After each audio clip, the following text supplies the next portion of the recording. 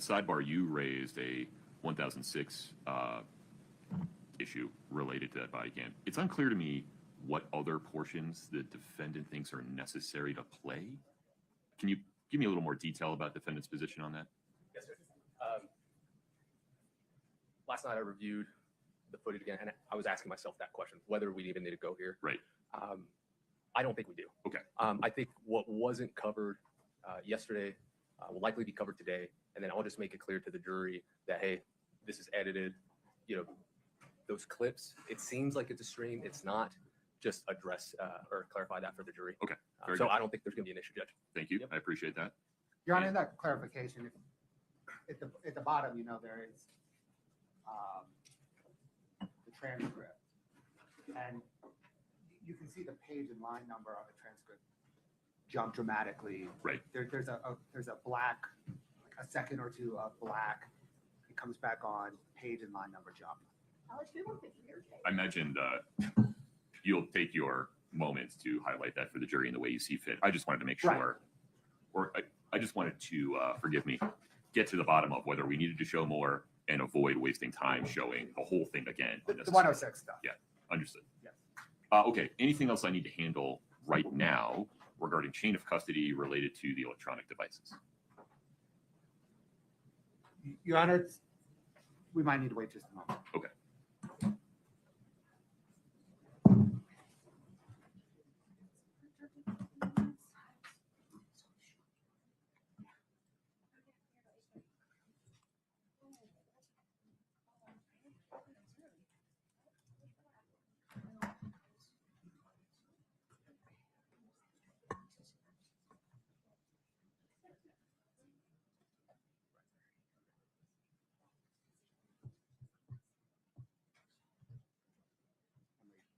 Yeah.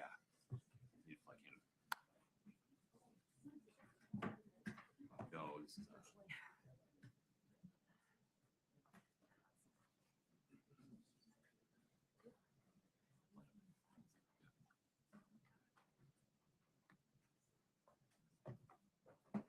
Counsel, we're still on the record. Ms. Nestor, may I put you on the spot for a moment? Yes, sir. Late in the day yesterday, we had a initial conversation regarding chain of custody related to some electronic devices like phones. Right. Anything further on that we need to discuss today, or at least this morning?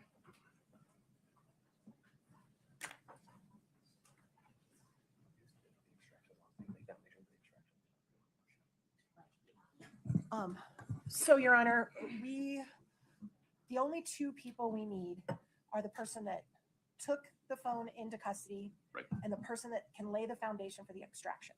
We don't need anybody else. The person that can lay the foundation for the extraction, though, might be crime scene technician Gibson in terms of. She did some of the extractions. But she also checked it out to some contractors. She can lay foundation for that.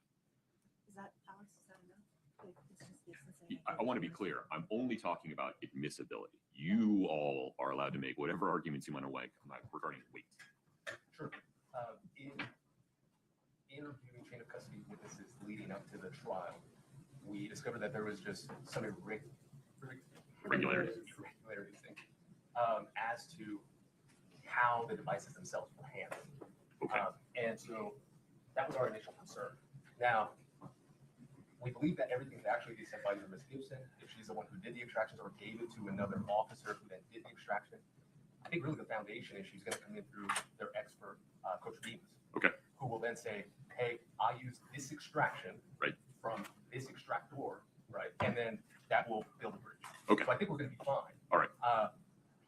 That was our main concern, is just making sure that we know, however they want to put it up, which extractions and who handled them. That's it. Sounds like this is a non-issue at the moment. I think so. Yeah. I agree, Your Honor. We'll burn any bridges we need to when we get there. Understood. Okay, very good. We are going to begin this morning with completion of cross-examination of Deputy Wynn. Is that your expectation, Ms. Sherbanek? Yes, Your Honor. Okay, Mr. Ramos? Sorry, that does speak. My apologies. We're going to complete cross-examination of Deputy Wynn. Yes. And then we'll go from there. Okay, sounds good. Anything else from the defense before we invite the jury? No. Yeah, I can't hurt.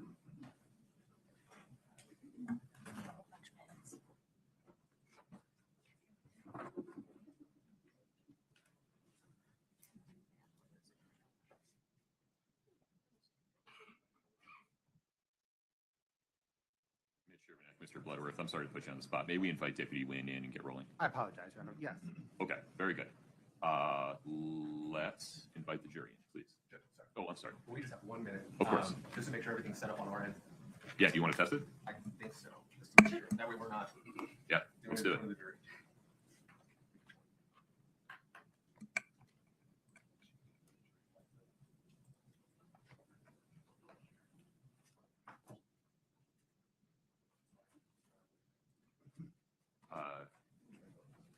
Katie, are you ready to test that table over there? 30 seconds. No problem. It's just what we're doing. I'll just show make sure we have what I'm gonna show. So we're Okay. Scott, can we test you while we're doing it? Do you have something else? Something I can put up?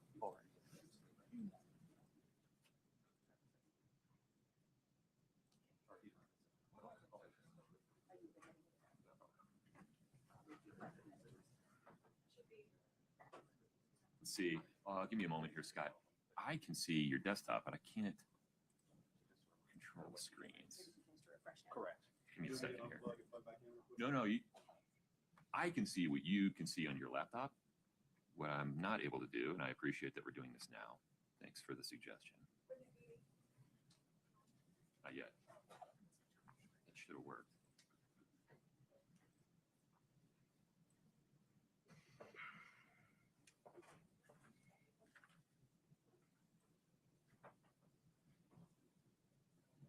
Brittany, something's going on here.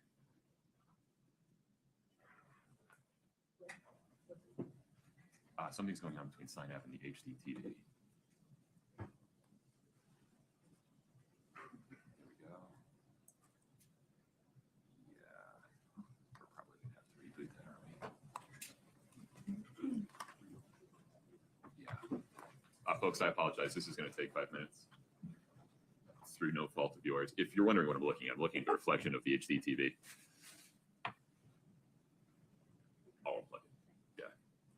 I apologize.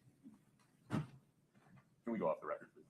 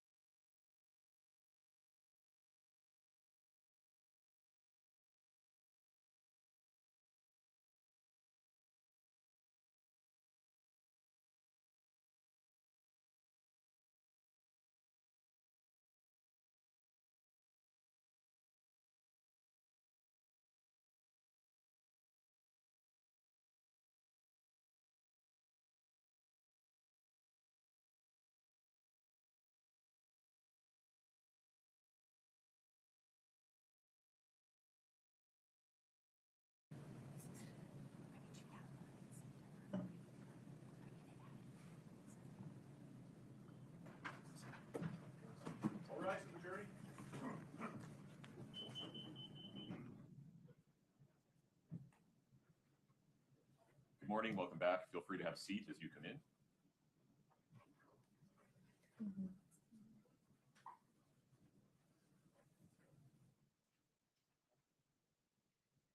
Please have a seat, thank you. Ladies and gentlemen, we are on the record. We will begin this morning with completion of cross-examination of Deputy Wynn. If we can invite Deputy Wynn into the courtroom, please. Deputy, let's get you sworn back in. If you'd step in front of Brittany, please.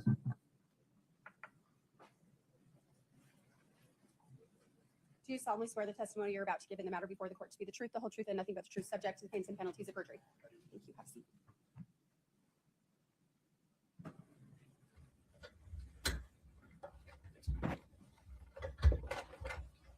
Mr. Ramos, please proceed. Thank you, Judge. Good morning. I have 6 post-it notes here of just topics I want to talk about. Won't take up too much time. And I do want to be fair to you. I do have 2 things I want you to look at that I think will refresh your recollection in terms of timing. Okay? Okay. And this is in terms of when you arrived and when you left. So I've highlighted them for you. Have this out if you need that. I think you know the codes. take a look at those and let me know if you recognize them.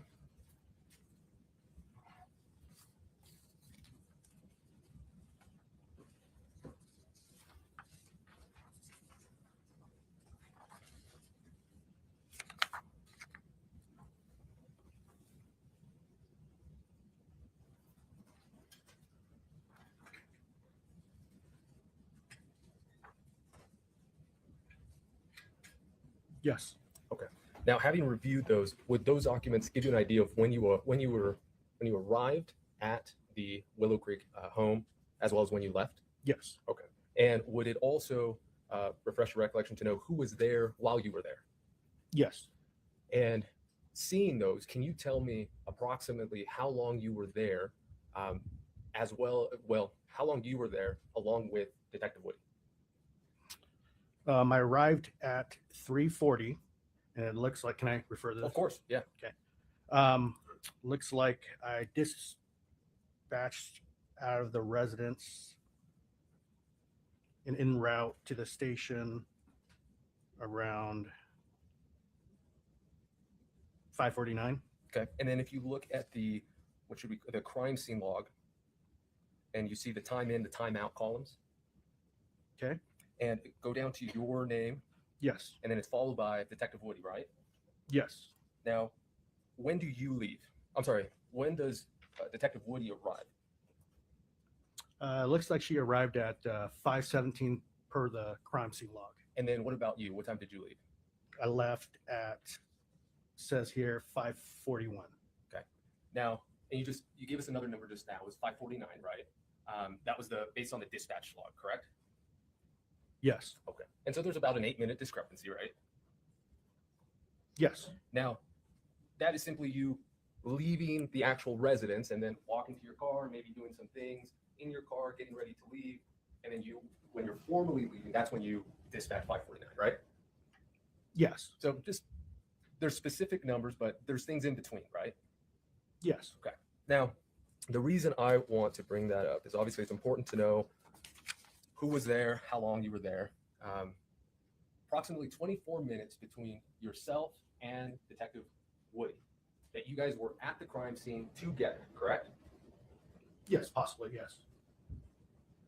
Well, she checked in what do you mean possibly? She checked in. Because these numbers depends on who does the crime scene log. If they log me out, let's just say their watch at a certain time, that's their time logging me out. Okay, so So I'm not writing. Not actually writing the time I check out okay, so who on the did crime that? scene log. Who did that? I'm assuming Deputy Orgel. Deputy. Orgel. Now, you have no reason to think that Deputy Orgel's watch would be 10 minutes off. I can't. Okay. But we can tell that more or less 5:41, 5:49, it's around that time. Yeah, it's pretty close. Okay. So let's give it 15 minutes instead of the 24, based on the crime scene log. You were with Detective Woody for about 15 minutes, correct? Possibly, yes. You were in the same residence, in the same vicinity. Yes. Okay. I'm not saying you're, linked arms with her, right? You were just there at the crime scene. Yes. Okay. According to the crime scene log. Yes. Okay. So, just like you explained now, things could be off, right? Watch what you remember, right? Yes. Now, we all watched the video yesterday, and there was a portion in that video where you informed Officer DiVotello, kind of the information you're gathering. We talked about that a lot yesterday. Okay? Yes. So I want to direct your attention there. Okay. I don't expect you to remember exactly what happened. The state has presented a transcript. Okay, so I'm going to provide this to you. Okay. Okay. And I want you to review this area that I am circling. Okay, just to refresh your recollection. Okay. Okay. All right.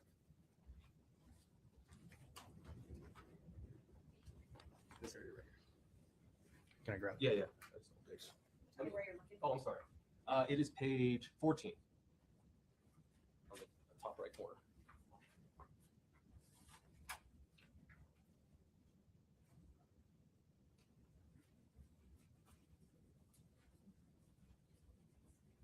Okay.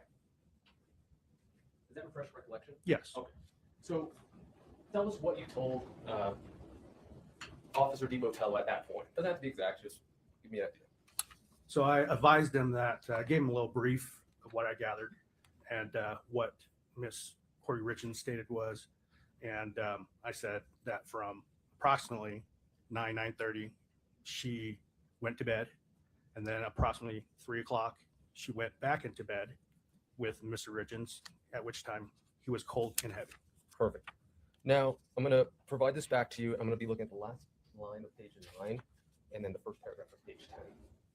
Okay. So it starts here, this line right here, and then move on to the first paragraph of this page. Okay.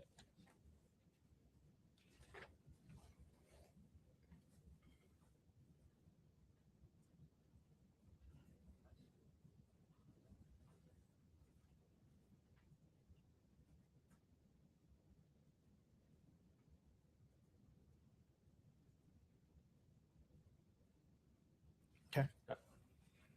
So you were having this conversation, and I say conversation, I think that's important because this isn't an interview, right? Your Honor, can we approach? Yep.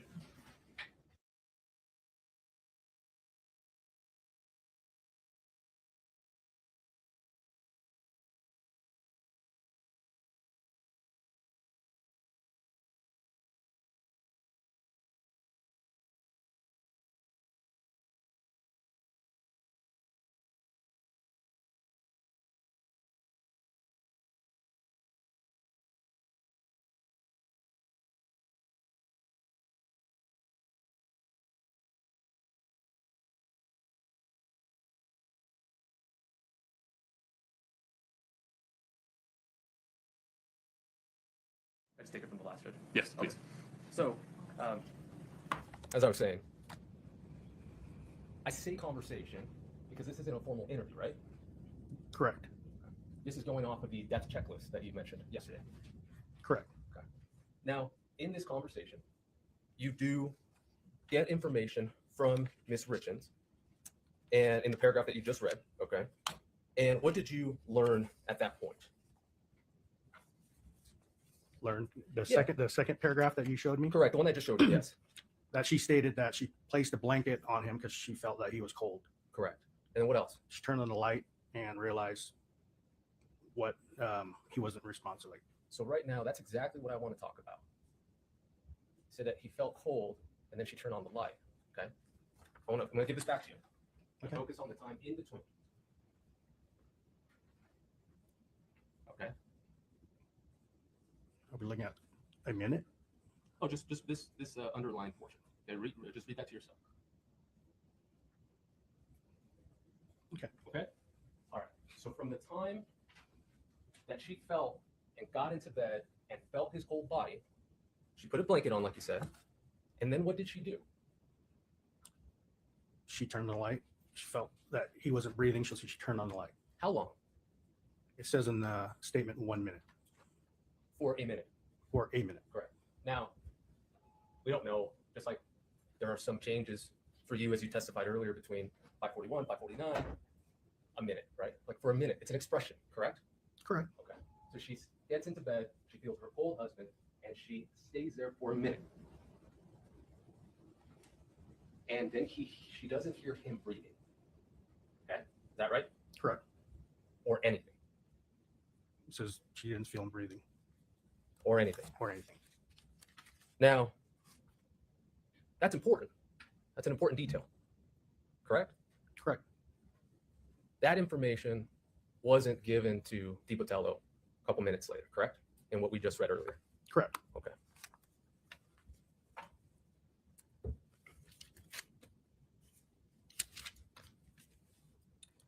Now, I'm getting through these.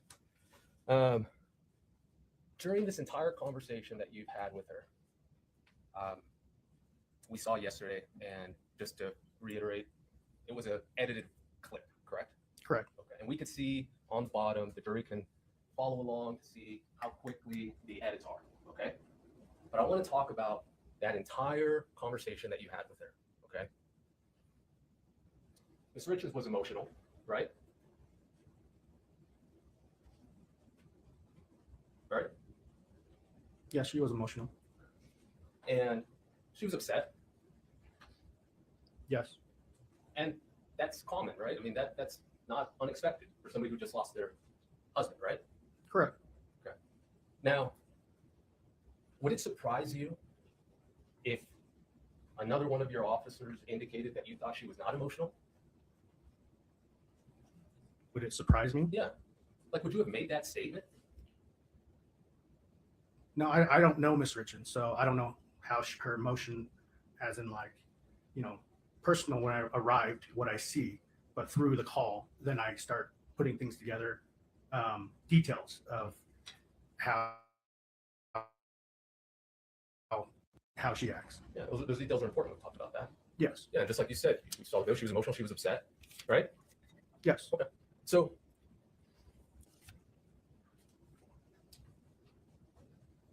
let's talk about the death investigation checklist, okay?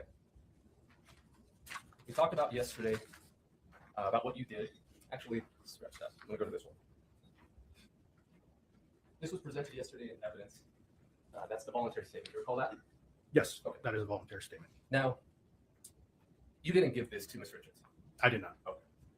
Now, if you look around right before Ms. Richins' written statement, you see there's a line there. I want you to read that line, okay? It's followed by bold lettering. Which you went like Yeah. So right above written statement, this line right here. Where it says describe. Correct. Just read that to yourself.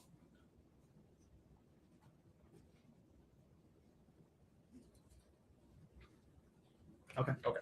Now, you didn't do this one, but you've done lots of these voluntary statements, correct? You Yes. did them now? Yes. Now, the point of a voluntary statement is to get details, correct? Gather details. Yes. And now, there are different types of voluntary statements. There are different purposes for voluntary statements, correct? Correct. So, for example, perhaps I'm a witness to a car accident. You might give me this voluntary statement, correct? Correct. I'm not under suspicion of anything. I'm just a witness, correct? Correct. Now, there's other ones where maybe I was the driver and maybe I might be at fault, correct? Correct. And you would still say, hey, maybe you want to give me that voluntary statement, correct? Correct. Now, in that statement, it indicates that it gives a discretion to the officer, deputy, who is giving this voluntary statement, correct? And what discretion is it? The bolded part here that's highlighted.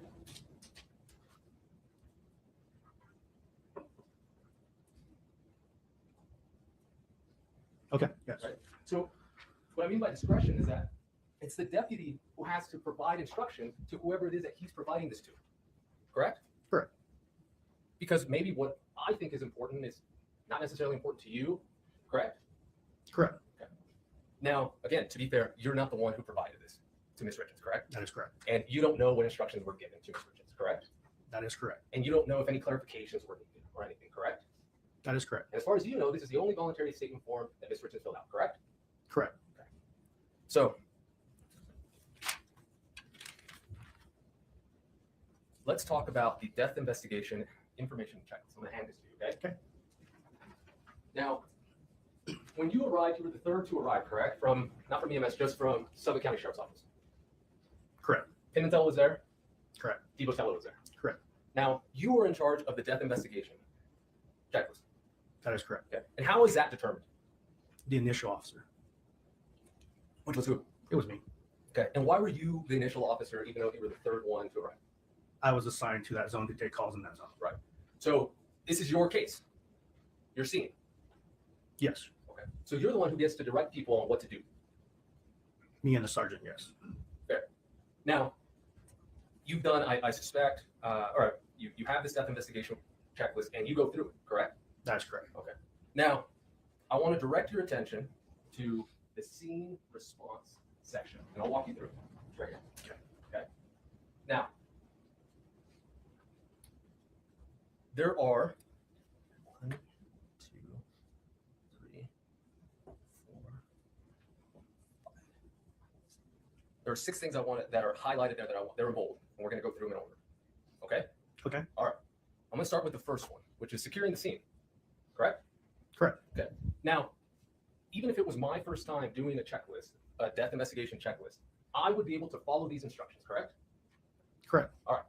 Now, part of that securing the scene which I think we saw you do, was you need to explain to everybody there kind of the purpose, right? Yes. And exactly what do you need to do? It says find a comfortable location outside. Let's go back to the first sentence there. Kindly explain to the family that the scene needs to be vacated until the scene is processed. Okay. Vacated, right? You want me to continue? No, vacated, correct? Correct. And you know what vacated means. Yes. Now, the following is what is your duty in order to vacate a scene? What do you have to do Remove people from the residence. from the residence, right? Correct. Okay. And it actually gives you examples of where you can go, right? Correct. Such as a comfortable location outside, right? Yes. Another family or member or friend's house, correct? Correct. Okay. That wasn't done here. Mr. Ramos, in fairness, it's unclear when you're asking a question. That wasn't done here, correct? Correct. Now, then you have to use a crime scene log, correct? Correct. And that's what we just read, right? Just a little bit ago, the sheet that I gave you. Correct. Okay. Then you have to photograph the scene, all right? I want to talk about this specifically. When do you need to photograph the scene? After what? After an investigation is started. No, read it right there. Photograph the scene after what? First picture should be No, before that. Okay. Use a crime scene log to document who comes and goes. Photograph the scene after it is secured. After it's secure. Now, let's talk about the first picture. We haven't seen any photographs come in from you, so I'm just asking you. The first photograph that you took, what does it tell you to do? You should place a placard with the case information. And did you do that here? I did not. Now, I'll skip to the last one, the medication log. We talked about that. You assigned that to, I believe it was Mr. Pimentel, correct? Correct. Okay. So let's move to the second to last. What does it say that you're not supposed to do? Can you clarify? Yeah, absolutely. Let me walk up there. Starting right here. Do not disturb the scene unless discussed with both investigations and OME. Now, that's very important. You would agree? Yes. Now, we kind of saw some of it in the video. The jury can go back when it goes back to them and look at it for themselves. But you went around the scene. I'll back up. The scene wasn't secure, correct? Correct. Okay. And then yourself and your two deputies or officers that were with you went around the main floor of the house, mainly the area where Mr. Richins was, and the bathroom, correct? Correct. And you moved things around, correct? Correct. And you were finding things, correct? Correct. And when you took photographs, you didn't put on the photographs or in the report what you moved, correct? What I photographed? Yeah. Yeah, what I photographed? Correct. Right. The scene that you photographed was an unsecured scene, correct? I would say semi-secured. Okay. Go back to that whole scene response paragraph that we just read, okay, that we just walked through. Can you find semi-secured for me? No, it's not. Okay.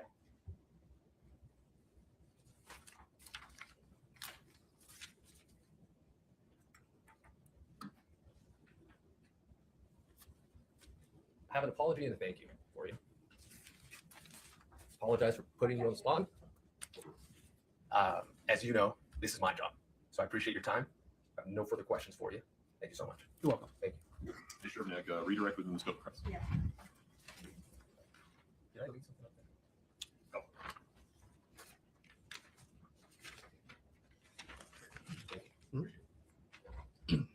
Morning, Deputy Wynn. Good morning. A few follow-up questions for you.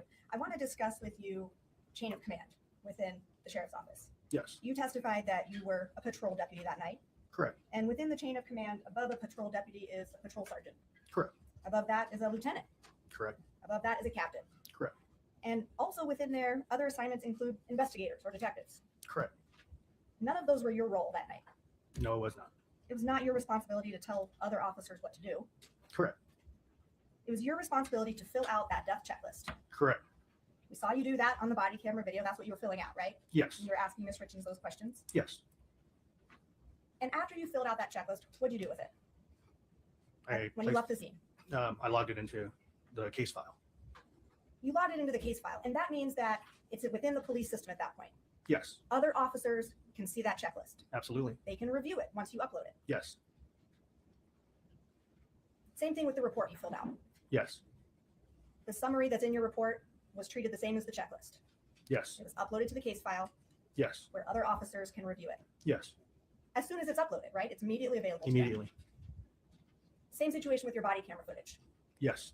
Once it's uploaded to the system, every other officer can view it, If they have authorization to view it. right? But officers that would need to view it have that capability. Yes. So all of that information was passed on to the other officers on the case. Correct.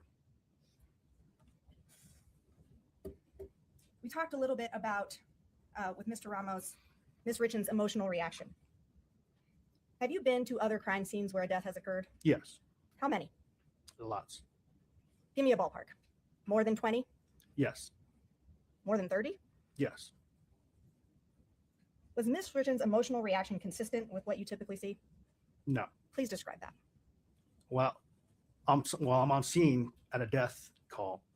Normally, the victim, they have tears. They look at me when I ask them a question while they respond. They're pretty direct when I ask a direct question. It just, every time I spoke to Ms. Richins, it just seems like her face was in her hands and I couldn't see her face. I think at one time I even leaned down and just tried to look to see her emotions. But it was just a little abnormal. Those are my questions for you. Thank you. Within the scope, redirect, please, Mr. Ramos. Absolutely. I only have one post-it note.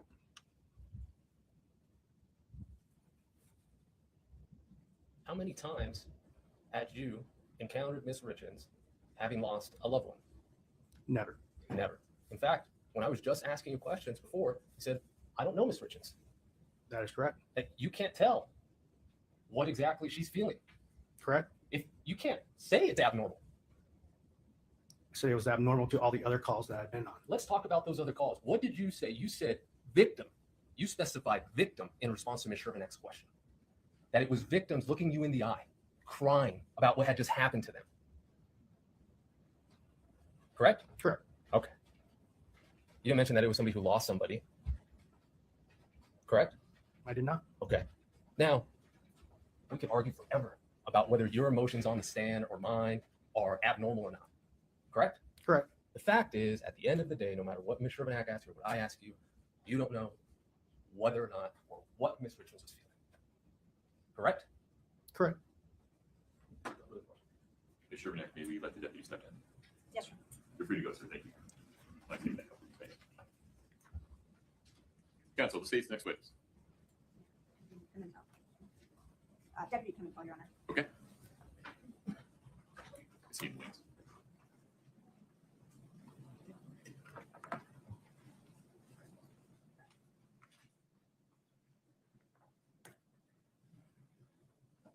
We're going to change things up. We're going to call Ms. Cameron Sessions. Okay, Just a moment. no problem.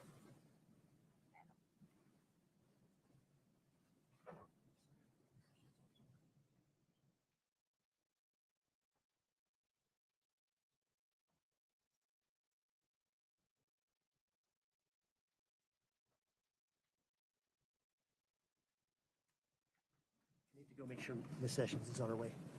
Is this Mr.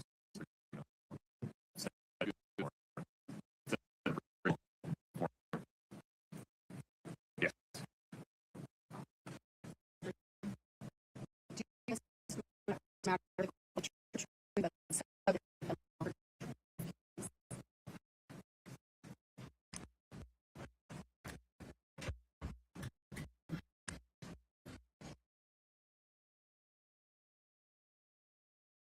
Mr. Burmester, please proceed. Thank you, Your Honor.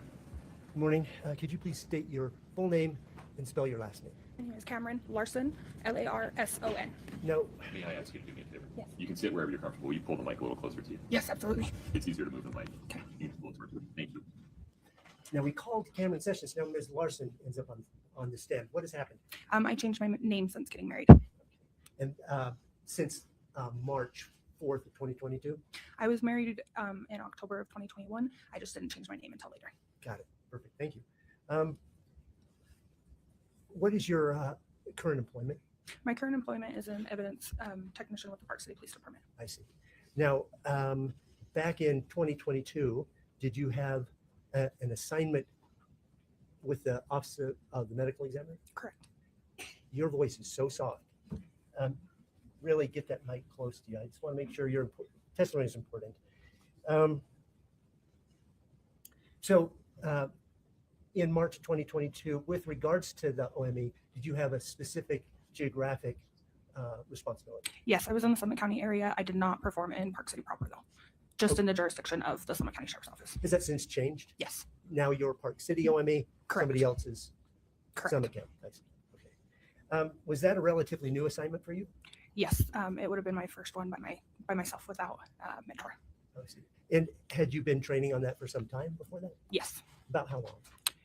I'd say probably about 2 months. I see. Did you, with regards to your other assignment, do you have training or with regards to your Park City assignment? Yes.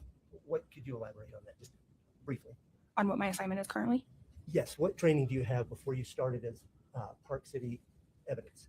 I was a dispatcher as well as a crime scene and evidence technician. So I had, Did you have training for that evidence technician? yes, Could you briefly describe what that is? how to take photos, write reports, stuff of that nature. I see. So on that particular day, March 4th of 2022, did you have an occasion to be at 282 Willow Court in Francis? Yes. How did you know to go there? I don't remember who, but I was given a call to come perform as the medical examiner investigator. Okay. Do you recall what time you arrived approximately? Approximately 6:30 a.m. When you got there, what did you see? I was led into the master bedroom where I saw the decedent at the foot of the bed covered by a white sheet. Did you at some point remove the white sheet? Yes. What did you see then?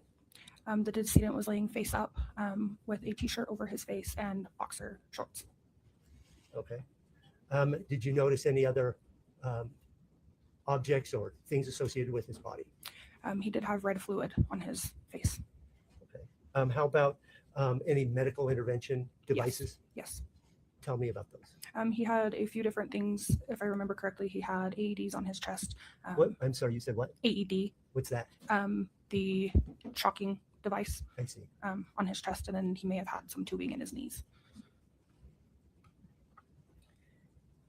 Did you have an opportunity to get closer and look over his body, inspect his body, Yes. front and back? Yes. And did you see any evidence of injury? No.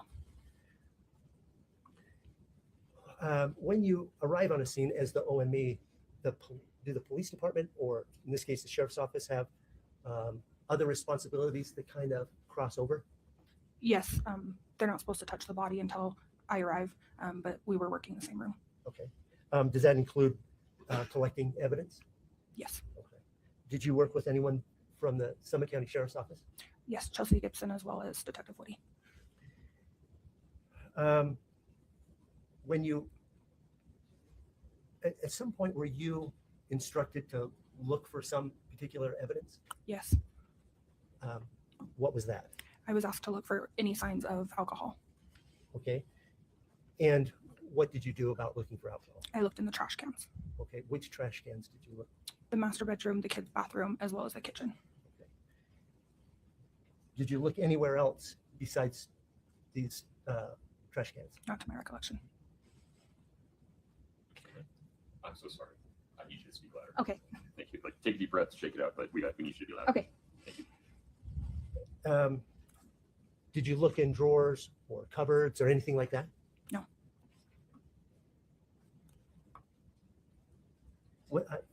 Why not?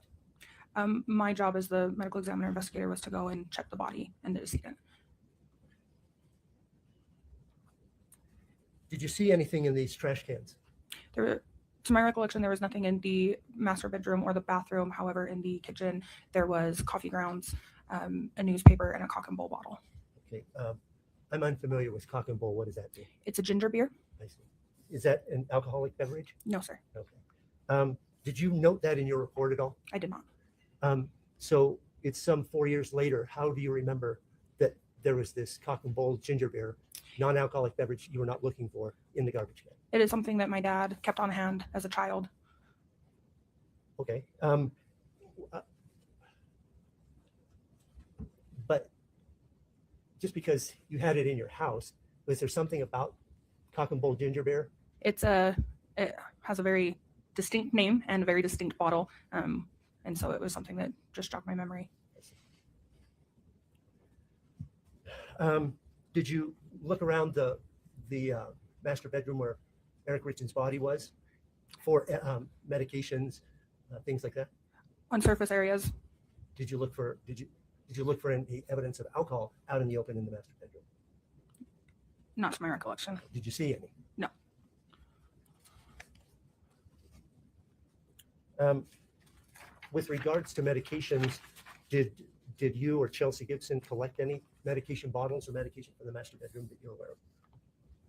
I don't remember taking any bottles. Okay.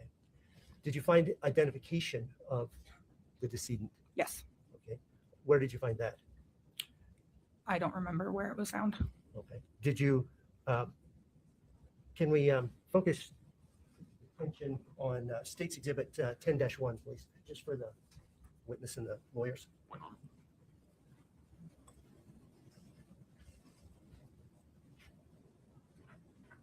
Are you able to see that? Yes. Okay.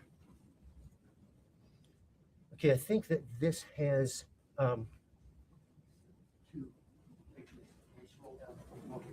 having had a chance to look at those, do you recognize those? Yes. Can you describe what these two photographs are? One is a photo of a black wallet with a Utah ID for the decedent. Okay, and the other one? Next one is a photo with the OME placard as well as 2 driver's licenses with the decedent. Okay. Do they accurately and fairly depict the driver's license and the driver's license of the decedent on that night? Yes. State would offer State's Exhibit 10-1. No objection. 10-1 is admitted. I'm going to publish the jury. Please, Your Honor. Okay.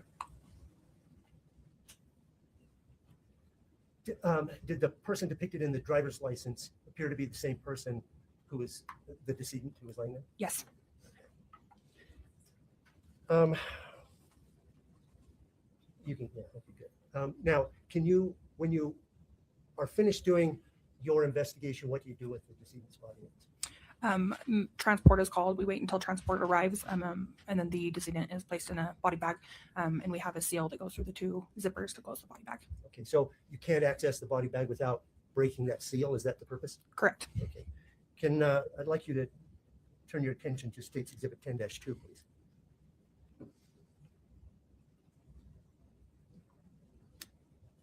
Do you recognize that? Yes. What is that? It's a picture of the tag that will be placed on the body bag. Okay, and does that tag have a specific number? Yes, it is 0002713. Is that number important? It helps. The number is correlated with the specific decedent, so that when the body arrives at the OME's office, they can make sure that the numbers match. Okay, so it's unique. It's not everyone for Summit County is 2713. No. Okay. Does this photograph accurately and fairly depict the tag at the scene? Yes. State would offer State's Exhibit 10-2. Housekeeping, if we may approach. Yeah. Thank you.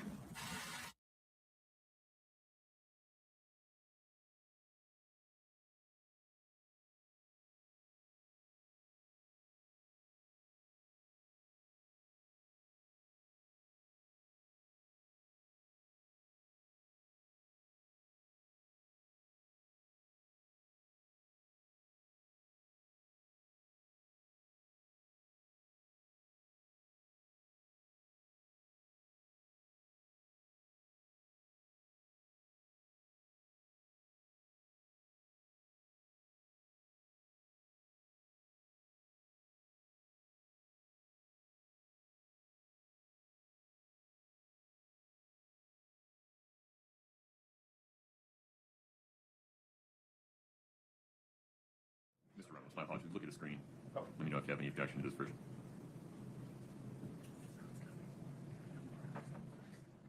We just move to the right. Yeah, there you go. Yes, thank you, Judge. Okay, so we're going to publish this version to the jury. And Scott, if you would make a note to have this version of, I forget the number here, It's 10-2. if you would have this version of 10-2 be the one that gets admitted. shall do, Your Honor. All right. We'll publish 10-2 as amended by the state. I appreciate that right now. Okay, so you say you, once the body and any other things that you put in there, what other things might you put in with the body? Any identification such as driver's license. If there was any medication with his name on it, that would have also went to the medical examiner's office. So in this case, those 2 driver's licenses were packaged? Correct. Okay. Now, I'd like you to turn your attention to 10-3, please. You see that? Yes, Do you recognize that? I recognize the tag. It appears that that photo was taken at the medical examiner's office. Okay. Were you at the medical examiner's office? No, sir. Is the body bag and the seal on the zipper accurately depicted as you last saw it in Yes. that photograph? State would offer State's Exhibit 10-3. Any objection to 10-3, counsel? Sorry, Judge, I just want to make sure. I'm not going to, I think it's going to come in through the other witness, which I would feel more comfortable. I don't see any objection now. That's Okay. I can cross-examine if I have any questions. Thank you, Judge. 10-3 is admitted and published. Yes, Your Honor. Okay, so what you're talking about then, may the witness, may I have permission for the witness to step down and just point out. Yeah, one moment.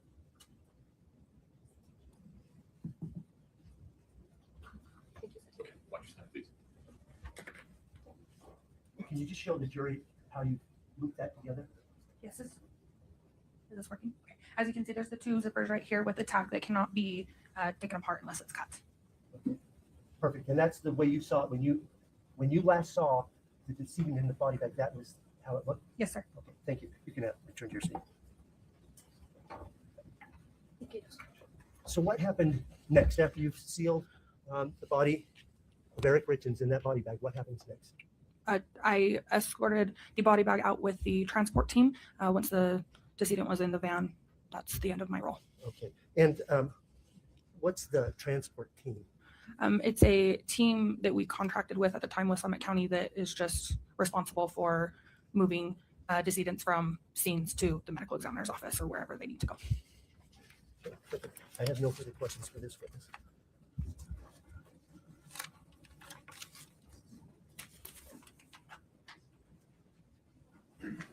Judge, I don't think I'll be going to the break.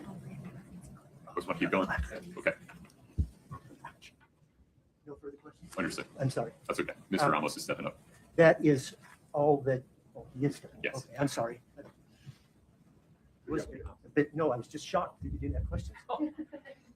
You and my wife both.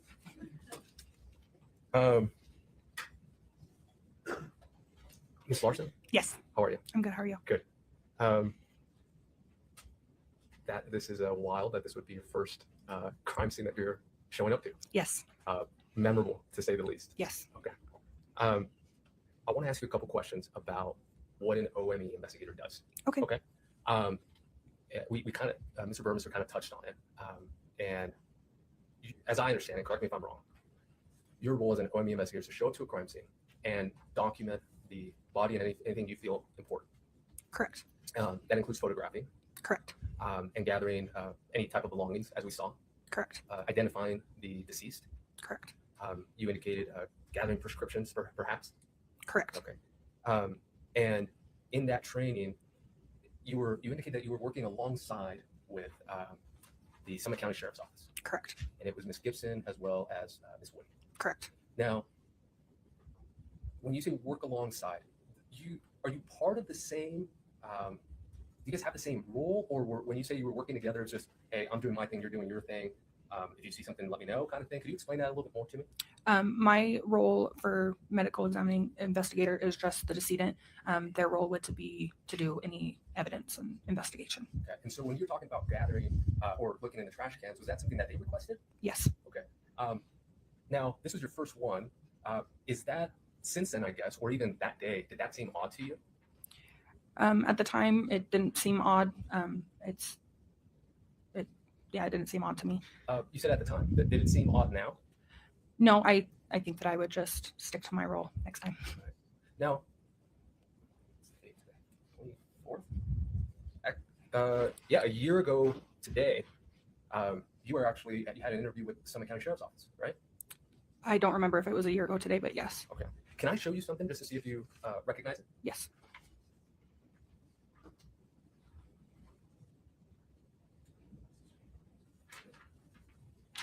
And I just look at it. You don't have to read the whole thing. Just let me know if you recognize it, and then maybe find the date. I do recognize it. It says February 24th, And is that 2025. yours? Yes. Okay. Thank you. Does that, having reviewed that, does that refresh your recollection as to whether or not you had a meeting? Yes. Now, at that time, a year ago today, were you still employed as an OME investigator, or had you moved on? I was still employed. However, I was with a different jurisdiction. Okay. Still as an OME investigator, though? Correct. Okay. And this is common to come back about, I don't know how long, 3 years after, to have some follow-up conversation? This would be my first time. That was your first time? Okay. And we talked a little bit about the reason that the Summit County Attorney's Office asked you to come in, correct? They had questions about what you found in the garbage. Correct. Correct. And we mentioned the cock and bull beer. It is very distinct. Little chubby one. Very good. Now, you clarified during that meeting, though, your involvement with Kouri, right? Yes. And specifically, you talked about how you really only had one conversation with her, right? Correct. And that was in, I believe, her child's bedroom. Correct. And it was to sit down with her and tell her what's going to happen, Correct. like what the protocol is, right? Yes. And you indicated during that conversation, you indicated that she was crying, correct? Correct. And she had her hands on her face, correct? Correct. And you gave her the number and the contact information for whoever she needed to call, correct? Correct. Now, I want to go back to the day of March 4th, okay? You were asked, again, this was your first time, to go look at the garbage cans, right? Yes. Now, I imagine you found this on the main floor, correct? I believe so. Did you ever go downstairs? No. Okay, so you didn't know if there was another kitchen or anything down there? No. Okay. So where you found the cock and bull ginger beer bottle, that was in the kitchen trash can? Correct. Okay. Now, that's by the sink, correct? I Kitchen sink, sorry. I don't remember where the Okay. trash can was. Fair. Do you remember at all seeing any, are you familiar with Moscow Mule cups? Copper mugs? I am now. You are now. Do you remember seeing any of those? No.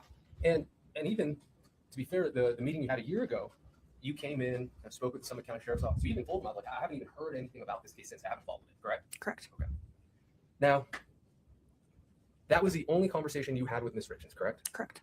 You didn't have, it's not your job, and you didn't gather any evidence in terms of what happened, correct? Correct. Okay. Maybe you overheard things, right? Yes. I want to ask you about this one document. Just to see if you remember.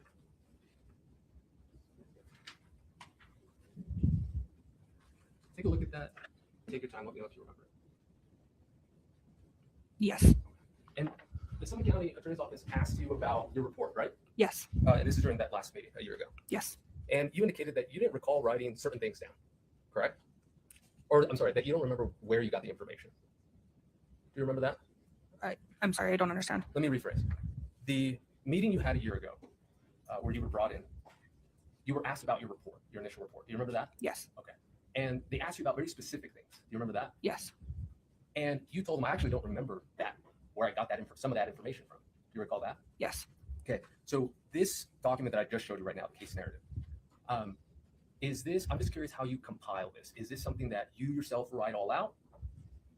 Yes. It is. And where do you get that information? I had gotten some information from the 911 call as well as the detective before writing the And report. that's exactly my point, is that we know that your job isn't to do any investigation, right? Correct. And it's not to interview Ms. Richins and ask her what happened, right? Correct. But it is your job to get information, perhaps in this case from EMS or the 911 call, or Detective Woody, or any of the other officers that showed up, right? Correct. Now, you're just taking what they're giving you at face value, right? Correct. You're not getting it firsthand, correct?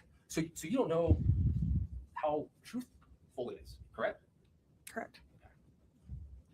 And so it's fair to say that while you wrote this, apart from the information that you knew directly, like I showed up, I saw him, I bagged it, this is a number, apart from things that you actually did, it's fair to say that this is a summary or a copy of.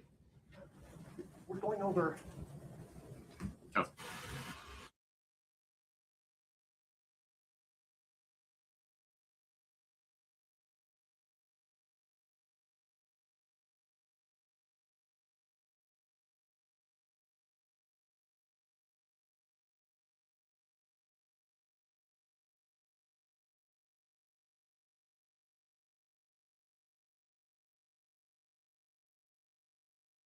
Thank you, Judge. Sorry, forgot where I was. The information contained in the narrative contains information both that you did personally, but also information that you did not personally either obtain or witness. Fair? Yes, correct. Now, in the one of the things that I do want to talk about what you did. We saw the photographs, the bagging, the prescriptions. I want to ask you about that. You said that in the body bag there were prescriptions as well as property. Is that correct? I don't remember sending any medications. You don't remember sending medications? No. Okay. If there were medications, would that have been your job or would it have been somebody else's? If there was medication that was out in the open with his name on it, then yes, it would have gone. If it was medication that did not have his name on it or was generic, it would not have gone with him. Got it. And would you have taken pictures if you had put anything inside of the body bag? Yes. Okay. And you don't recall doing that in this case? No. Okay. I'm just gonna go through my post-its. I think I'm done. Give me 1 second.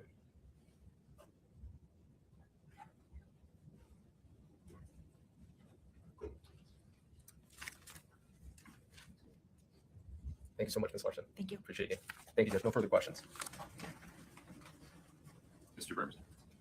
When you before you seal up the bag, you put anything that you fits within the confines of your duties, put within the bag with the decedent's body.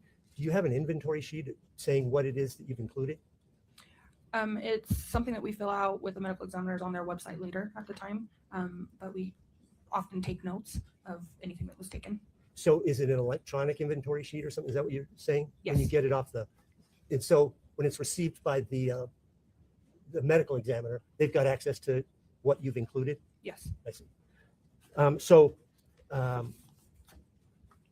If there were medications, that inventory sheet would have what you had included. Yes. Is it possible that other items of medication with his name on it were included in that bag that you don't remember today? Yes.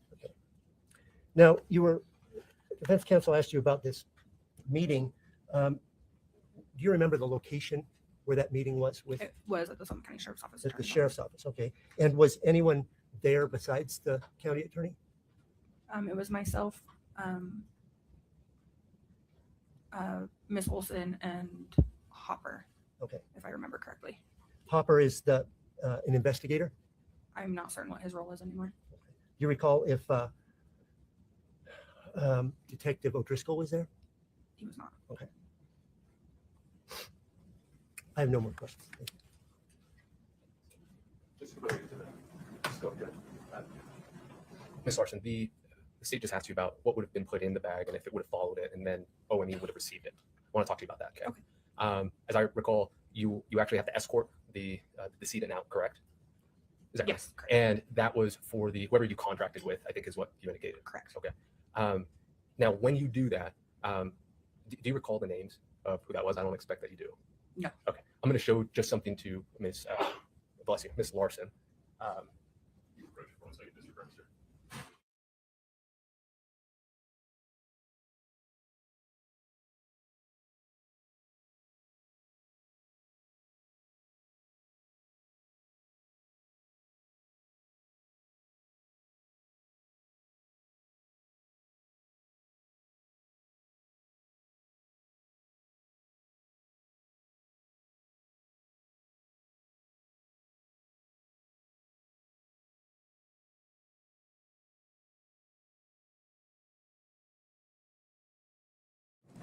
I don't have a physical copy.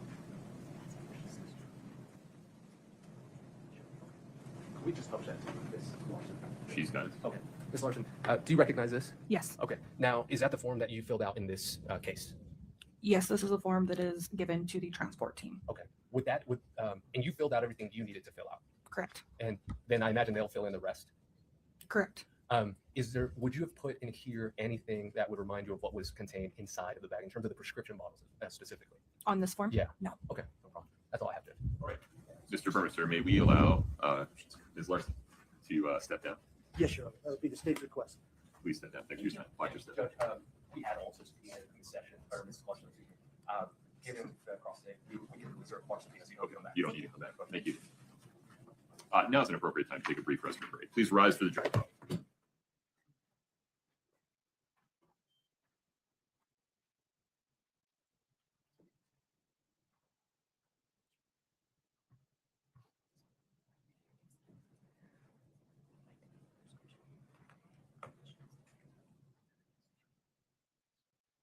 Counsel, have a seat, please. Mr. Urbanek, just give me a preview of the state's next witness. Your Honor, it's going to be Deputy Pimentel. Is that person in the wings? Yes. He is. Okay. Come back at 10 a.m.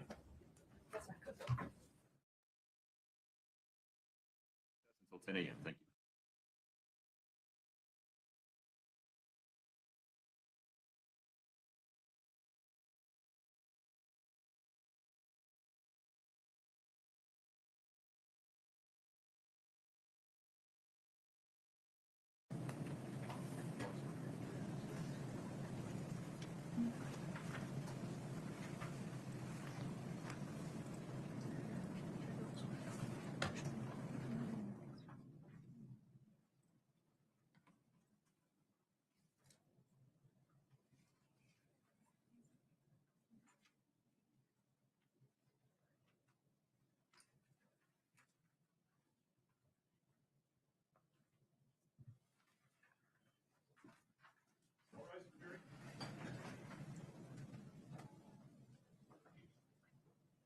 Please have a seat, folks. Thank you.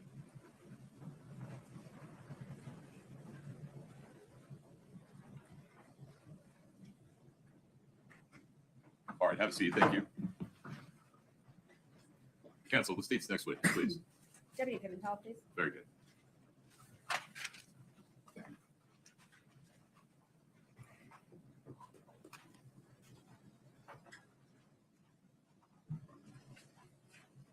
Please step in front of Brittany. We'll get you sworn in. My apologies.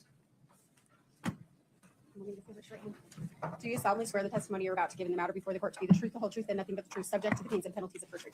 Thank you.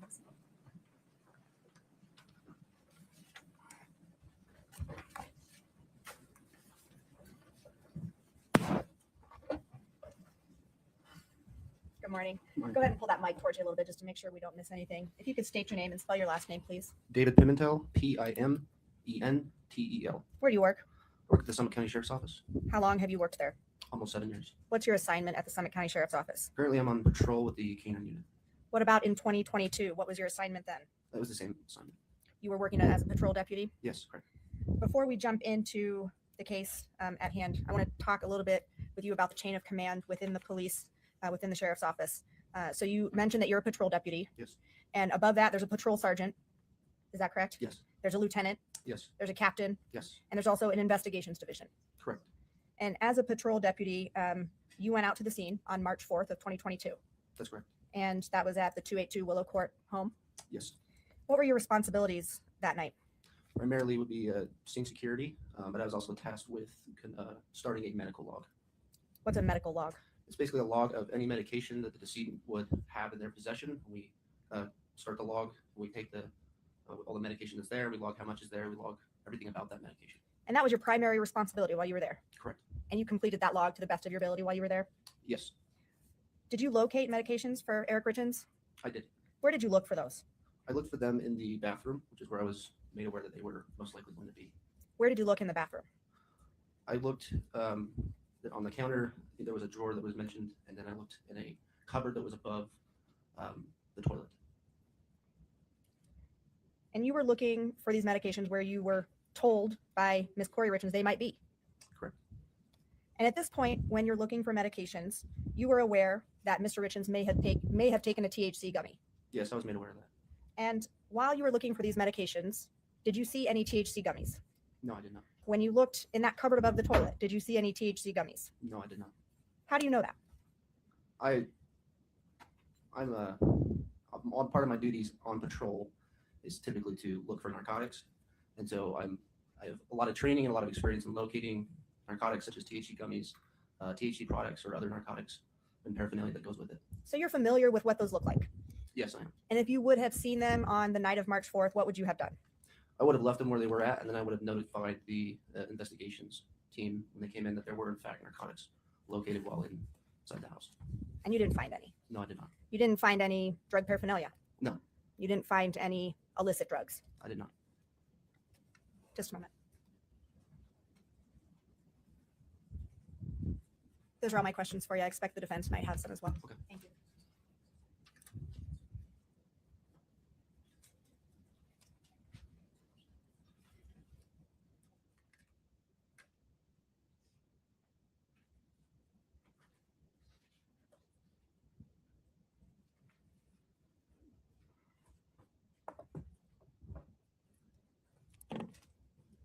Good morning, Deputy. Good morning.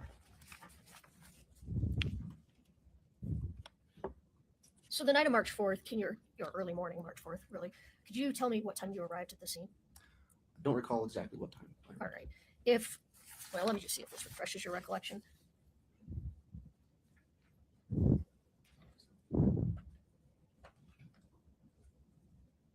Yes, that seems about right. Yes. So about what time did you arrive at the scene?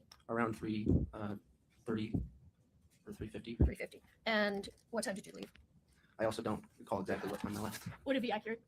Yes, what's written there would be accurate. It would be based on radio logs, which is when I clear the scene or arrive on scene. So does 5:09 a.m. sound correct to you? Yes. Is that about right? Yes. All right. So when you got there, who was already present? I believe that medical was present. I do not recall if there were any other law enforcement present, but I do recall that they were medical was on scene. Okay, medical. So EMTs. And Yeah, so when I say medical, I mean like EMT and also the fire department. I just view them as the same entity. So I don't know if it was one or the other. I just know that medical personnel were on scene. All right. And you said your assignment at the scene was security and a medical log. That's correct. So all your information about medications, did it come from Ms. Richins, or were there other deputies that told you or repeated to you what Ms. Richins had told them? Both, yes. So there wasn't, as I recall, there was another deputy who informed me, hey, there might be more medications in the bathroom. More medications in the bathroom as compared to the bedroom? I don't recall if the bedroom was mentioned, so I can't give you a firm answer on that. Well, let me ask you this. Where specifically in the home did you look for medications? I looked in to my recollection, I looked in the bathroom. That's the only room you looked in was the master bathroom? Looking for medications, yes, I believe that was the only place I looked for medications. All right. Now you started, is it a handwritten log, correct? Correct. All right. Let me just have you take a look at this. You recognize this?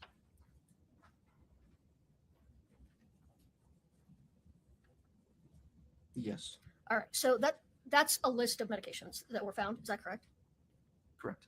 And that is not all in your handwriting, true? Yes, that is correct. All right. So what part of that is in your handwriting? The first three of them, they're in black ink, I believe, in my handwriting. And are you aware who finished that report? I do not know. No. Let me grab that back from you. Can I take one moment, Your Honor?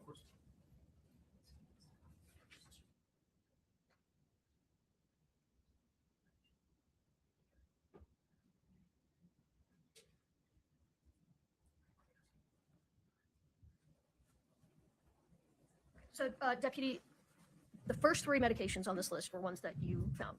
Correct. And what do you recall what those three medications were? Or do I need to have this back? Yeah, I do not recall the medications. Right. Some of them have longer. Before I names. I'm sorry, I have a tendency to talk over I work. No, I'm sorry. My mouth goes faster than my brain. Are you aware where the other medications that are in someone else's handwriting where they were found? I do not know. Let me just have you take a quick look at the first three then that you found again. Okay.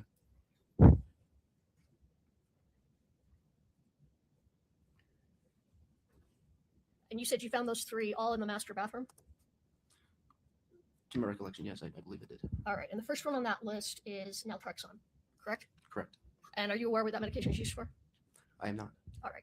The next one is the hydrocodone, which we've spoken about, correct? That's what the next one is you wrote down. Mhm. And the third one was, you might have to remind me.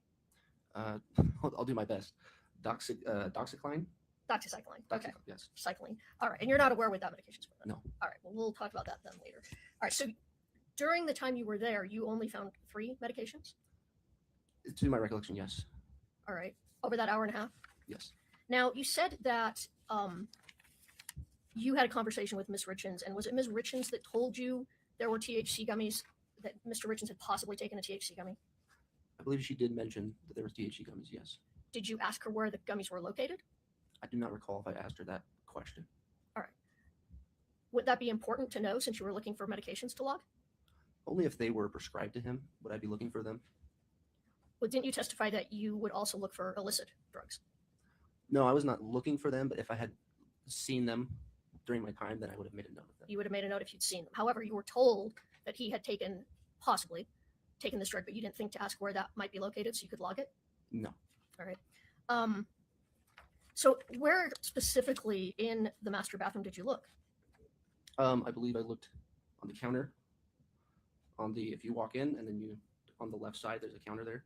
I believe I looked on the counter. I believe there was a mention of one of the drawers had it, and then also on the opposite side, above the toilet, there is a cabinet, and I looked in there. I'm sorry, you say that last part again. So on the right side of the bathroom, there's a toilet, and then above the toilet there is a cabinet, and I looked in there.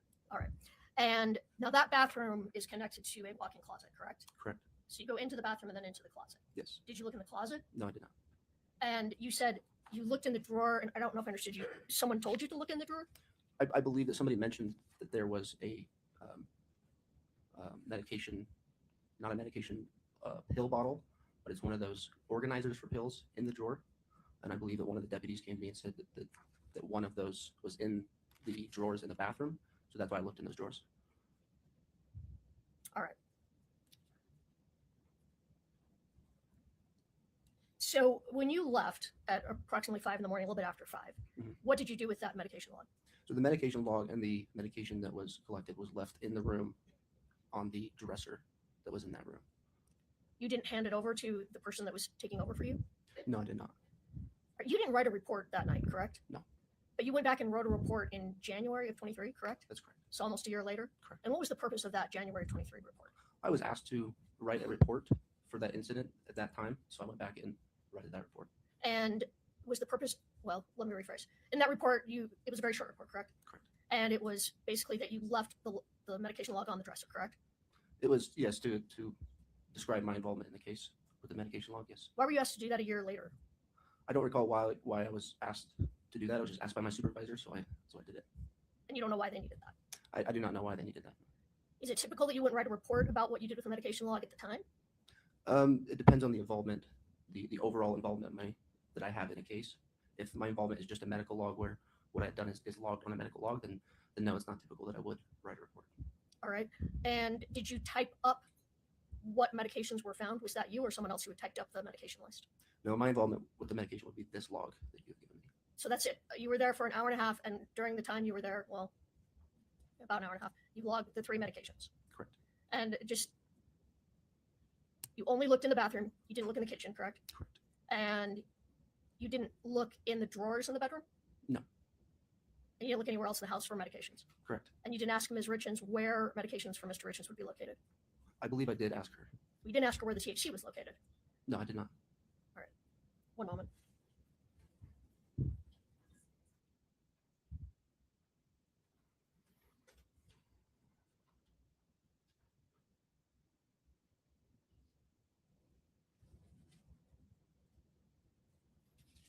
You mentioned that you were also in charge of scene security. What did you do in terms of security that night? I secured the room in which Mr. Richins was found. How did you secure that room? I just stayed by the door to make sure that no one was getting in. That was the entirety of the security at the scene? Well, that particular area, yes, there were some children in the house that were trying to get in, so my job was to make sure they didn't get into the room. Did the children, they did try to get into the room? Yes. Was Ms. Richins with them? No. All right. And you said you're with K9? You're with the K9 unit, correct? Yes, that is correct. And as part of your duties to the K9 unit, you search for illicit drugs on scenes? Fair. It depends, but yes, I have done that in the past, yes. Well, I mean, the point of a K9 dog, isn't it a drug sniffing dog? The point of mine, yes. Yes. All right. So you're familiar with searching for drugs on the scene? Correct.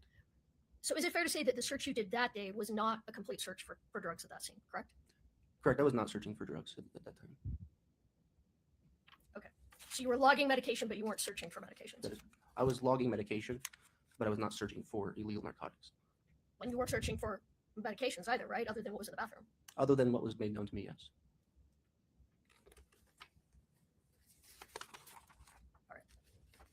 I have nothing further. Ms. Sherman, any further questions? Yes, Your Honor.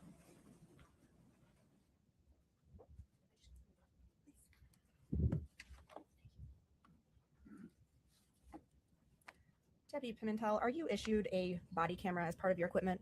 Yes, I am. Were you wearing a body camera on the night of March 4th, 2022? Yes, I am. When you prepared your report for this case, even though it was some time later, did you review your body camera to refresh your memory about what took place? Yes, I did. If we could please show the witness 1-28D.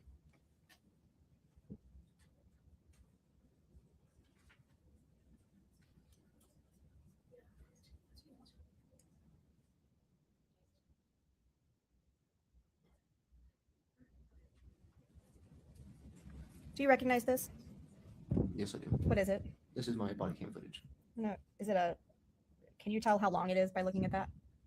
How long The clip that you're looking at, does it have a time on it? I don't see it. it does not, what I can see does not have a time.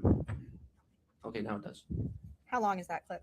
That looks a little bit over, it's about a minute and 53 seconds.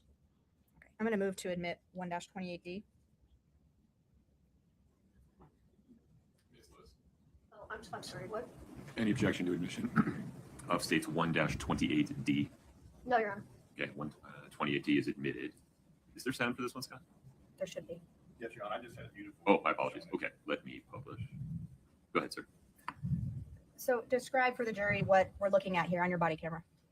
So this is the cabinet that was above the toilet that I was mentioning earlier that was on the right side as you walk into the bathroom. And this is the bathroom attached to the master bedroom.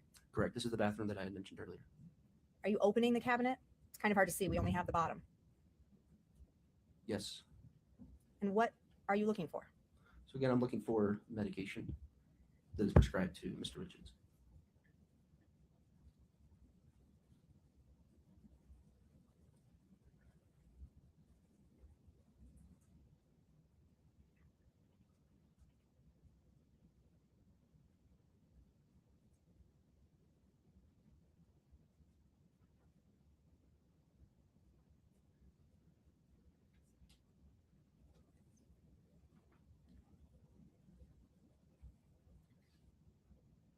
And that was the counter you were talking about and the drawer.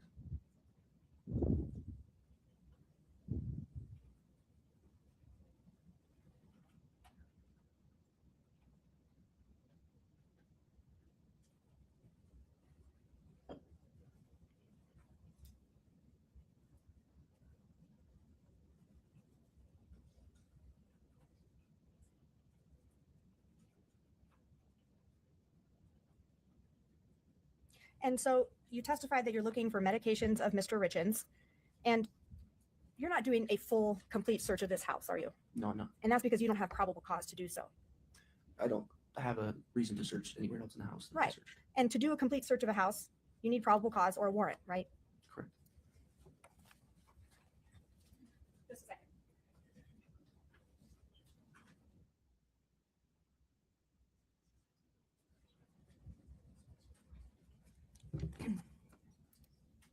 You're looking in that cupboard above the toilet. There were no THC gummies in there, were there? Not that I can see, no. And you opened it up and you looked inside. Correct. You didn't see any weed gummies in there. I did not. Ms. Lewis, anything within the scope of redirect? Can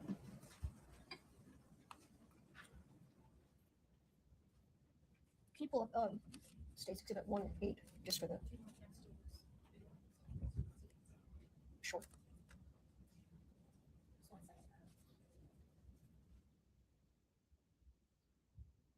Let me know when you want the witness to see it. You'll see it at the same time as the witness, Ms. Liz. Are you ready? Yes, I'm ready. Okay. You and the witness can see it. Over here, I'm sorry. Okay. So in the body cam that we just saw, which is on your left, you're looking at a pill bottle, correct? Correct. And you took a photograph of that bottle? I do not recall if I took a photograph of that bottle. So the photograph on the right, is that the same bottle? I believe so. We've moved to admit 1-8. No objection. State's Exhibit 1-8 is admitted, and anything further on that, Ms. Lewis? That's the hydrocodone bottle, correct? Correct. All right. Now, you said you were, well, we saw in the video, you were looking at the cupboard above the toilet. Correct. Did you look on top of that cupboard? I do not recall if I did. Well, that's a very high cupboard, correct? Correct. I believe so. So you wouldn't be able to see the top of the cupboard unless you got up on the toilet, true? Probably. And are you aware that later that is where all the THC gummies were located? I wasn't made aware of that, no. All right. So when you were looking for the gummies, well, you were looking for medications. I know you weren't specifically looking for the gummies. But in your experience, do people usually keep illegal drugs just right in their bathroom cupboard, or do they often put them somewhere out of sight? It depends. They often put them somewhere out of sight. True?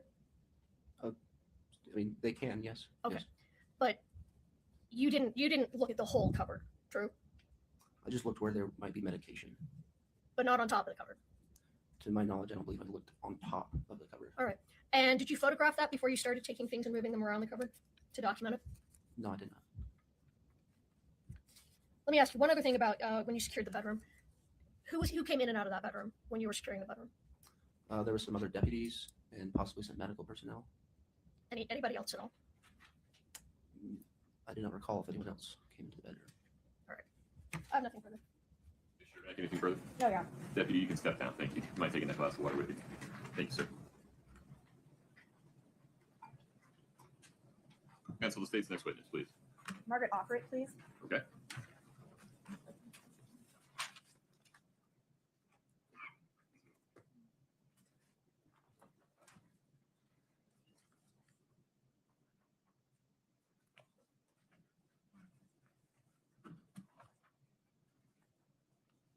Ms. Offred, if you'd step in front of Brittany, we'll get you sworn in.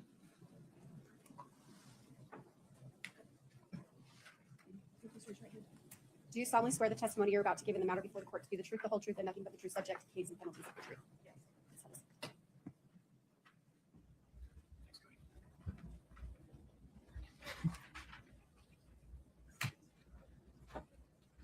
Good morning. Good morning. Go ahead and pull that mic close to you as we Oh, pick sorry. up your answers. Please state your name and spell your last name. Margaret Offred, Offret. You go by Margie. is I that go by right? Margie, yes. Where do you work? For this, I work for the University of Utah. And what do you do for them? I'm a medical assistant coordinator. What about in 2022? What was your role back then? Same role, but I also do part-time EMS, and at that time it was for Park City Fire. What do you do as part-time EMS? What's that role? Emergency responder, advanced EMT. Is that similar to a paramedic? Yes, one step below. And how long have you been working as an advanced EMT? Almost 40 years. Now, given that experience, have you been called out to a death scene before? Many, yes. How many would you say? Over the 40 years, probably more than 100. Have you been called out to the scene of an overdose before? Yes. A drug overdose? Yes. How many? 20 to 30. What kind of certifications do you hold to be an advanced EMT?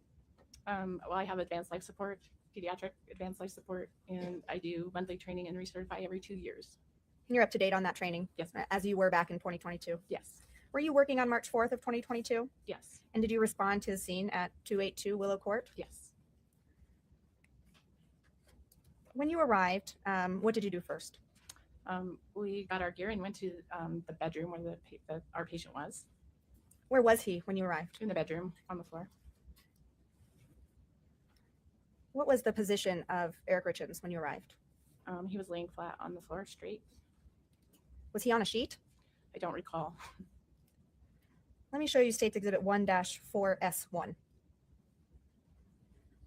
It'll pop up on your screen there. Do you see that? Not yet.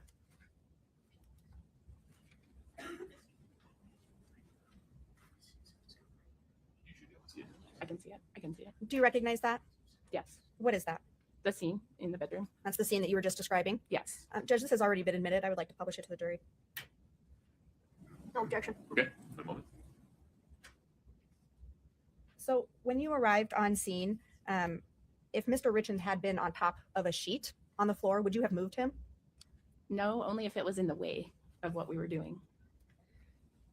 Now, were you made aware that Mr. Richins had been pulled to the ground from the bed? I don't recall that we were aware of that. That's just where we found him. Now, in your line of work, have you been on a scene where people have been pulled to the ground on a sheet to perform CPR in the past? I don't recall sheets, but people have been pulled off the bed. When you saw Eric Richins on the floor, was there anything that stood out to you about the position of his body? That he was at the foot of the bed instead of the side of the bed. Why did that stand out to you? Because most places when we go, the person is on the side of the bed. Just easier to get them off. And anything about the physical position of his body that stood out to you? He was just very straight. What do you mean by that? Straight, like everything was straight. What would you expect if someone had been Sometimes pulled? arms are flailed about. Okay, just let me finish the question. Sorry. That's okay. I just want to make sure that our both of our voices are being picked up. So, describe what you said. What would you expect when someone is pulled off a bed? They're a little not straight, angled. Their arms are flailed about. Did you perform life-saving procedures on Eric Richins? Yes. What did you do to attempt to resuscitate him? We hooked up the Lucas machine. We started an interosseous needle and gave him epi and the cardiac arrest protocol. So I'm going to have you describe a couple of those things for the jury because I know that you use these terms all the time, but they Okay. might not know. What is a Lucas machine? A Lucas machine is the machine that does compressions for us so that we're free to do other things such as IVs or IO needles, interosseous needles to give medications. You also mentioned that Mr. Richins was given epi. What do you mean by that? Epinephrine, which is a medication that we give to try and start the heart again. And so those things were being performed on Mr. Richins. Yes. Is it also your protocol to ask if your patient is taking any medications? Yes. Did you do that in this case? Yes. Did you ask Ms. Kouri Richins if Mr. Richins was taking any medications? Yes, I believe I did. Were you given any medications that Eric Richins was taking? Yes, I believe she told me is in my report, but naltrexone for Lyme disease, possibly. Did she hand you that medication? No. Any other medications that you were made aware of that Eric Richins was taking? She did also say CBD gummies. As you are performing these life-saving measures on Eric Richins, are you also looking for things in his immediate area that might explain what's happening with him? Yes. Did you do that in this case? Yes. Did you see anything that to you might explain what's going on with him? No. Now, when you've been on the scene for an overdose death or an overdose call in the past, what are some things that you see around the person that might indicate to you what's happening? Sometimes you see drug paraphernalia or pill bottles. Did you observe any of those things? No. Now, were you there when the time of death was called for Eric Richins? Yes. What time was that? 3:58, I believe. And that would be in the morning, right? Yes, a.m. Now, later you talked about Eric Richins being down sometime or dead sometime. Yes. What was that observation based on? He was cold to the touch. His body was cold to the touch, and his heart rhythm, which when we hooked up the monitor, showed that he was in asystole. What is asystole? That's flatline. So no heart. No heart electro activity at all. Did that ever change while you were there? No. Just a moment. Ma'am, those are all my questions for you. Thank you. The defense may have some as well. Thank you. Ms. Lewis, please.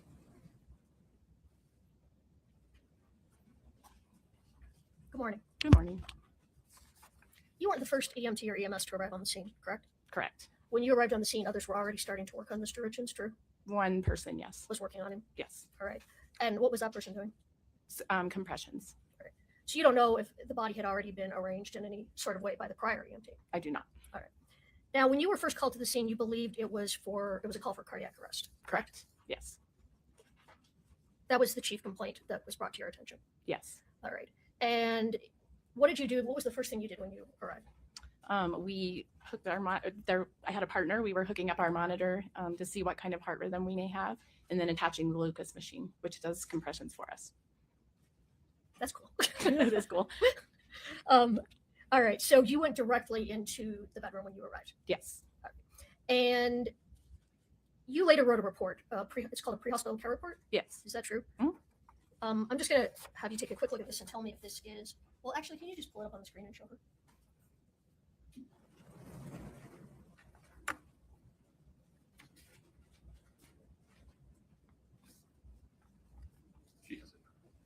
Is that your report? Yes. We'd move to admit that as, I guess, defense exhibit. I think now we're at 3005.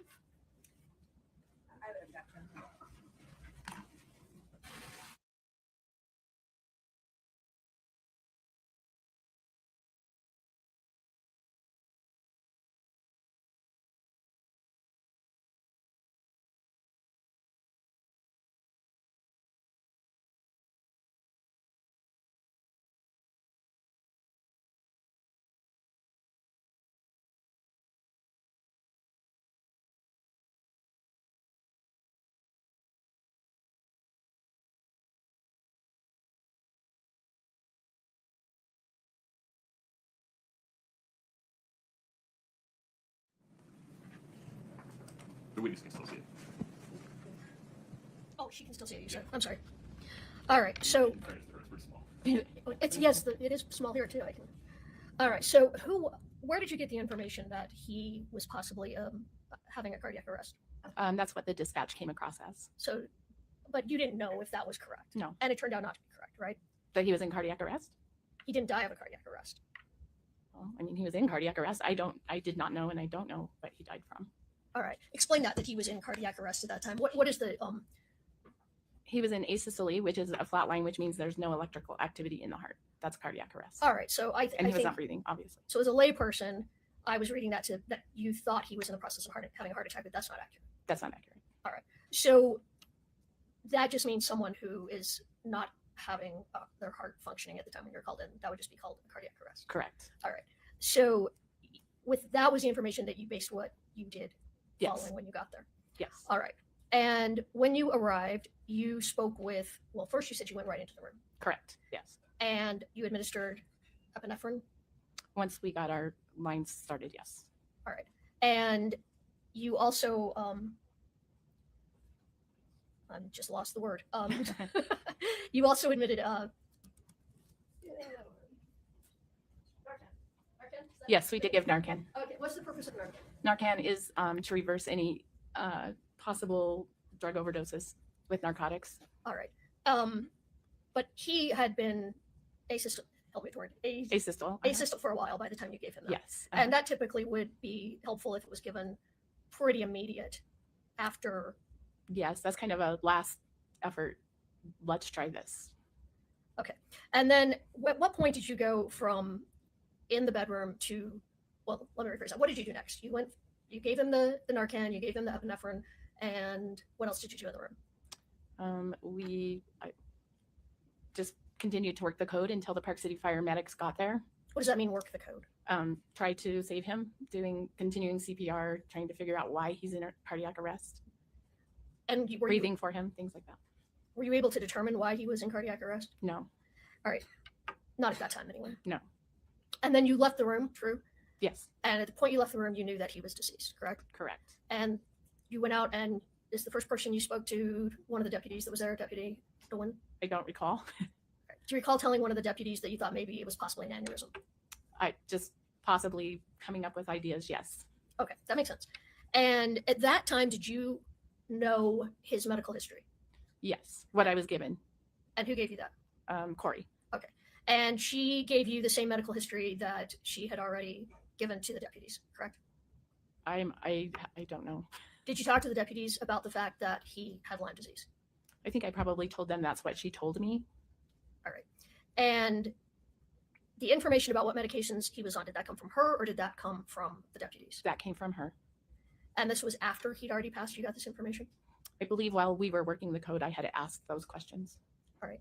And you said that one of the medications that you were told he was on was naltrexone, Correct. and you were told that was for Lyme disease. Correct. However, that would be a off-brand use for naltrexone. Correct. Naltrexone is typically used for people that are suffering cravings either from drugs or alcohol, correct? Correct. I'm done. We'll just move on unless you're going to ask this witness more questions about the Not about the naltrexone. on-label and off-label uses of medications. No, that was all. Okay. All right.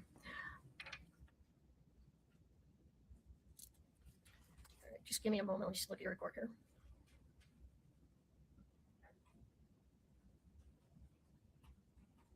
Can you tell me about, in your report, you talk about blood sugar obtained.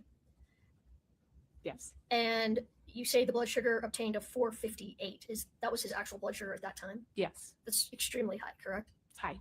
All right. And would that be a natural thing just based on someone passing that their blood sugar would go up?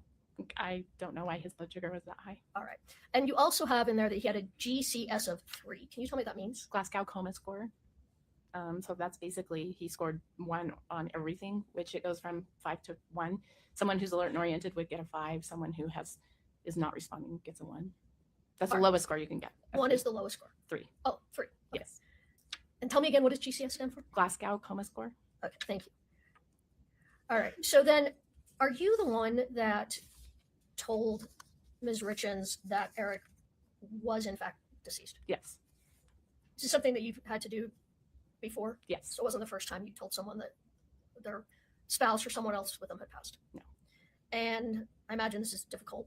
Very. And I would imagine that you've seen many different reactions from different people to that kind of news. True? Yes. From silent shock, correct? Yes. To hysteria. Mhm. Sometimes people throw up. I haven't seen that but once. You haven't seen anyone throwing up after hearing that news? Not really, no. Okay. You never know what to expect, though. Correct. You never know how someone's going to react True. when they get terrible, traumatic news like that. Yes.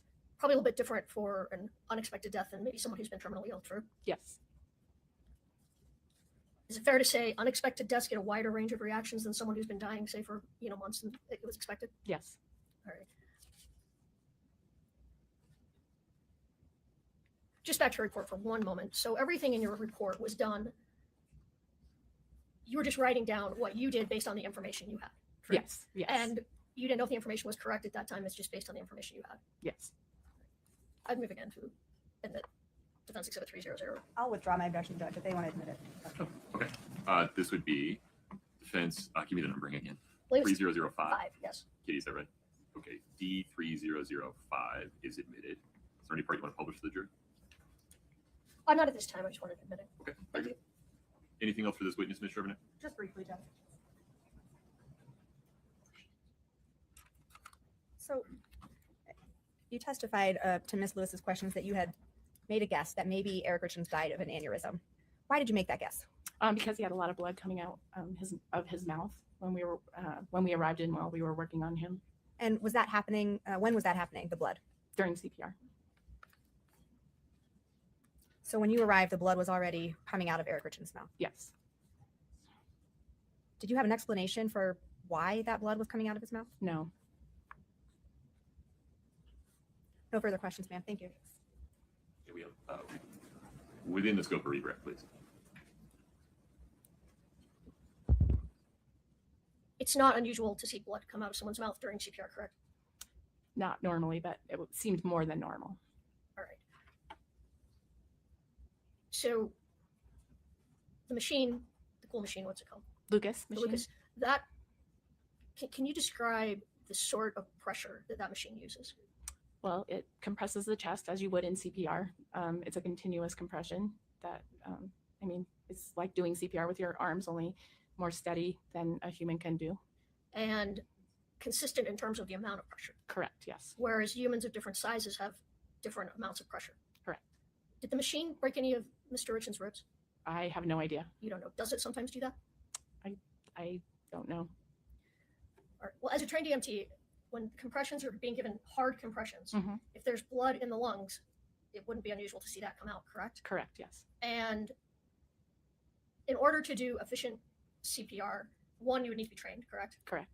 And fair to say that a very small person who's untrained would have difficulty doing the strength of compressions that's necessary when giving CPR. They could, yes. All right. I have nothing. No questions, Judge. You can step down. Thank you.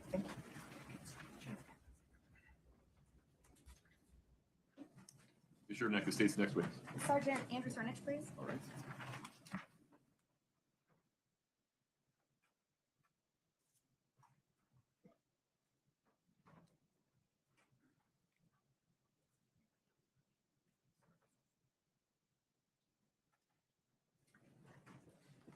Sergeant, if you step in front of Brittany, we'll get you sworn in. Do you solemnly swear the testimony you're about to give in the matter before the court to be the truth, the whole truth, and nothing but the truth, subject to the pains and penalties of perjury? Thank you. Have a seat.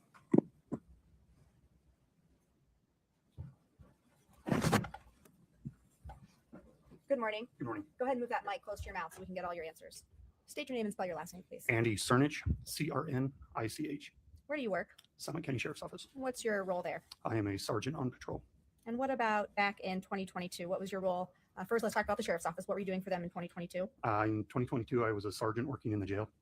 And back in 2022, did you have other first responder roles or other jobs that you did? Yes, I also worked for the Summit County the South Summit Fire Department as a volunteer fire. What do you do as a volunteer fireman for South Summit?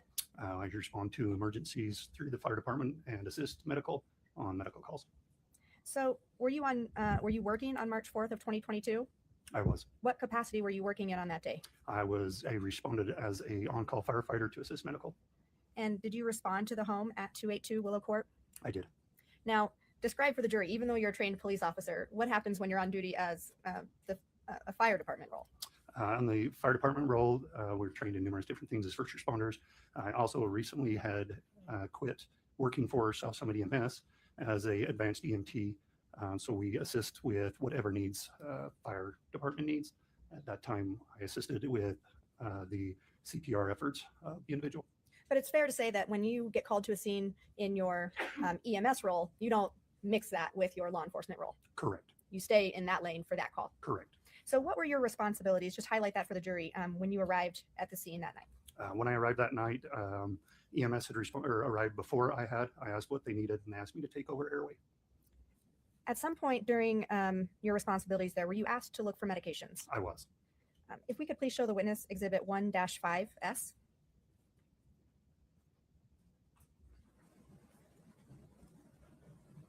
He has it. Do you recognize this? Yes. What is it? That is the bedroom where we were working on the individual, and it shows me reaching into the nightstand. Fair and accurate. Is that photo a fair and accurate representation of you on that night? Yes. I'll move to admit Exhibit 1-5S. I just need to clarify, is there a second photo that's on this? Are there two photos? Because the one I have has two photos. And this may be a later one or an earlier one. Mr. Bennett, forgive me, is this the 1 There through it is. There is 5 two series? No, it's different. Different number. Okay. There are two pictures. No objection. As long Okay. as both pictures come in, no objection. Sure. Okay. Scott, you go back to picture number 1. And I'll publish now.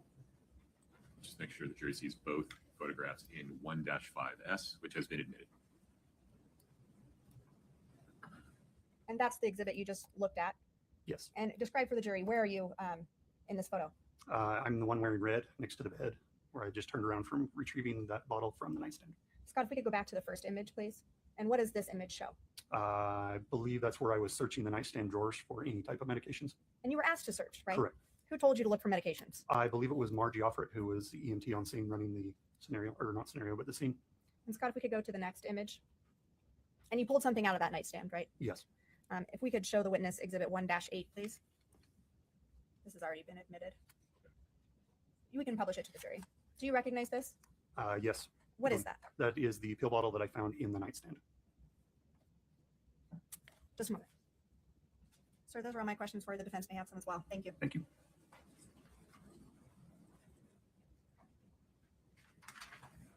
Ms. Nesser. Thank you, Your Honor.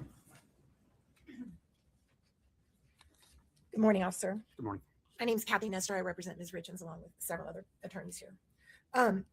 So I want to just clarify, you said when you first got there, you were assisting EMT that were already on the scene, Correct. and someone was already doing CPR on Mr. Richins when you arrived in the room? I believe when I arrived, they were just hooking up the Lucas machine, which is a machine that does CPR or chest compressions. Okay, so there was not a human doing compressions before they hooked up the Lucas machine? I do not recall if they were doing it and stopped to hook up the machine or if they were actually in the process of hooking it up. And the individual, before they hooked up the machine, can you describe, besides Ms. Offred, who was around the body? I believe there was my partner firefighter that was there next to them and the other EMT that was on scene. I do not recall who that was. Can you describe their build for me? Medium build males. Both males? Yes. Thank you. You took over the airway, so you had to just clear an airway so they could get oxygen to him? Correct. So my job was to deliver oxygen to him. So did you put a tube down his throat? Yes, I did. And when you put the tube down his throat, was there any blood on his face before you did that? Not that I can remember now. Okay, great. And after you put the tube down his throat, did you see blood come out of his mouth? Shortly after, there was blood that showed up in the tube and coming out of his mouth. How far how far down does the tube go that you insert into his throat? Sits on top of the larynx. So down to about where your voice, that's your voice box, right? Correct. Sorry. Yes, correct. I'm That not area. great at biology. Okay. All right. So have you seen that before where when you insert a tube into someone's throat, it can cause there to be bleeding in their throat? Not usually, but yes, I have seen that before. Okay, great. So then they're doing the CPR, and you were asked by Ms. Offred, who we just heard from, Margie, to check the nightstand for any medication. Is that right? Yes. And I noticed, can you pull up, please, Exhibit 15S, which has already been admitted, Your Honor. Can we please publish?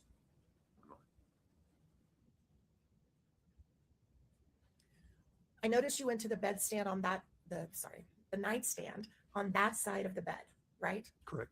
So was your understanding that was the side of the bed that Mr. Richins had been on? Yes. Right. And you were pulling out a drawer. Is it the bottom drawer or the top drawer? Do you remember? I believe there was only one drawer, but I am not sure. I'd like to show you now exhibit, and this is not admitted yet. So if we could take down the publication and just let the witness and counsel see exhibit 14S. Is it up? Yes. Okay, thank you. Is that the nightstand you pulled the pill out of? That About? looks like the nightstand, yes. Okay. Your Honor, could we move to admit 14S? States 14S is admitted. It's defense, yeah. It's not the way it's marked. Oh, we sure, right. It's 14S. Sorry about that. Okay, there's the nightstand, right? Yes. Okay. And on that nightstand, Katie, can you zoom in to the top of the nightstand if it's possible? You may not be able to on this photo. Yeah, there you go. So that's phone is sitting in a charger. Is that correct? Yes, that's what it shows. And right next to it, it looks like an Apple Watch that's on a little watch charger right next to it. Is that right? Can you tell? Is that the one in front of the phone? It's to the back of the phone. Oh, okay. See I the see little that. the little Yes. square? I think that's an Apple Watch, but if I'm wrong, tell me. I do not know. It very well could be. And this picture of the nightstand, there's no wallet on it, correct? Correct. There's some pills and a little metal like push thing that you push pills out of, right? Do you see that next to the TV power? Yes. Right. And were those pills taken by you or anyone else, do you know, to be tested? They were definitely not taken by me. Okay. All right. Can we also just to the witness only show exhibit 1-9? Only the witness. It's not admitted yet, Your Honor. You see that picture? That's a little better and clear and close up. Yes. All right. In that picture, were you still there when the wallet was put on the nightstand? I do not recall if I was or not. Okay. But that is the same nightstand we're talking about. Yes. Your Honor, can we move to admit 1-9? No objection. States 19 is admitted. May we please publish it to the jury? Okay. Can we please blow that up as big as we can, just focused on the nightstand? Okay, so here you can see the Apple Watch a little more clearly, right? Yes. And you can also see a wallet that's been added to the table that was not there before, right? Yes. Did you put that? We don't know the timing of these photographs. That foundation has not been laid. Well, it's in now, so. You can compare the photos. You can't state when the wallet was there or wasn't there. Okay, sorry, I'll retract that. That's fair. Can we zoom in at the very bottom of the power of the power TV? There's some white specks on the nightstand. Can you try to zoom into that if possible? Right there. Do you see those white specks on the nightstand? Yes. Did you see the white specks on the nightstand when you were there that night? I do not recall it being there. Did you gather them or swab them or put them in a little plastic bag to be tested later? I did not. So as you sit here now, can you tell the jury what those white specks are? White specks. That's it. All right.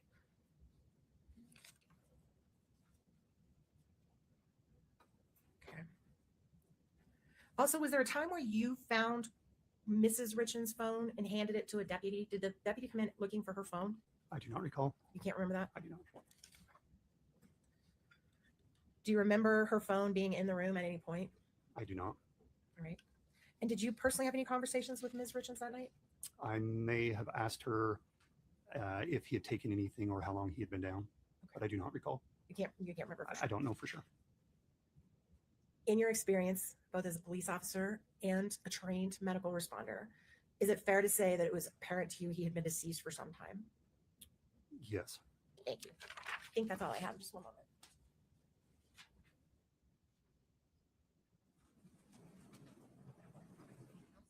Thank you, Your Honor. I tender the witness. Ms. Sherman. One question, Judge. Sergeant Cernich, was it your job that night to collect evidence? It was not. That's all. You can step down, sir. Thank you. Mine. You might He drink could a glass of water. Your Honor, he could be finally excused. Yes, you are released, sir. Thank you. Thank you for asking. Mr. Bloodworth. Your Honor, the state has a witness ready, but I think the defense wanted their expert to be present. Judge, yes, we had an agreement that we would be notified of when an expert would be testifying, that we are expert to listen in. That wasn't done. And so we're trying to work that right now. We emailed or texted our expert, and we're working on that, but he has not responded yet. So I've asked Mr. Burmester if he could move it to the back of the line until I get notice. That expert is somebody that's physically present in the state of Utah. Their expert. Yours. No, he's going to be remote WebEx listening in. Okay. Maybe we take a, I'm going to let you stretch your legs here for a minute. This may take a minute.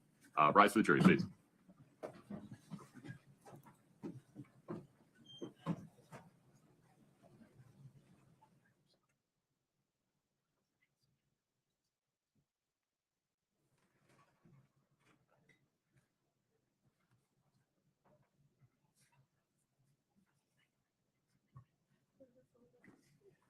All right, folks, have a seat.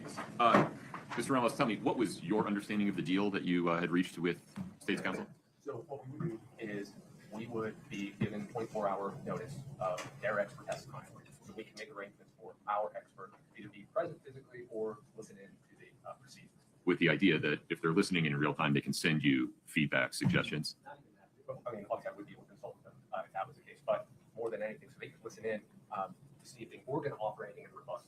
They can do that no matter what. I mean, I can watch the entirety of yesterday's proceedings right now No, on I Court understand TV. that. That's why I'm saying it's kind of too far. Okay. And then I'm inferring that your position is that who's the expert? Your Honor, it's Dr. Allmar, the medical examiner. Okay. Was this person on the witness list for, or the proposed list for today? Your Honor, I guess no, although we had a discussion at the end of yesterday's trial that where were we going after crime scene? And I said, you know, I informed counsel at 5 o'clock yesterday that we would be going to medical examiners after crime scene. So it was, it's not, this isn't a shock, but I did not say we will bring in Dr. Allmar tomorrow. How long do you think you have in your direct with Dr. Ulmer? My direct is probably 30 minutes. Okay. So what if we say we'll do the direct of Dr. Ulmer, which your expert would be able to go back and review during the lunch hour if you need to, and we'll start cross after lunch. So my only concern is that I'm attempting to get a hold of him to see if he's available right now to view those. So I've sent a text message as soon as Mr. Burmester told me. So that's what I'm waiting on. I have no problem with that, assuming I can get confirmation that he's on. That's the best I can do. So that can, That's the best I can do. I understand. Okay. Could he, I'm expecting Maggie Mobley, who's the morgue clerk. She should be getting here any moment. You want to slip her in first? Yeah, if she gets here in the next minute or two, it would Right. be no problem. Your Honor, we can also start with Chelsea Gibson. We've been trying to accommodate Dr. Allmar. She is out of town and all the things. And so that's why now. But we have we can start Chelsea Gibson. I think she's going to be a long way. I don't know if you would. that's better for us because we have more time to be able to. Okay, that's the plan. That is what we expected. When you say start, though, we would not be able to get her direct completed before lunch, correct? Would we be able to do Ms. Gibson, understanding we need to interrupt direct during lunch and cross her and then get Dr. Ulmer on and off today? That's the That's the state's concern. concern, is that crosses have been tending to take longer than direct. They take what they take, sure. And I can't say that. I mean, if we were to start Chelsea Gibson, Let's not do that. I'd rather not. My sense is that that's a self-inflicted wound. So how close is Ms. Mobley? Ms. Mobley, I'll go back out and check. Okay. We're going to take a 5-minute restroom break. We'll see what percolates during that 5 minutes. Okay, very good.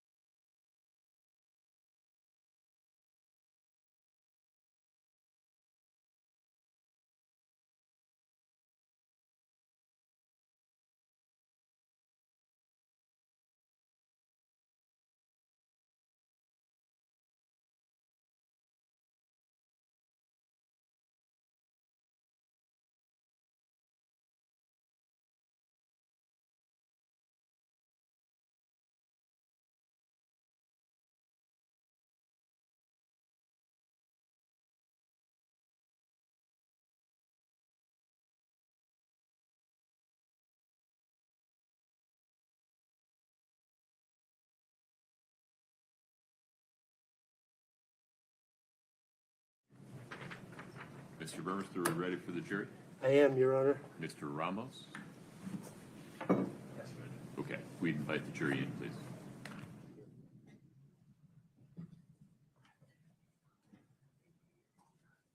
Okay. Okay. All right. It's not super.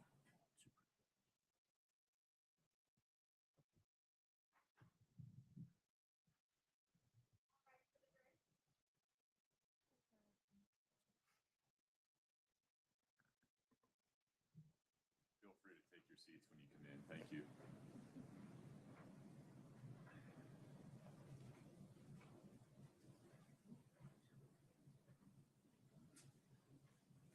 All right, have a seat. Thank you. Mr. Burmester, the state's next witness. Yes, the state would call Maggie Mobley. Ms. Mobley, if you step in front of Brittany, we'll get you sworn in.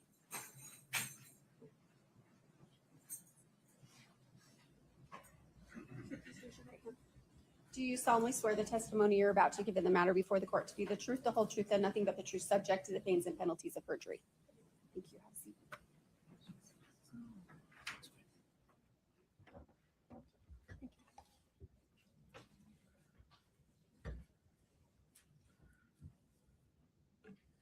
Please proceed. Thank you, Your Honor. Ms. Mobley, can you please state your full name and then spell your last name for the record? Maggie Mobley, Mobley. Are you employed, Ms. Mobley? Yes. How? I am employed with the Utah Office of the Medical Examiner. In what capacity? Right now, I'm a medical examiner's assistant. Okay. Do you know the term morgue clerk? Yes, that is what I was in 2022. Oh, okay. So it's a different job assignment, not a Yes. rotating one. Mhm. Okay. Ms. Mobley, may I ask you to pull the mic a little closer to you? Thank you. Yeah. I appreciate it. So in 2022, you were a morgue clerk. Correct. Could you describe what a morgue clerk does? A morgue clerk is responsible for receiving and releasing decedents, as well as answering phone calls and the door. I see. So could you tell us just very briefly how a body comes in just generally and what the procedure is? So a case will come up in our system. We will make a folder with the decedent's information, and then transport will bring the decedent to us, and that's when we take custody of the decedent, and then we will inventory the decedent's belongings. I see. So you say transport. Is that oftentimes a vendor that's contracted with the Office of the Medical Examiner? Yes. Okay. In this case, were you working on March 4th, early morning, Yes. March 4th? Did you receive the body of Eric Richins on that morning? I did. Okay. So walk us through. The vendor brings the body in. What happens? What happens? I'm responsible for breaking the seal. Okay. As long as the body bag has been sealed, I will take a photo of the seal before it has been broken. I'll record the number of the seal and then take photos of the decedent and his belongings, inventory that on an inventory sheet before putting the decedent in a cooler. Okay. If there are belongings, are they inside the bag or outside of the bag? Inside the bag. I see. And when you have belongings, do they go in the refrigerator with the Yes, body? the belongings will. The belongings will. Okay. In this particular case, can we see, it's already been offered, so 10-3. Any objection to publishing to the jury, Mr. Ramos? No, Judge. Okay. Do you recognize this photograph? Yes. What is that? That is the first photo I take before the seal. So that is the seal before broken, so it will be sealed on the scene, Okay. transported to us, and then that's the first photo I take before opening the body bag. And did you make sure that this had not been broken Yes. into in a different way? Yes. Okay. Is that your case number from the Office of Medical Examiner? Yes. Okay.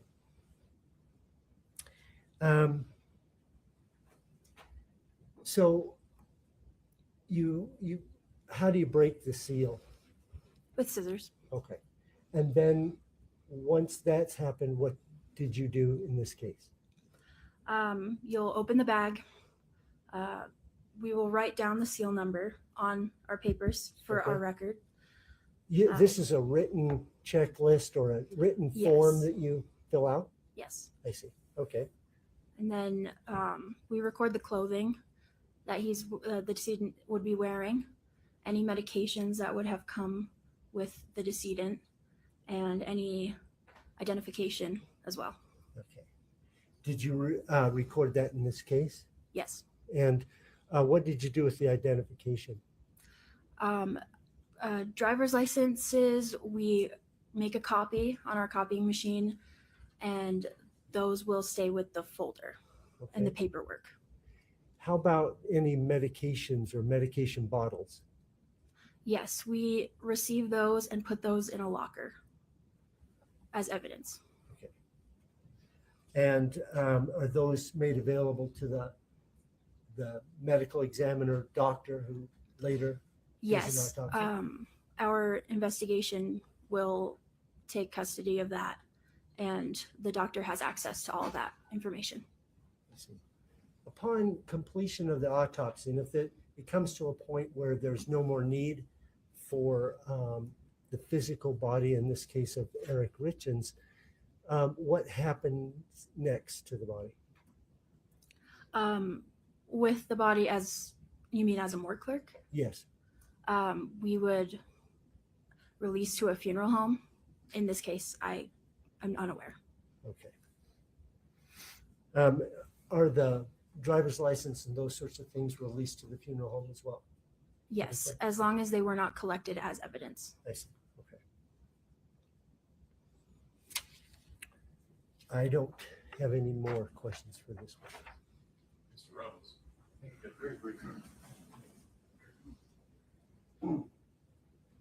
Good morning, Ms. Baldwin. Morning. We've spoken on the phone before. Mhm. Just to get clarification, it was unclear to me in the way the question was asked. When you receive the body, the medications are inside of the bag, correct? Correct. And I imagine they're in a separate bag. They would be in either a paper bag or a plastic bag. And do you open that bag?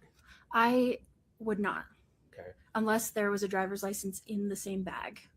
And in this case, do you remember if they were separate? I'm unsure. Okay. But you knew they were medications. Yes. And I imagine the reason, or just tell me the reason how you knew they were medications. They're in the photo. You Okay. can see them. And which photo was that? Those intake photos. Is it just the one that you just took? Or I'm sorry, the Um, one that was just shown to you? Is there a different one? I'm responsible for taking photos when I receive the body. Okay. So they are with the body. Got it. Do you remember the medications in this case specifically? That's not my job to look. Okay. I'm going to show you two documents, and just to her, Your Honor. And the first one, I do see I believe it's your initial or maybe even your full name. So we're going to start with that one. Okay.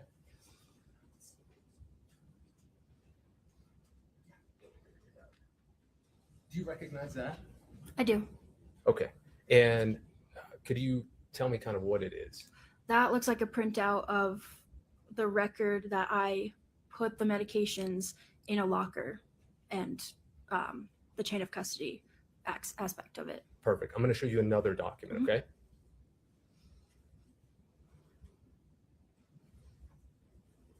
Now, do you recognize what this document is? I recognize what it is. Yeah. Okay. But you didn't do this part. No. Okay. One second.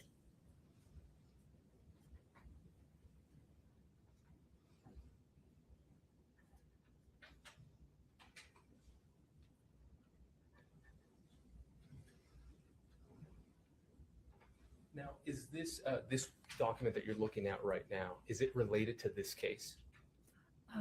Yeah, it's a good way. Oh, I'm sorry, Judge. I'll give her one moment. You can now see.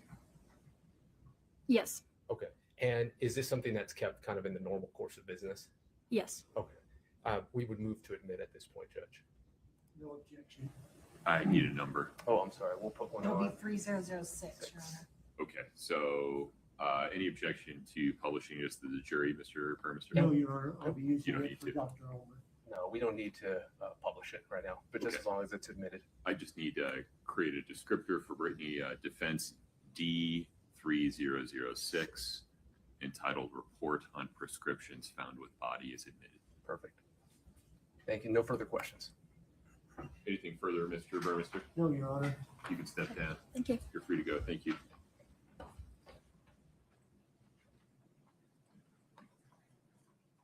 What's next? Okay. I'll get Dr. Ulmer. Very good.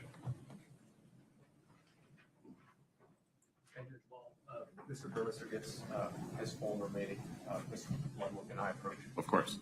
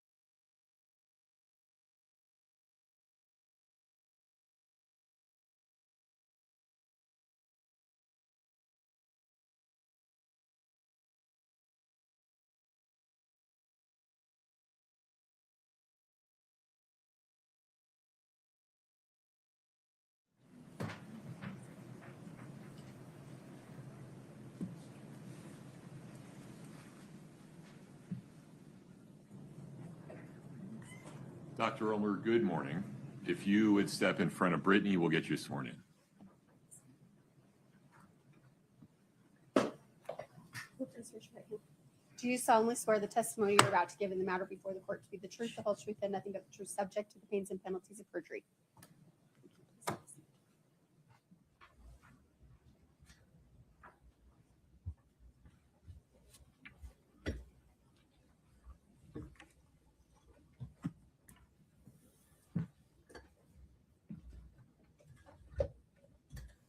Mind bending the mic down just a little bit. Thank you. Mr. Okay. Burmester. Thank you, Your Honor. Can you please state your full name and spell your last name for the record? Pamela Sue Ulmer, Ulmer. Ms. Ulmer, are you employed? No, I'm retired.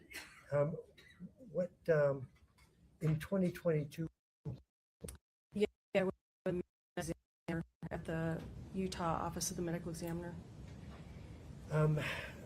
there's a term forensic pathologist. Is that what the capacity you were serving in? That's correct. What is a forensic pathologist? So a pathologist is a medical doctor who has gone through all of the medical training and then done residency in pathology. For a forensic pathologist, we do additional training in forensic pathology specifically. And then we sit for boards and take all of our board certifications for both pathology and forensic pathology. I see. So when you receive a body, just generally speaking, into the OME, what is the procedure? What happens? So basically, I'll start at the scene because an investigator will be at the scene. And then the body at that point will get sealed in a body bag that has a seal identification number on it. goes through the zipper pull so that it can't be tampered with while it's being transferred from the scene to the office. Once it gets to the office, then it's brought in and documented by a morgue clerk who's going to put various information into the computer, identifying information stuff. We used to actually open the body bag at that time and take an identification photo, and then the body would go into the cooler. But I believe we changed our policy though, so that at the time that this event was going on, the body bag was still sealed when it went into the cooler, and it wasn't unsealed until we would start the autopsy examination. I see. So did you perform an autopsy on the body of a person named Eric Richins on March 5th of 2022? I did. Do you recall about what time that began? I don't have any paperwork with me, but it was around 7:30 in the morning. I see.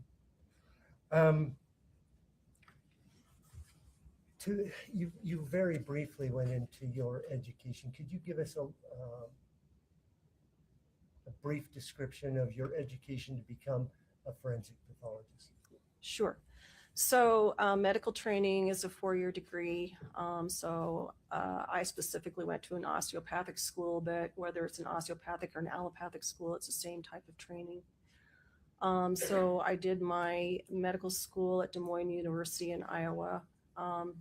Then I went on to do my pathology residency training at Creighton University in Omaha, Nebraska. So that's typically either a 3-year or 4-year program, depending on what you're doing. For me, because I was going into forensic pathology, I opted to do 3 years of pathology and then 2 years of forensic pathology training to take care of all of my residency and fellowship training. I see. So after all your training, where did you go next? So I did my fellowship. The first year of my fellowship was at King County Medical Examiner's Office in Seattle. And then at that point, I still had 1 more year of training that I needed to do, but I got hired on at the Medical Examiner's Office in Salt Lake City. And so we coordinated so that my first year at the office would also count as my 2nd year of forensic pathology training. I see. Did you stay on then after that year? I did. Okay. How long did you serve then at the Utah Medical Examiner? So I started my employment there in July of 2009, and I retired January 1st of 2023. That 2009 is including that year of training, yes. Yes, okay. Are you, or at the time, were you certified by any certifying board? Yes, so I was certified in anatomic, clinical, and forensic pathology by the Board of Pathology. Were you a member of any professional organizations? Over the years, I've been a member of a variety of pathology-related and forensic pathology organizations, including the National Association of Medical Examiners, as well as the American Society of Clinical Pathology. Have you ever testified as an expert in forensic pathology? Multiple times. Okay. Do you have a ballpark figure for how many times? You know, I don't have my case log anymore, so a lot of it was preliminary hearings for various cases, and then as well as doing like other types of cases. So maybe about between 75 and 100 times for all of my testifying. When you do an autopsy, first of all, what is an autopsy, I guess? So it's an external and internal examination of the body. So we're basically looking for why the person died. We do an external examination describing any unique features of the body. In a forensic autopsy, we also describe like the clothing, any identifying features like the color of the eyes, any tattoos, anything like that, because we need to know who the person is as well as why they died. So all of those items get documented. Additionally, any like scars or anything like that to show any prior medical procedures or injuries. Any injuries that they might have sustained, whether it's bruising or gunshot wound or anything like that. And then once all of the external items are documented, then we start on the internal examination. So we'll do a Y-shaped incision on the chest. Skin gets reflected as well as the fat and muscle. And then we can see the rib cage. The rib cage will get removed. Then we're looking at all of the organs in the chest and abdomen. So those all get examined in the body, and then they're removed and weighed to see if they look normal and whether they're of normal weight or within range of normal weight.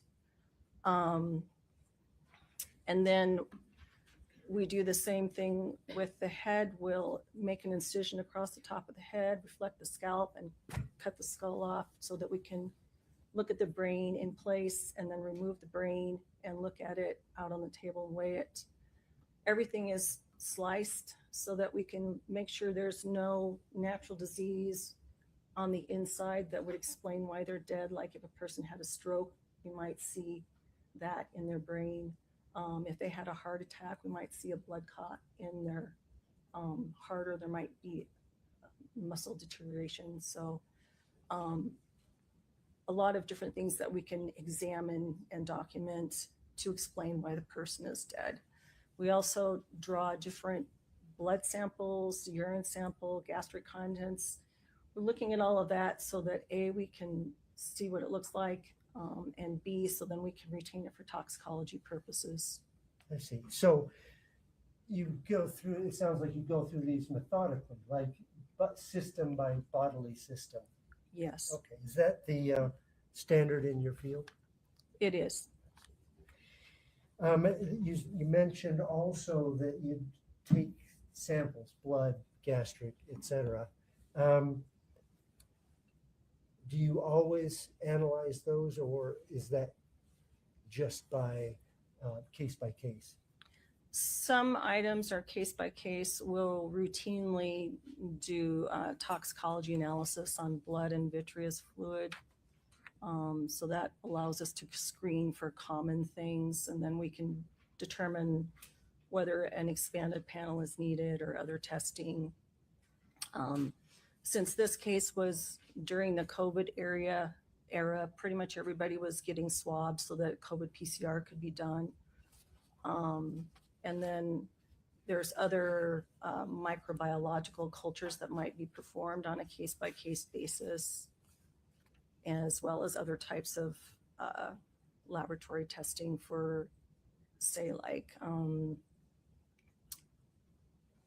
potassium level or something like that. So it depends on why we think the person might have died to answer those questions.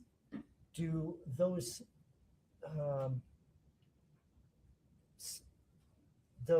samples get sent out to other labs, or are they examined internally at the medical examiner's office? They get sent out to other laboratories. I see. You talk now about generally the procedure. Is that what you followed in this case? Yes. Okay.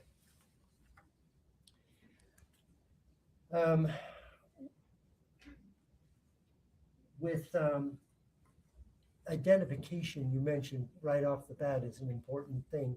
Is that what you did in this case?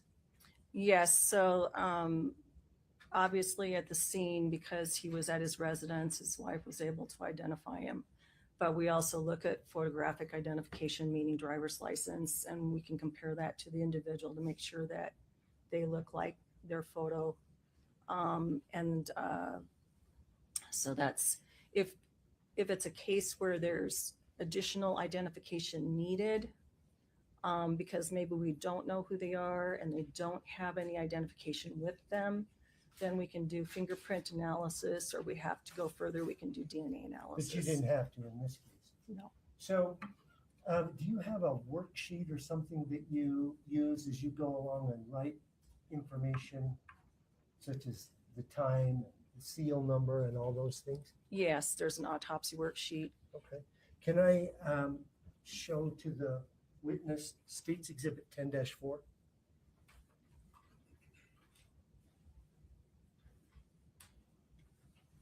Do you see that up there? Yes. Could you, do you recognize it? So it's a body diagram Okay. showing notes that I made during the autopsy. Okay, and is it a true and accurate copy of that worksheet? Yes. State would offer State's Exhibit 10-4. Yes. No objection. 10-4 is admitted. Would ask to publish that. There you are. Okay, there's one thing I wanted to have you identify is have you written down the tag number from the seal? Yes, I have. And what's that number? It's 0002713.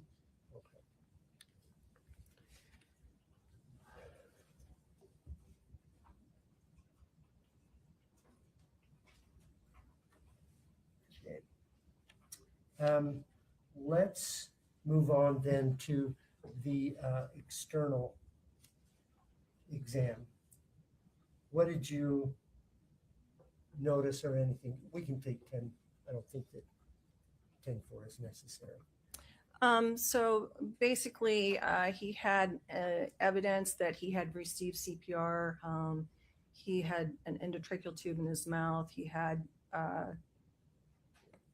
needles in both shoulders in order for IV fluid to be submitted.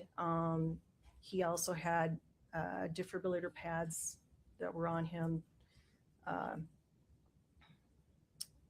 There was really no evidence of injury. EKG pads were also present, and I'm not sure. Okay. Well, was there blood present externally on his face? There was. Can you explain that? So in cases of potential drug overdose, it is not unusual for opiate overdoses specifically to have pulmonary edema. So you've got foaming of the mouth coming from the lungs. And then in addition to that, then when you're receiving CPR and you have that intrathoracic pressure that every time a compression is made, that's contributing to the lung injury. And so it's not unusual to have blood seeping out with that fluid from just the vasculature of the lungs. But in addition, when somebody gets intubated, there's a risk that they might get mouth injury or they might get other injury just when the tube is being inserted. And so with that, every time you're doing a compression, you've got potentially a blood-tinged fluid that's spurting out. I see.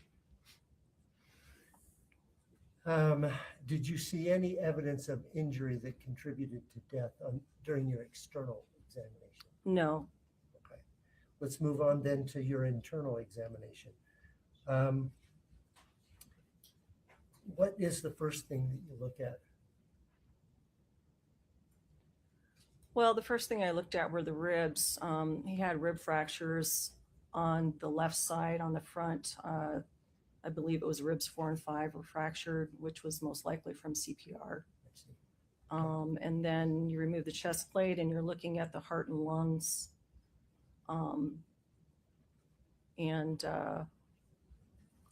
Well, let's take a look then. Let's go down system by system. Did you lay those out system by system in a report that you subsequently produced? I did. Okay. Cardiovascular system. There's a mention here of 50% occlusion. Could you tell the jury a little bit about what that means?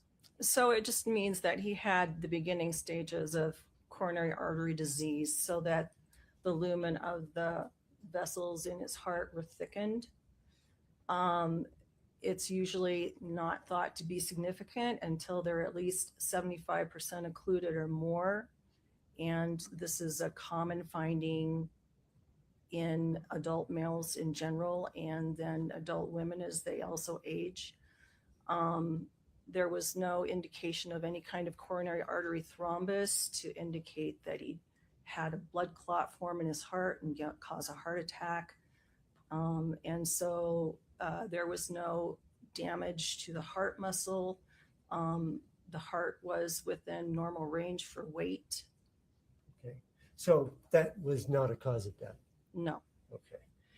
Respiratory system, you noted trachea, bronchi, foam present. Correct. I think you've said that was probably from CPR. So it's probably originated from his fentanyl overdose. I see. Okay. CPR can also cause pulmonary edema, but since he had no return of circulation during this CPR process, the majority of that fluid and that foam probably originated from the drug overdose, but CPR can still contribute to it. I see. Okay.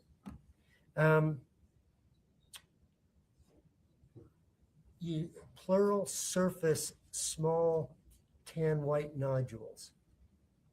Yes. What does that mean? So on the surface of his lungs, he had these little tiny white nodules all over, which are little granulomas. I looked at them. So in addition to removing all of the organs, I also did histologic examination on the main organs, which means I took a little piece of tissue so that it could then be cut very thinly and then stained and looked at under the microscope. And did you look under the microscope at these? I did. Okay. And so you can visually see them on the lungs just looking at them grossly. They were very obvious.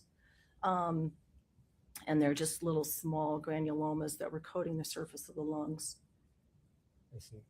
And is there some significance in this case about those? There is, because his history, his work employment history, he was a stonemason. And so all of that dust that's created when you're cutting either brick or blocks, you can inhale it if you're not wearing a respirator or a mask. And then that goes into your lungs, and your body tries to protect itself by sequestering that stuff off. And so then these little granulomas form. I see. Did that contribute to his death? I don't believe it did. He had the granulomas present. He also had a small amount of pleural fluid present associated with these. Mm-hmm. But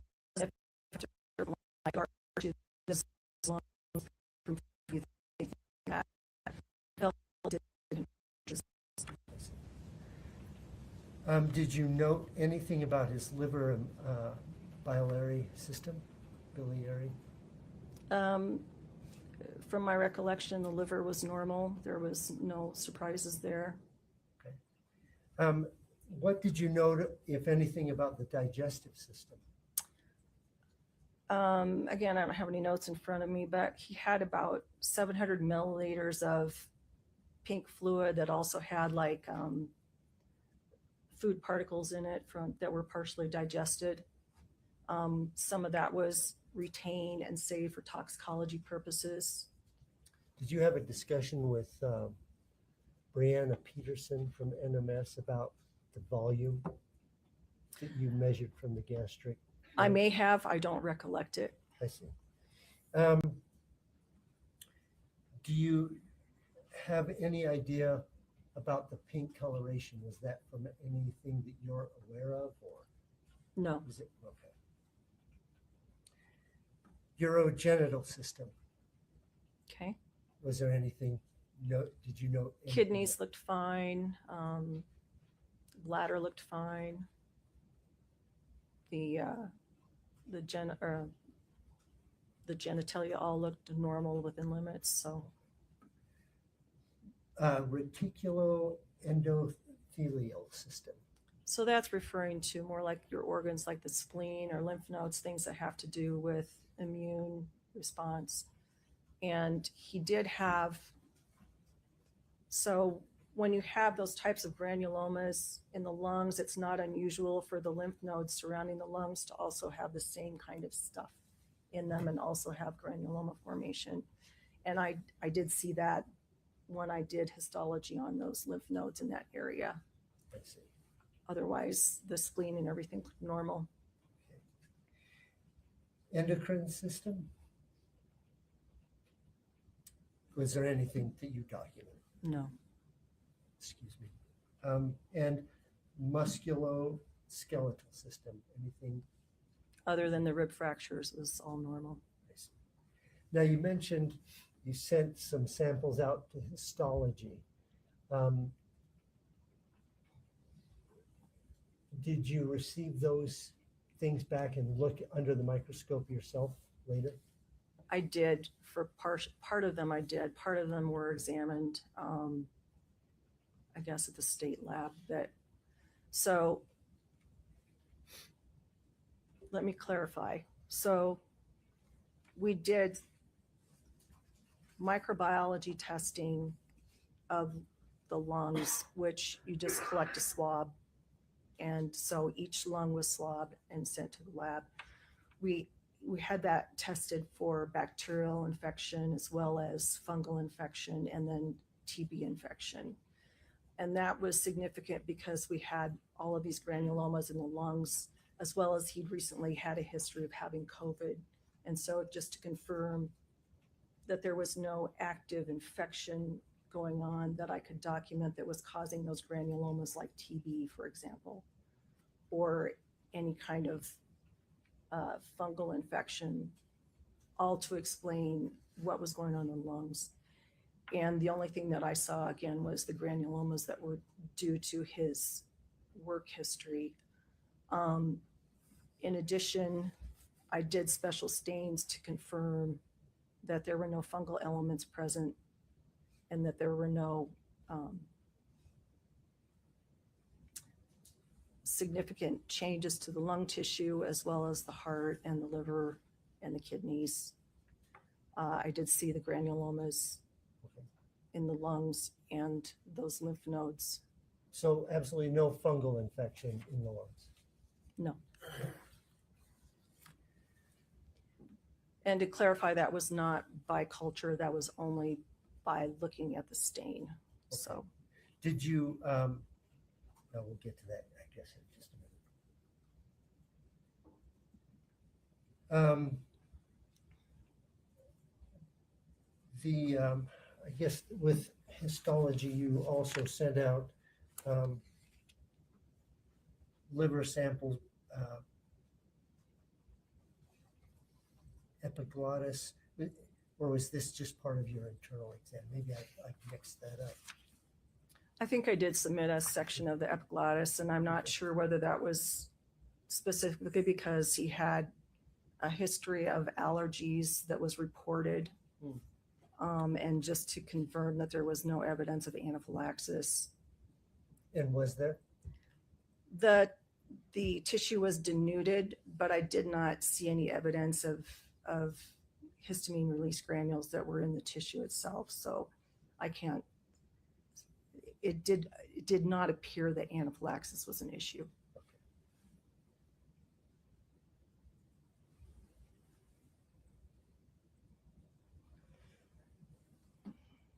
Did you send out samples or send out samples to the health department for disease and fungal cultures? So I did for the bacterial cultures, I did for the TB stain or the Mycobacterium stain, and yeah, I don't have the autopsy report in front of me, so I can't answer a lot of this stuff. Would it be helpful to look at your report? It would be, yes.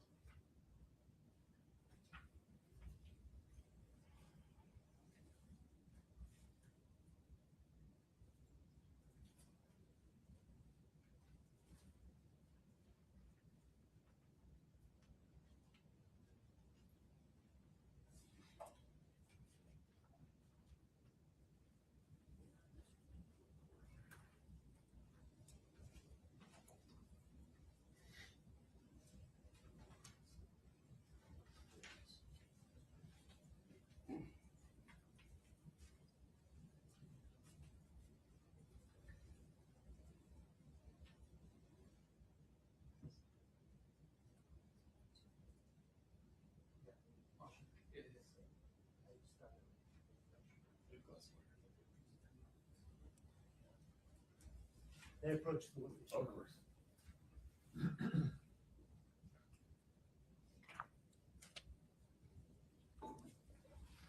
Does that look familiar to you? Yes, this is the report that was generated by myself after the autopsy examination was performed on Mr. Richins.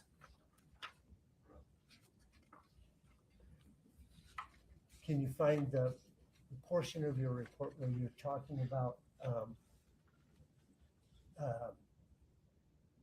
disease, the samples that you sent to the public health lab? So for the public health lab, we did an Oramine O stain, which is a special stain that they do looking for acid-fast bacteria, and that's to help rule out tuberculosis, which again would be something that would cause that type of granuloma pattern on the lungs. And that was negative as reported by them because they observed it. I did not look at that particular slide. In addition, we did bacterial cultures, again, on the right and left lung. Those grew up multiple organisms, and when I see that, usually what it means is it's just normal flora from the respiratory tree, and then as you are dead, these organisms just continue to grow inside your body, and so you will see more of them show up with these postmortem cultures.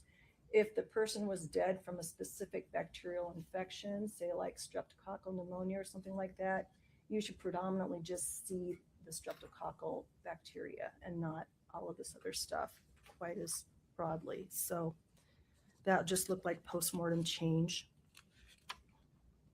And then we did a blood bacterial culture, which also, it came back no growth. And so there was no evidence of any kind of sepsis. The COVID swab for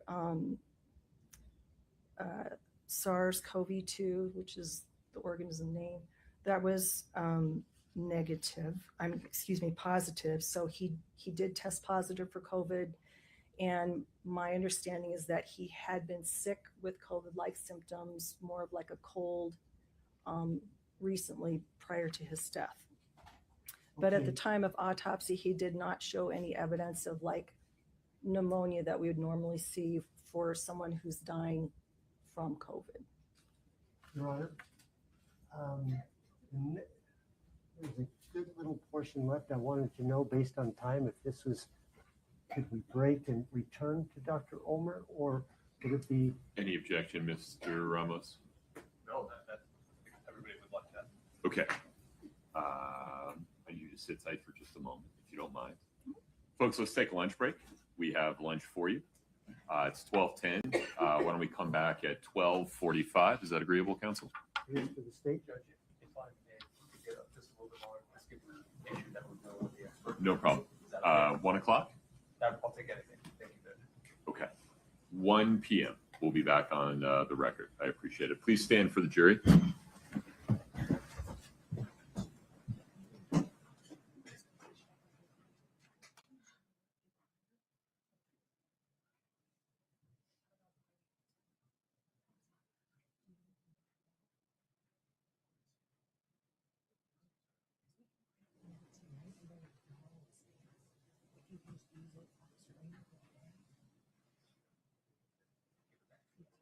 Have a seat, folks. Thank you. Dr. Ulmer, during the break, you are still proverbially on the stand, so please isolate yourself. Please don't interact with anyone. If you need to go get a sandwich or something to eat, that's fine. But please do not interact with anyone, especially not any attorneys or investigators. Can you live with that? I just need a yes or no. Yes. Okay, thank you very much. If you would be back ready to take the stand again by 1, I'd appreciate it. Okay. Counsel, anything else on the record before we recess for lunch? No, Your Honor. No, Your Honor. Very good. Court's in recess. Thank you.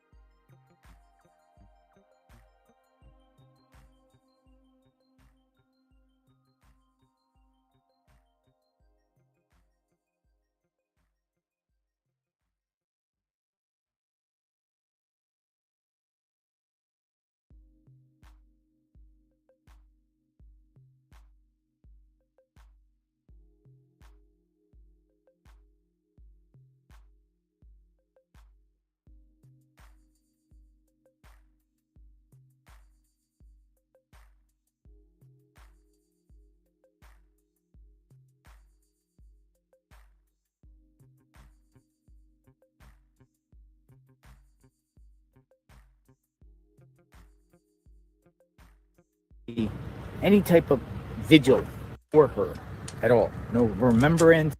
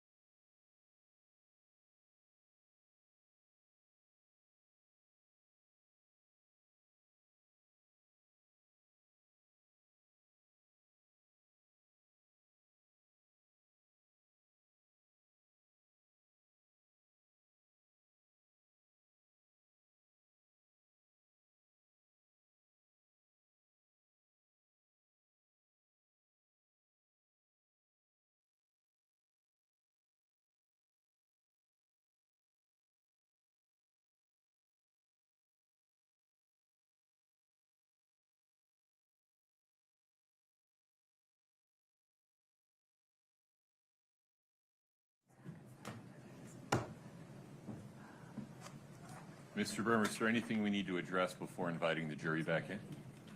No, Your Honor. From my perspective, Omer, no. Mr. Ramos? Sorry. It's okay. Anything on the record before we invite the jury back in? No, Your Honor. Thank you. You're still under oath. Okay, sounds good. Have some water. Okay. We're ready for the jury.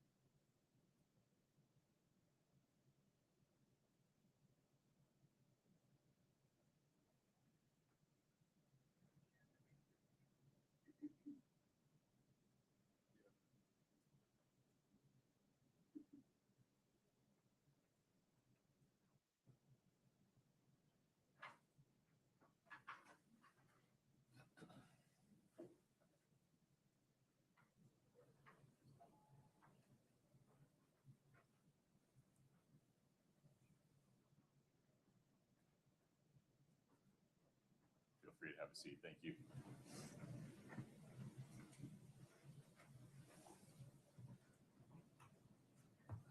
All right, folks, have a seat.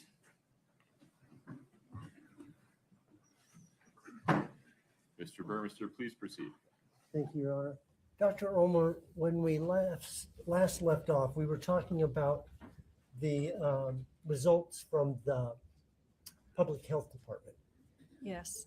Neighboring the Public Health Department is the tox lab. My understanding is there was you had sent a vitreous sample to the tox lab for testing there. It was routine to send vitreous samples to the state toxicology lab for volatile testing, which would be looking for various alcohols, like alcohol that you would ingest, like ethyl alcohol or methanol or other alcohols that could be determined whether that would participate in the cause of death or not. And vitreous fluid is from the eyes? That's correct. Okay. So in this case, did you get a result back from them? If I can get that report back, that would be helpful. But my recollection was that the vitreous fluid was negative for any type of volatiles.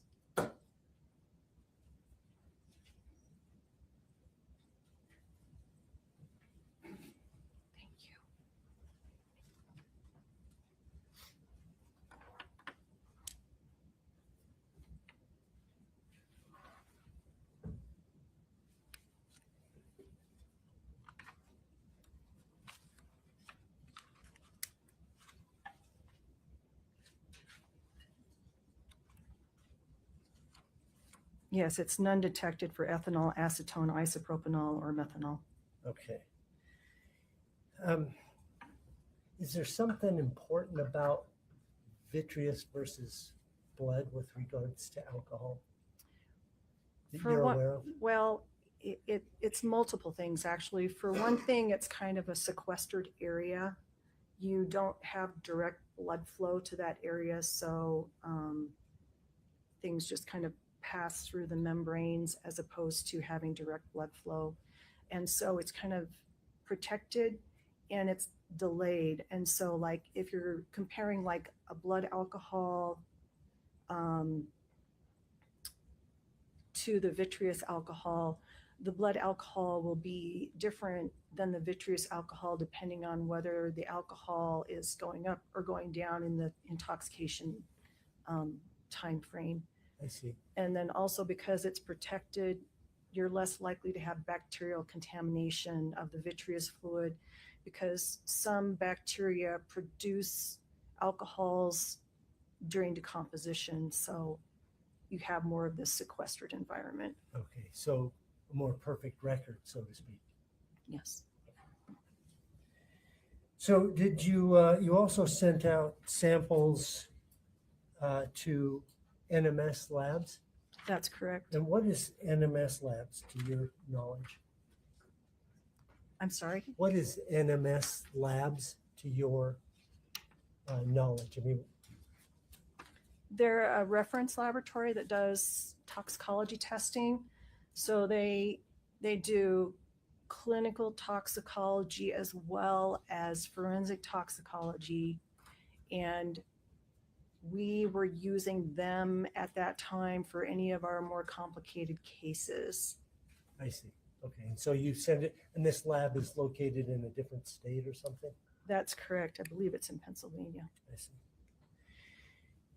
Did you get a result from them? I did.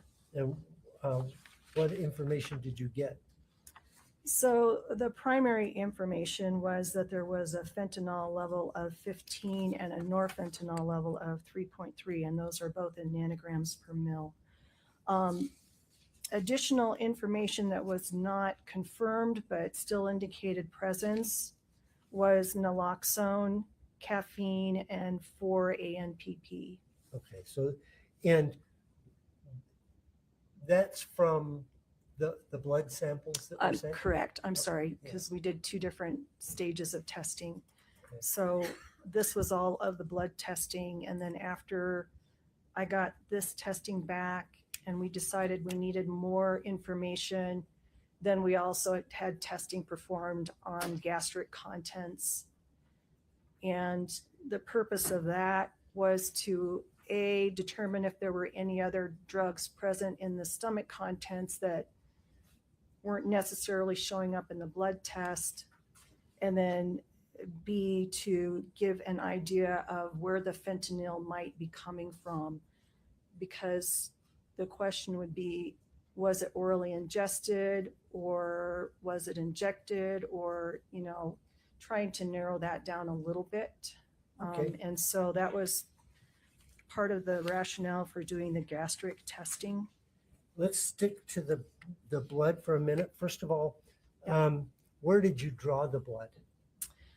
So initially they probably would have attempted to do a femoral stick, but because when you die and you start going through all of these changes that your body goes through after you're dead, the blood clots. And so I'm not sure if this was specifically what happened for this case, but they probably tried to draw femoral blood. And because it's a smaller gauge needle, because they're just going down through the skin, they were probably unsuccessful in getting any of the blood to come up into the needle or any significant amount. When you say they, who is they? The autopsy techs assisting on the case with the autopsy, so that we have folks who are trained to assist with the autopsies, and so they will a lot of times do the toxicology sample collection. So it's a team. It's a you and these other personnel. That's correct. Our office is way too busy to just have the doc go boom, boom, boom, boom, and do everything. So, and so did whoever drew the blood from that team, where did they end up getting it from? so they ended up having to go inside when we opened the body up, and they entered in through the inferior vena cava. And then you direct it down towards the femoral artery, because the syringe that you're using when you're collecting these samples, when you're going into the body, not through the skin, but once you're inside and actually doing it, is a huge syringe with a big long needle. So the needle itself is probably 5 to 6 inches long. I see. So I'm not sure, femoral artery, I gather, is the legs We're going for so it's by your finger. but usually when you're collecting it, when you're going through the skin, you're going in the groin area. I see. And so you kind of go femoral, inguinal region. And so in this particular case, we weren't necessarily getting specifically femoral blood, but we weren't getting blood specifically from the inferior vena cava either. It was in that region. Okay, so what is the inferior vena cava? So in the body, you have arteries and veins. The arteries, generally, you're taking blood from the lungs that's oxygenated, and the heart distributes it out to the different portions of your body. Okay. And then the veins bring the deoxygenated blood back. And so the best source for collecting toxicology samples is peripheral blood, which is further away. Okay. And so when you're talking about the inferior vena cava, the leg veins come back and they connect in the middle, and this is the inferior vena cava that then eventually moves the blood back up to the heart. And so that's the process of bringing the peripheral blood then back up. And so it's still essentially peripheral blood, but you're getting closer to the major organs. Okay, we'll talk about any problems with that in just a minute. So this quantity, you said there was, I think you said 15 nanograms per milliliter of fentanyl? That's correct. Okay. As a medical examiner, is that, explain what the importance of that number is. So what you're doing is you're taking the information that you have and you're looking and comparing it to what would be expected in someone who's not taking the drug at all. You expect not to find any. Someone who's taking it as a prescribed medication, so you expect it to be within therapeutic range. And then once you start seeing above that, then you have the potential to go into a level that would be toxic, and if it's high enough, then potentially cause death. Okay. And in this case, the number 15 nanograms in the blood, given its location. So with the information available to me at the time of the autopsy, the decedent did not have a history of any kind of illicit drug use or prescription medication abuse. So the fentanyl level should have been 0. There should not have been any fentanyl or norfentanyl present. The fact that I have fentanyl present tells me that fentanyl was obviously ingested at some point recent. And then if you try to manipulate from the information that's available in the toxicology report, as well as other toxicology references, then there's kind of estimated therapeutic range versus toxic range versus. 15 nanograms per milliliter, is that a toxic range? In someone who is not prescribed this medication and taking it routinely, it is toxic. And what is norfentanyl? Norfentanyl is a metabolite of fentanyl. So you're ingesting the fentanyl drug, and then it's being absorbed and going through the liver, and then you are having it broken down into other pieces, and norfentanyl is one of those metabolites. Okay. And okay, when it breaks down, like is it the body's way of getting rid of this toxin? I mean, it's breaking it down so it can get rid of it. It could be breaking it down to be getting rid of it, or it could be breaking it down into a component that actually does the work. I see. So the drug that you ingest may not be the drug that's active. It might break down into other components that are active, or there might be other variables that play into it that I'm not describing very well because it's been too long since I've done this.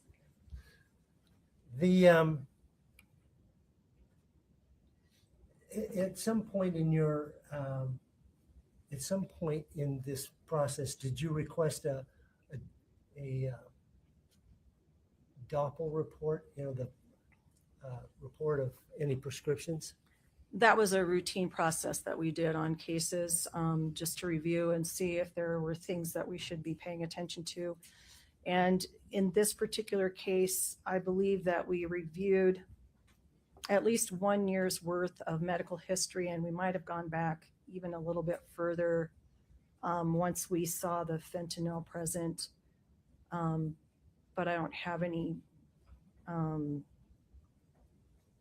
further information other than just the fact that there was nothing that was seen except for some testosterone, I believe was the only thing that we saw that was in Doppel. So they don't see all medications. I think they just predominantly see things that are classified. Schedule 1, right, 2, 3, right. 4. Your Honor, I'd like to just show the court and the council States Exhibit 1-27. One moment, please. I'll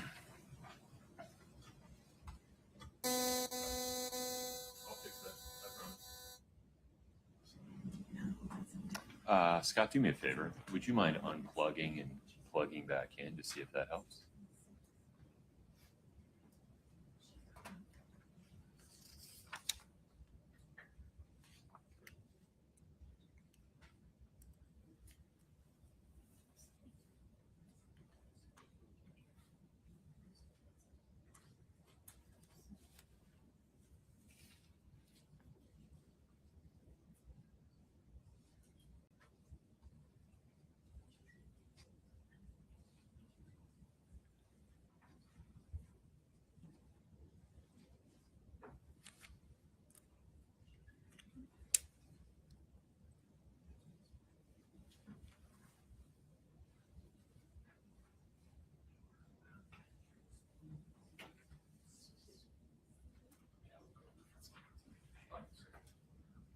Thanks.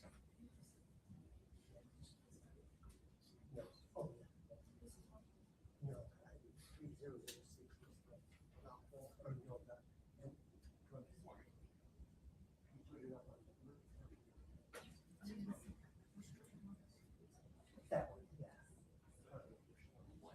Yes. I'm just asking, is it? Okay. Mr. Burmester, the witness is currently looking at States 1-27. Your Honor, the state would proffer that 1-27 is a self-authenticating document, and we would offer States 127. Is there any objection? What's that?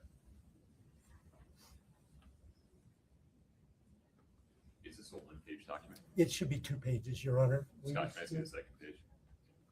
I don't know that Mr. Ramos saw the second page.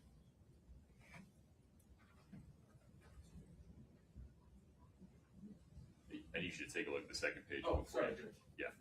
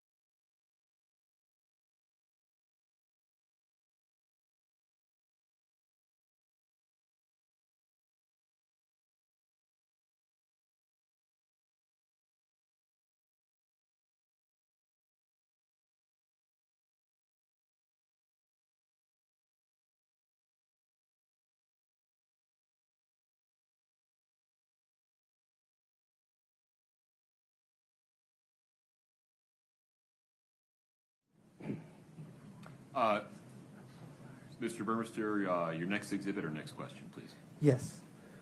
The, excuse me. So, did the medical examiner's office receive prescription medication bottles and or prescriptions with the body? Yes, they did. And so did you or your team make note of those? Yes. There was information in the investigator's report, and then there's also a separate form that shows the inventory that would have been done by a different investigator. Can I take a look at States or Defense Exhibit 3006, please? I think that's been offered and admitted and published. Yeah. So, It hasn't been published yet, but. oh, it hasn't? No. Okay. Would ask that it be published. Okay, one moment. There you go. Okay. So there appears to be 5 substances. Can you, I guess they're not substances. These are taken from labels of bottles. Yes, these are medications. Okay. Can you, starting from the top, going down to the bottom, can we talk about those? So there's an injectable form of testosterone, doxycycline, hydrocodone / acetaminophen, and then disulfiram and naltrexone. Okay, so let's take, what is the doxycycline? It's an antibiotic. It's a broad spectrum antibiotic. And according to the label, when was that prescribed? That was prescribed July 3rd of 2019. By Dr. Peterson? Correct. Okay, then the next one is hydrocodone. It was prescribed June 29th of 2016 by Dr. Charles Lind. Okay. And hydrocodone, do you know what that is? Or It's a pain medication. It's another opiate pain medication.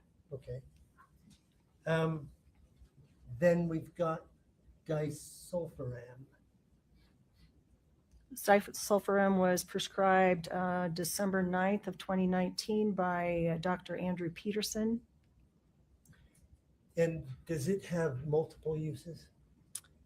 It does. As a prescribed drug, it's commonly used for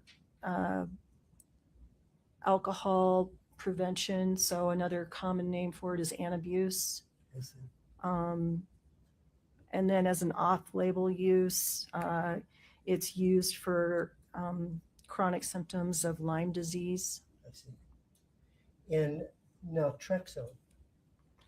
Naltrexone was prescribed August 24th of 2020 by Dr. Hunderman. Again, it's also used for helping to prevent people from drinking. And then it's also used for opiate reduction. So, And does it have an off-label use? it's also used for chronic symptoms or complications from Lyme disease. And this last one was prescribed in when? 2020. It's August 24th of 2020. And how many were prescribed according to the label? 90 pills were prescribed. There were still 88 pills that were remaining. Now, this is probably a super dumb question, but take hydrocodone, for example. If it's old and beyond its expiration date, does it spoil like food spoils and becomes more toxic or not? Not that I'm aware of. Generally, what happens is that these medications tend to get less useful. They get weaker, if anything, but pretty much for a lot of them, they're stable for a really long time. Let's move on. You said that at some point you asked to have NMS lab examine the gastric contents. I did. And you published a second report? Yes. This is the-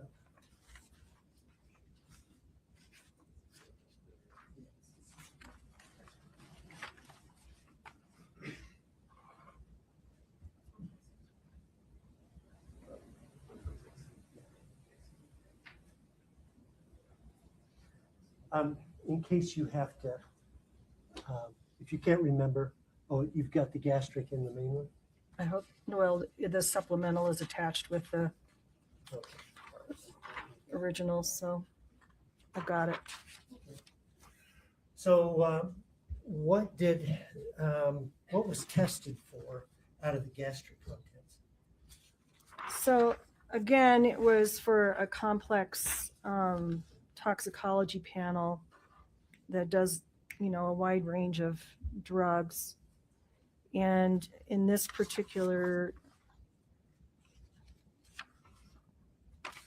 so in the gastric contents, and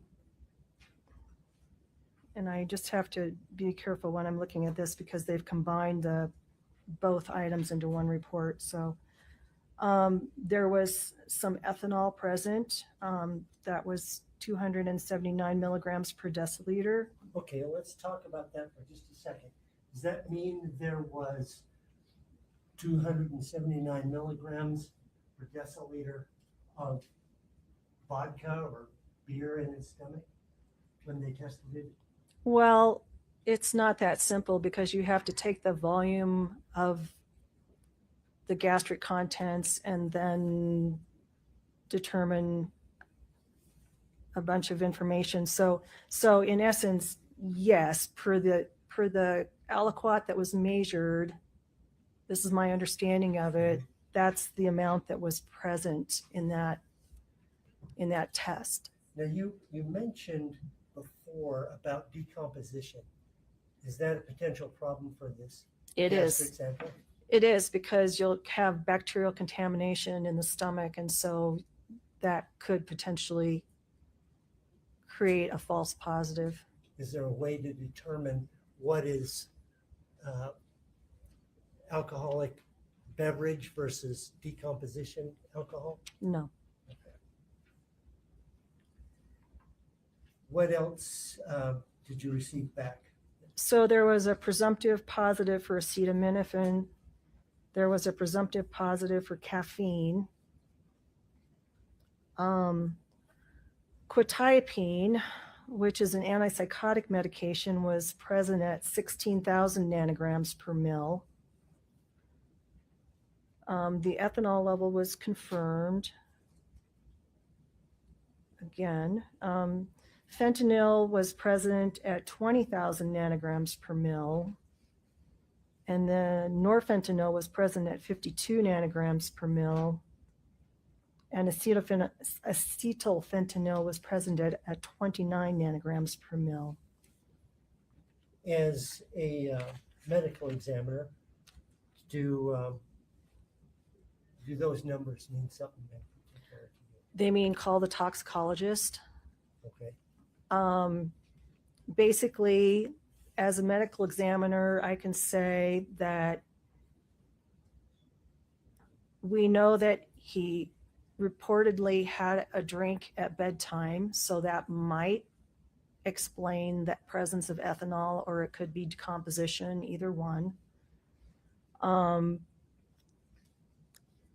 We know that he was not reported to be taking any medication, so then I have no explanation for the quetiapine or the norfentanyl or fentanyl or the acetylfentanyl. You've already said if for someone who is not using fentanyl that the 15 nanograms per milliliter in the blood was potentially toxic. Correct. How about 20,000 nanograms per milliliter in the stomach? I can honestly say, since I haven't talked to a toxicologist in over 3 years, that I would defer to them because it sounds like a lot, but without having reference ranges to go by or someone to consult, I would not jump on that bandwagon by myself. Quetiapine, did you find any evidence that he had been prescribed quetiapine, either through Doppel or through the medicines that you looked at? No, and I didn't see any mention of it in the medical records that I had reviewed at that time. So, well, that's a good point. When you made your report, were you able to come to an opinion, a conclusion? yes, About cause and manner of death?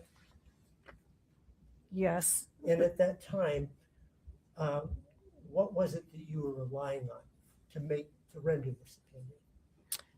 So I was relying on information that was provided by family members on, how he'd been feeling or how he'd been acting. I was relying on information that was acquired by our death investigator. I was relying on information provided by law enforcement. And then I was also reviewing medical records from the physicians that I knew of that I could get records from. Okay. In addition to your own observations of autopsy. Right. And then in addition to, Lab reviewing Doppel and seeing what So- his history was. Okay, so what was your opinion of the cause of death? My opinion of the cause of death was drug intoxication by fentanyl.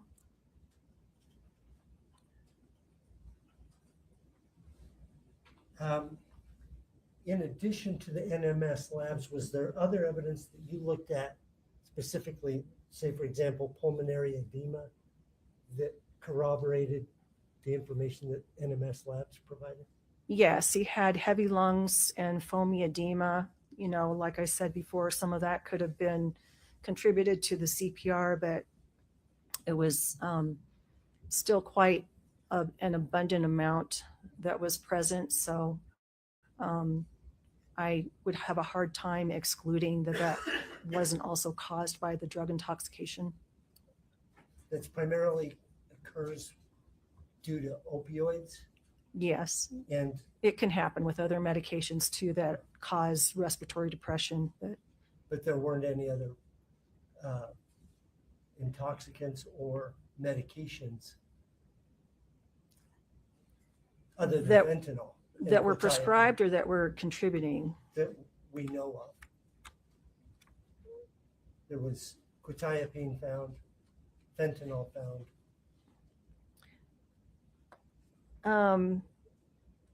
Quetiapine can cause some sedation, but in this instance where we didn't initially see it in the blood, I don't know what to make of that since it was only seen in the gastric.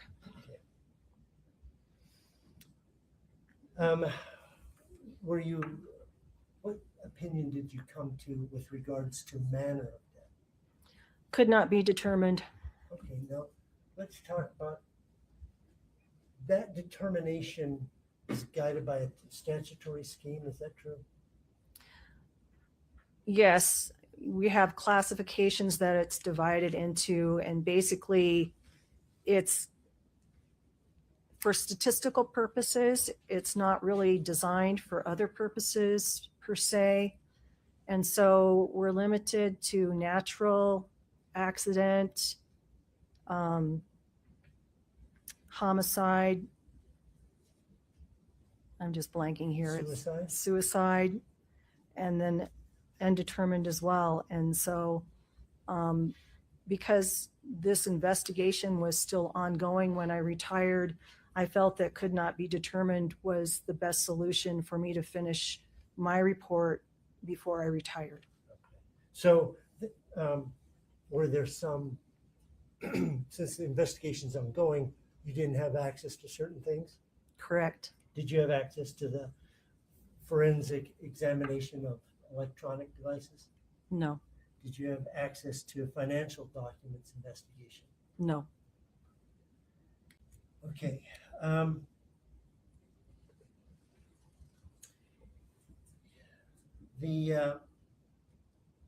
At some point, do you release your report to family?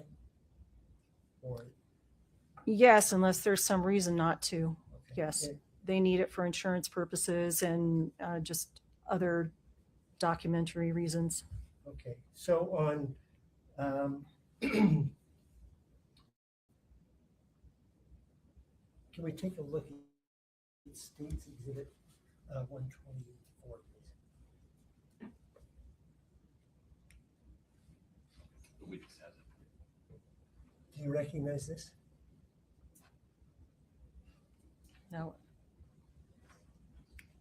Oh, it's scrolling through, so I'm. Oh, okay. It's a records request form. Okay. There's some notations on it about ready for pickup and pickup and. You may need to zoom in, Mr. Burns.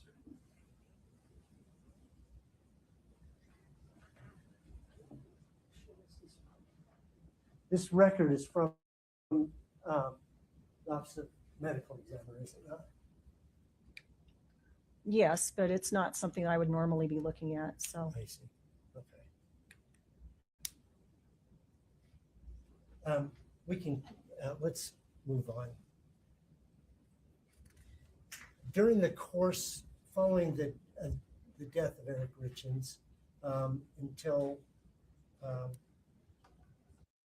the records were released, did you have an occasion to talk to Kouri Richins? yes, multiple times. Okay. And how did that mechanically, how did that operate? She would call and leave a message with the front office staff. The front office would leave a message on my desk, a written actual message form. Can we see State's Exhibit 122, please? And then I would call her back. Okay. Do you want her to see 122? 122? My apologies, one moment. Witness can see it.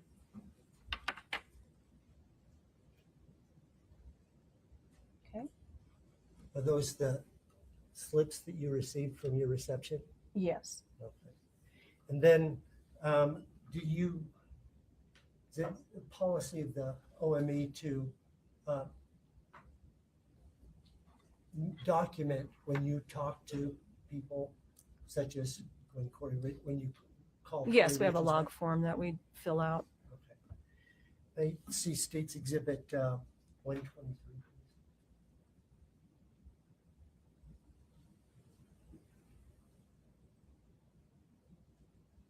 Do you recognize that document? Yes, it would have been information that I typed in from a conversation. Okay. On March 17th and then later, April 21st of 2022? Correct. Do you have an independent recollection of those conversations today? Not explicitly, no. Okay. So did Kouri Richins provide you certain information in those conversations? Yeah, she provided me a lot of health-related information, indicated that he'd had Lyme disease 2 years ago, and that he was still having problems with neuropathy. So therefore, he was getting treated for that. And that's apparently a chronic problem that you can have with Lyme if it's not treated right away with antibiotics. Also indicating that he wasn't feeling well currently or right before his death, that he was not feeling well in general and his chest hurt. Did you explain to her about the granulomas that you observed? Yes, and so the not feeling well and chest hurt could have been part of the problem with just recovering from COVID, as well as this granulomatous lung disease that he'd had from his chronic work exposure. Did she offer up any other information to you? That his mom had died from a fungal infection 3 years prior. Okay. And so, we did fungal stains just to make sure that his lungs weren't showing any indication of fungal pneumonia. And then just the fact that, he was a stonemason, and that's where he was getting this exposure to what I was seeing in these granulomas. So that was helpful to me because, he's cutting stone. So you mentioned that you did this stain. That's part of the histology. You went back and looked for or was that the? That was for the fungal organisms. Yeah. And did you exclude that? Yes.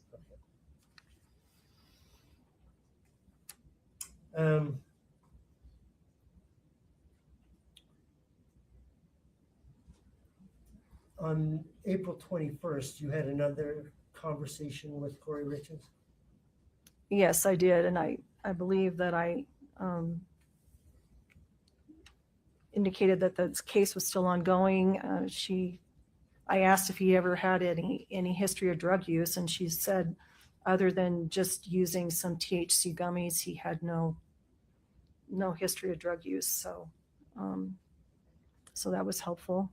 Never used drugs is what your note says? Correct. Did she talk to you about those two substances on your list, the last one, Yeah. ETOH tests?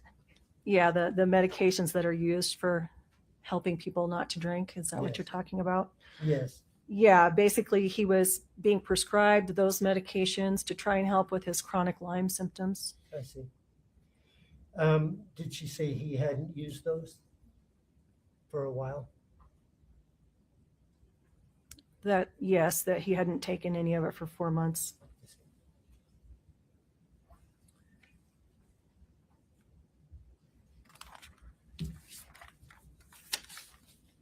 One moment, Your Honor. Yes.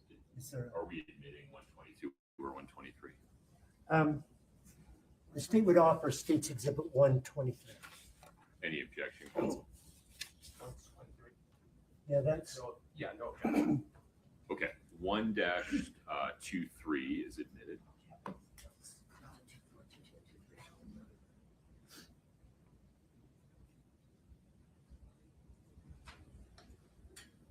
No, Mr. Ramos is witnessed? Okay, very good. Very good.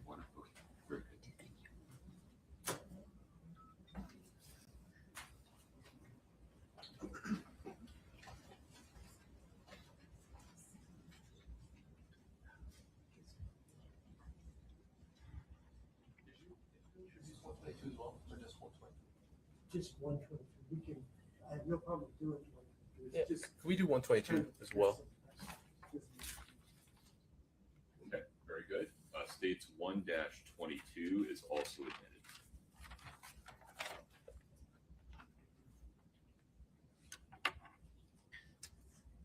Good afternoon, doctor. Hi. How's retirement? Besides today. It's good. Good. I recommend it. I'll get there one day. We talked about a lot, and I'm trying to kind of drink out of a fire hose, so I'll try to follow some semblance of a good timeline. But I want to talk about what you just left off on. You indicated chronic Lyme. Could you explain what that is?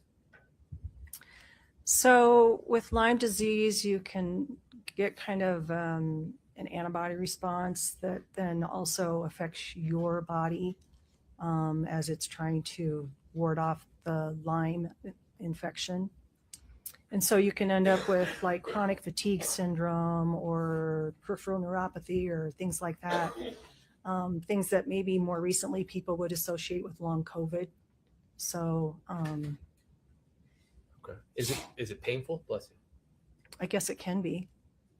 Yeah, you guess. Yeah, I mean, peripheral neuropathy is definitely can be painful. So some people will just have tingly pinpoint feelings. Other people, maybe they just can't feel anything. So it varies from person to person. So.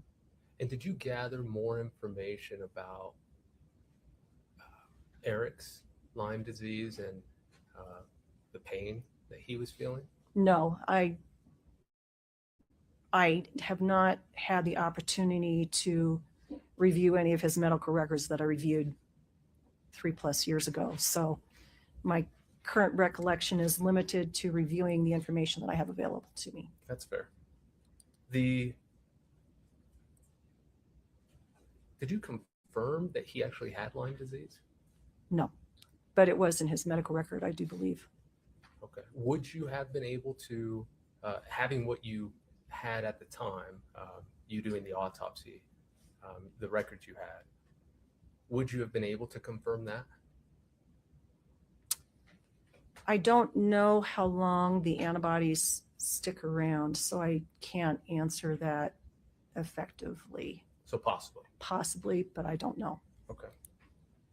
You indicated that one of the, and I can't remember which one, so if you can't remember, we'll pull up the medication that was listed. You mentioned opioid reduction for one of them. Do you recall that? That's the naltrexone. Naltrexone. And that was found in the system, correct?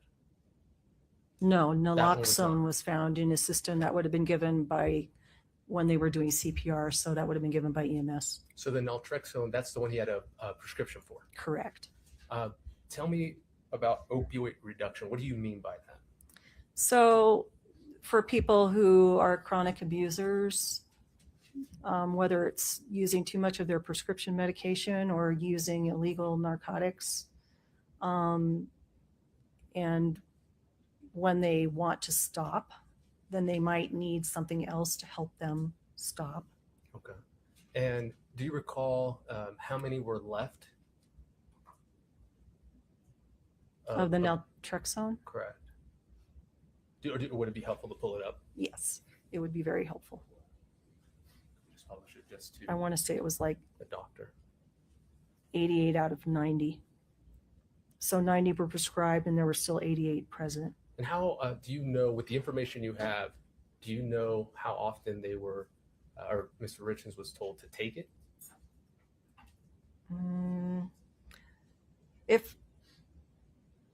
If I were to go back and review the scene photos and look at the bottle, then yes. But not with what you have. Not with what I have, no. But this prescription was from 2020. And do you know if those who are prescribed naloxone, is it something that you need to take daily, or does it vary just whenever you feel the urge, I guess? I'm sure it's supposed to be taken on a certain time frame, but I don't know what that time frame is. No problem. Mr. Burmester was talking to you about the blood alcohol level, or rather the presence of alcohol. I'd like to talk about that now. Mm-hmm. So you mentioned that initially there was no presence found in the initial testing, but then there was an expanded panel done, and it was at that point that it was found. Well, it was found in a different sample. Correct, the gastric. So the initial testing was done on the vitreous fluid, which was negative. And was it found in the blood? No. So in the vitreous and the blood, no alcohol found, correct? Correct. But then when the expanded one, it was the gastric, is that correct? Correct. Now, does that tell you in your profession, and you had mentioned earlier that maybe it's a toxicologist world, so let me know if that's the case here, that does it tell you those two things that you have, or I guess three, blood, vitreous, right, and then gastric, Does it tell you kind of chicken before the egg, which one was ingested first? Can you tell me that? I can tell you that there was no measurable intoxicant related to alcohol that was in his blood or vitreous. And with your knowledge, if it's in your gastric, does that indicate timing wise whether that was first and then it goes to the blood? If it's from ingestion, I would say possibly.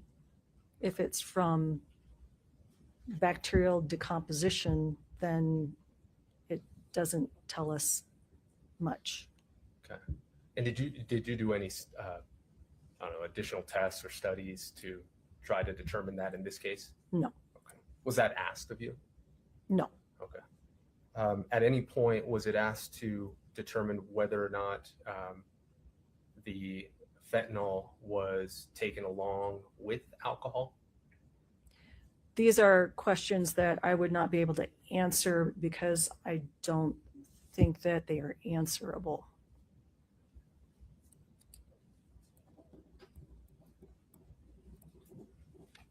Okay.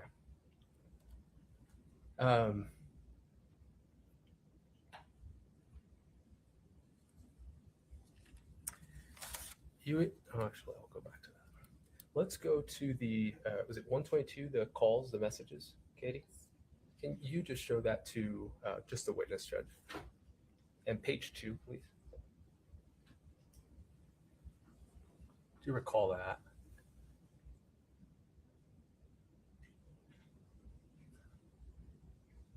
Not specifically, but I mean, it's a typical note that we would get. And this is one that was addressed to you. Correct. At the very bottom, there's a signature. Is that yours? Yes, it says the call was returned on March 17th of 2022. Perfect. Could we go to the case notes, Katie, for that same day, please?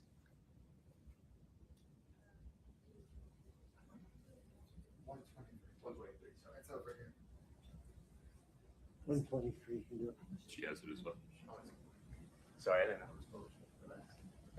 Is what's in front of you, is that for the March 17th that you returned that call? Yes. Okay. Now on the case, is it called the case log, case notes? What would that? Same thing. Same thing. Is that automated? Is it automated? In terms of the, let me be more specific. Is No, it I have to type it in. But in terms of the time and date, No, it's not automated. I don't believe so. Okay. I don't know for a fact. Okay. Could we just do a? Yeah. Could we not call it out? Yeah. So there you have a full view of what I see as case notes, case log, correct? Right. Okay. And so you can see that on the top, it has a date, time, doctor, and I guess who's calling. Do you see that? Mm-hmm. Do you know, I know you're retired, whether you would have inputted that information, not the contents of it?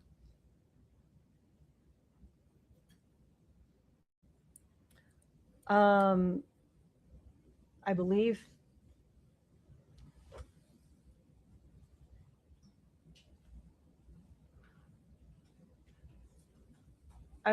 I certainly would have entered the date and time. So yes, I think I would have entered that. Okay. And Because generally I would try and enter these as soon as I was done with the phone call. It didn't always happen in that fashion because I'll usually make paper notes and then, because you can't remember everything and you're not recording the phone call. So correct. So when you get to the point where you are inputting it, correct me if I'm wrong, the purpose of inputting that information is that whoever's working on that case can have the information that you have. as far as investigators and stuff, Sure. sure, but mostly it's just a documentation of what happened. That day. Yeah. Okay. And it seems like whenever calls were made to you, you did a pretty good job of summarizing what was discussed. Yes, it was more for my recollection maybe than anybody else's. Correct. And with that, kind of like you said, you were trying, or you indicated we. I imagine your team, correct? Yes. Does that include anybody outside of the Office of Medical Examiner? No. Okay. So people at the Office of Medical Examiner working on this case, notes for you to try to determine what the manner or cause of death is going to be in this case. Fair? Correct. And as people are calling you to get information, you're uploading all the contents of those calls, correct? Yes. And you do that with every call? You try to do it, but sometimes you might be someplace, you might be in a situation where you can't. Like if, for example, when I was in the process of retiring, I might not be working from the office. I might be working from someplace else, and it just may not be feasible to do it because I might be making phone calls on my personal phone, for example. Sure. So, and so in this case, you did get a note that Ms. Richins called on March 17th, and then you did speak with her that day, correct? yes, And then you put that information in there. yes, And in that discussion, you talked about the lungs and how there had died previously, correct? yes. And I want to get the timing right. Mr. Burmester asked you about the fungal testing that you had done. Was that before or after this call? I'm sure it was before because since I already knew they were granulomatous lungs, I wanted to look at what might be causing that problem. Okay. And when did you get the results back from fungal?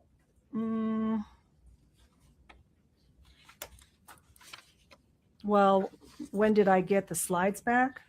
Yeah. When did you determine that the fungal? I can't say for sure when I reviewed the slides. So it could have been before or after this call. Well, I wouldn't have been able to review them until they were back. Right. So I don't know the timeline on that. Okay. It would have required special stains, which I think I did order up front, but I'm not sure that I have that information in front of me.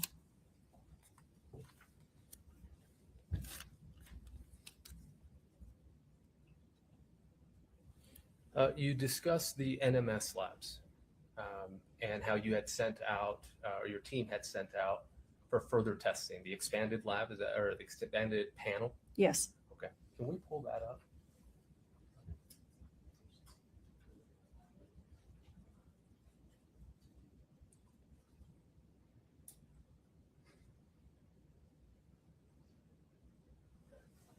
Is that up on your screen? Yes. Okay.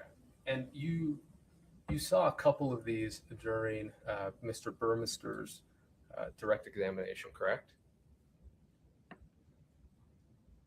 Yes. One for the blood toxicology and then one for the gastric toxicology. Yes. Okay. And now we're just clicking through all of these fairly fast. I just want, do you remember how many pages you received back from NMS labs? What I see is what's in the autopsy report. Okay, so let's pause there, Katie. So with the NMS labs, the only document that you received was just that one? The one that's in your... The one that's in the original report and then the one that's in the supplemental report. Okay, and those are the only ones you received from NMS? That's what I received, yes. Okay. If you could highlight, Katie, for the doctor, the page number at the bottom for the last page. Can you see that, doctor? Yep. And how many pages is that? 999. Now, you had mentioned earlier toxicologist. As she was clicking through all of these, I think there's graphs and everything. Is that something that's more suited for a toxicologist to be able to interpret what's in those documents? For this extent, yes, yes. Okay. So I won't ask you any questions on that. Okay. I've never seen one of these before. It's good. Would have been an awkward cross-examination.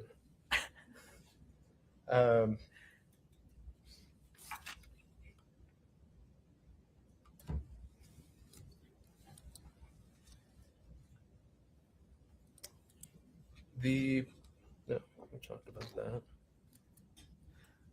I'd like to talk to you about I think it was before the lunch break. You talked about the anaphylaxis, kind of like a reaction. Do you remember that? Yes. Could you talk to me a little bit more about that? I want to make sure I understand that. So he had a history of allergies, just a broad history. Right. And I don't really know how much information I had. And I don't know whether I was more concerned about the COVID or about the allergies when I put that section in of the epiglottis. But for people who have chronic allergies and who are known to carry EpiPens around, then that's always something that you're concerned about. Okay. And so what is it that you found exactly? I found nothing of interest. It was just normal inflammation, and I didn't find any histamine response that would be of concern with anaphylaxis. So you have cells that release the histamine, and that's what causes you to have the throat swelling or whatever response you have when you have these severe allergy reactions. So, And the allergy reactions, they could be for plants or trees. yeah, I mean, the one that we classically see is for peanuts. Peanuts.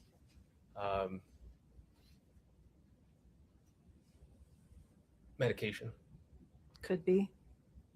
Um, There's really only a couple of things that I've actually seen it for in the office. Peanuts is one of them, and maybe another thing would be like for like an antibiotic. like penicillin. Yeah. What about opioid drugs? No, I've never seen that.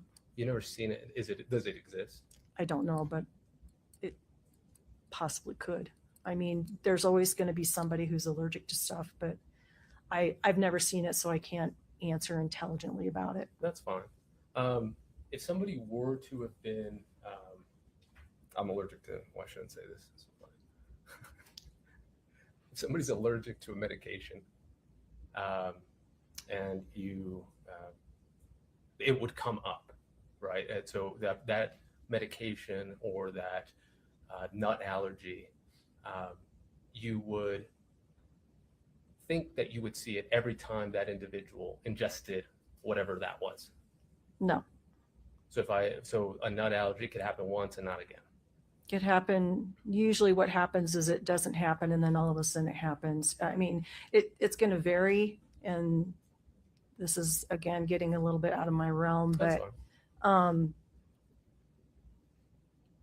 you may have a mild response to it, but you never know when you might have a maximum response to it. But the range of drugs or whatever that would cause that type of reaction are beyond my purview. And so you can't say sitting here today that, fentanyl causes an allergic reaction in anybody. I cannot. I'm not saying it doesn't. I'm just saying I can't say it does. If it had, you would have seen it here. I don't know what type of allergic reaction it would cause. Not all things that cause.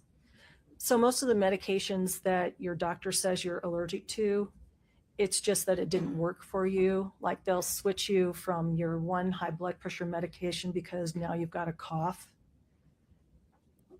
Okay. And so they're saying, well, we need to put you on a different one. And it may not be that you're allergic to that medication. It may just be that that medication either A, isn't working for you, or you have a side effect to it that's undesirable. And so when you have all of these things that you're listed in your medical record that says allergies, it may not really be an allergy. It's just where they document that stuff. Understood. The food particle that was, you indicated that you saved it. Is that correct? Food particles? The gastric contents? And the gastric contents, correct. We saved a portion of it. Okay. And did you locate any THC gummies in there? Nope. Okay. Did you look for them? Should have asked that first. I'm sure they would have melted by then. That's fair enough. And there was no measurable THC in the toxicology analysis either. I don't know that I would have had to order that specifically. I can't remember. Okay, fair. Can we pull up the?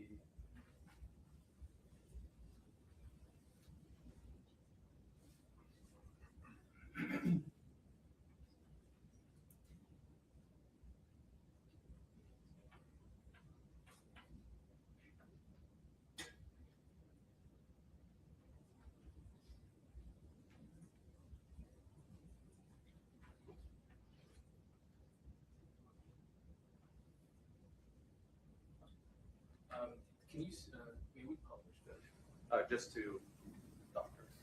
So we're going to show the witness this document. Okay.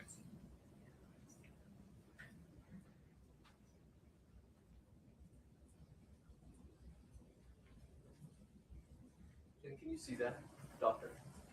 Yes.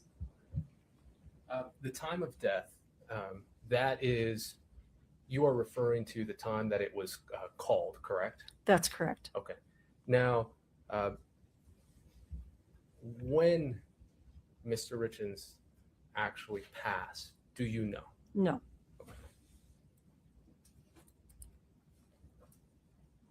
So the time of death is just the time it was called. That's correct. We have limited information that we can go by, last known alive time, and when CPR was performed, once they stopped performing it. And if there's no obvious information in between, there's maybe some soft factors that we can use to kind of narrow it down. But typically, I'm going to go by last known alive time and when his time of death was called by MS or in the emergency room or wherever. Okay. Can we go to the second page?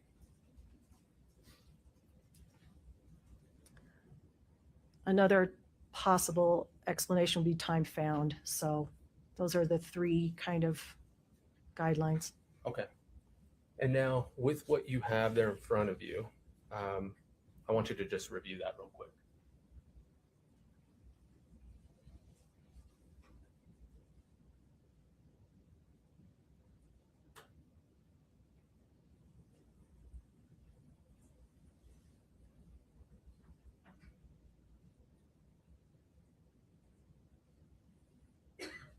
Do you recognize both pages of the document in front of you? Yes, this is the form that when you request a death certificate, this is what it looks like. Okay. And is that the final one? Yes. Okay. Move to admit. Is it 300?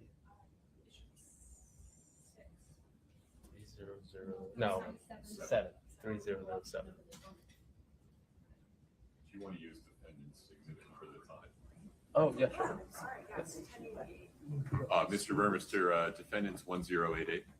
We do not object. Okay. Defendant's 1088 is admitted. Are we publishing to the jury? Yes, Judge. Second page of that highlight. Or Will you that show call the out. first page before we get there? Just so they understand what they're looking at. Thank you. So this is a certificate of death here, correct? Correct. And now the information that's contained in it, this was, I don't know, like for a better word, you signed off on it. Yeah, we do a preliminary death certificate initially. Just you have to have a death certificate of some form in order to initiate a lot of things that occur after death for, you know, the funeral home and whatnot. So we'll do a preliminary one that's basically just says pending. Okay. And then once we determine what the cause and manner of death are, then we amend it. Okay. Let's go to the second page if we could do a call out. And so this is the pending on that first line, correct? Yes. Now, the amendment, it seems to just track the same day. I imagine that's not obviously how it went. Maybe this was internal. Could you just help explain that? Is that just when the amendment was? That's the amendment when that was done. Yes. Okay. Now, initially, the immediate cause of death was pending, as you said, and then it changed to drug intoxication, fentanyl. Correct. Now, that was the cause of death, and now the manner of death was pending to not determined. Correct. Okay. Now, that never changed, correct? The manner of death, as I'm reading through it.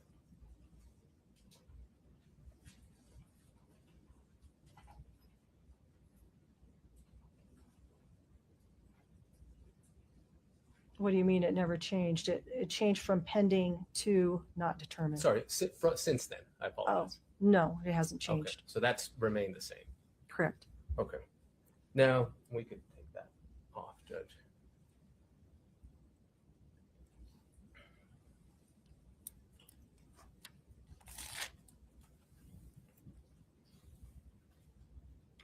You indicated that as you're working specifically on this case, you are gathering information from everywhere. Correct. So from NMS labs, correct? Yes. Getting fungal slides or testing done, Yes. speaking with law enforcement, Yes. and using their reports Yes. from your OME investigator, correct? Yes. From calls that you've received from Ms. Richins, Yes. from calls you received from other members of the Richins family, Yes. and those are all documented as we saw in the case log, correct? Correct. Correct. Now, did you have meetings with Summit County Sheriff's Office? Yes. I mean, I certainly had phone calls with them. I don't know whether I had in-person meetings or not. I can't remember. Okay. And during those calls, what did you learn, or meetings? I don't know off the top of my head. Okay.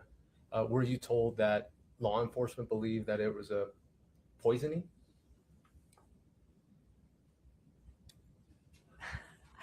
If you don't remember, that's fine. Yeah, I mean, I don't, yeah. I'm sure that I had some logs in there that indicated some of the conversations, but But you don't remember now. I don't, yeah, I mean, I can't remember individual conversations. That's why I make notes. Right. Now, regardless, with all that universe, right, of information, you can also ask for follow-up, correct? As far as what? Anything. So let's say Ms. Richins indicated something to you, you can have a conversation with her. Yeah. Try to get a little bit more. Correct? Yes, And when you're speaking with, did you speak with Detective Woody? I did. And so speaking with Detective Woody was giving you information, correct? Yes, And you could also have a conversation with Detective Woody and say, well, could you follow up on X, Y, or Z? Correct? I usually don't. Yeah, I mean, I guess I could. I'm not sure where you're going with this. I'm just trying to see that all of this you indicated, you were gathering all this information so that you could ultimately make a determination as to the manner of death, correct? Yes, Okay. And so you indicated that you had, make sure I get this right, natural cause of death. yes, Suicide was one of them. yes, Homicide, yes. not determined, An accident. an accident.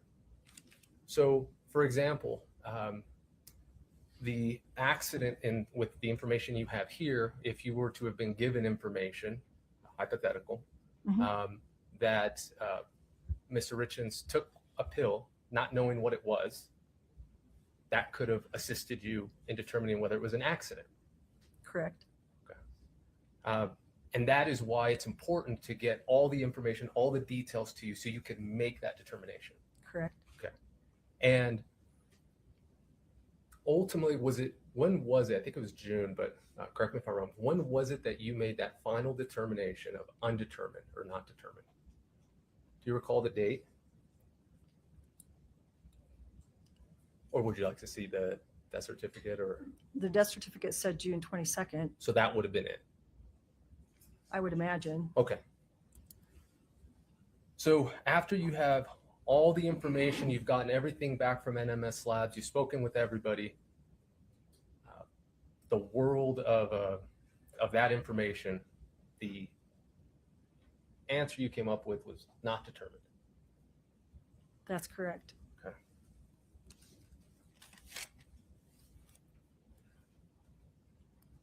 And I know you've been retired. When did you retire? January 1st, 2023. So about 6 months before, right? In that time, did you see in your line of work overdose deaths All the time. from fentanyl? All the time. Accidental? All the time. Not determined? I probably saw some of those as well. And then I imagine suicide? Yep. Would you say that during your time that has increased? That number that you saw? During that era, yes. And what era would that be? 2020 to 2022? Yeah, roughly. Okay. 2018 to 22. Were you familiar with the one pill, one kills? One pill kills, I mean? Not you- that phrase, but Okay. certainly the concept. And were you trained on that in while you were or before you retired as to the increase in fentanyl overdose? I saw it. I didn't have to be trained on it, yes, but I mean, sure. Okay. My point is that you've seen a lot of, unfortunately, a lot of fentanyl overdoses recent or before you retired. Yes. Okay.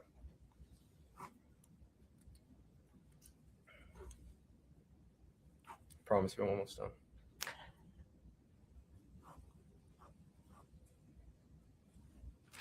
Okay. Check with my colleagues.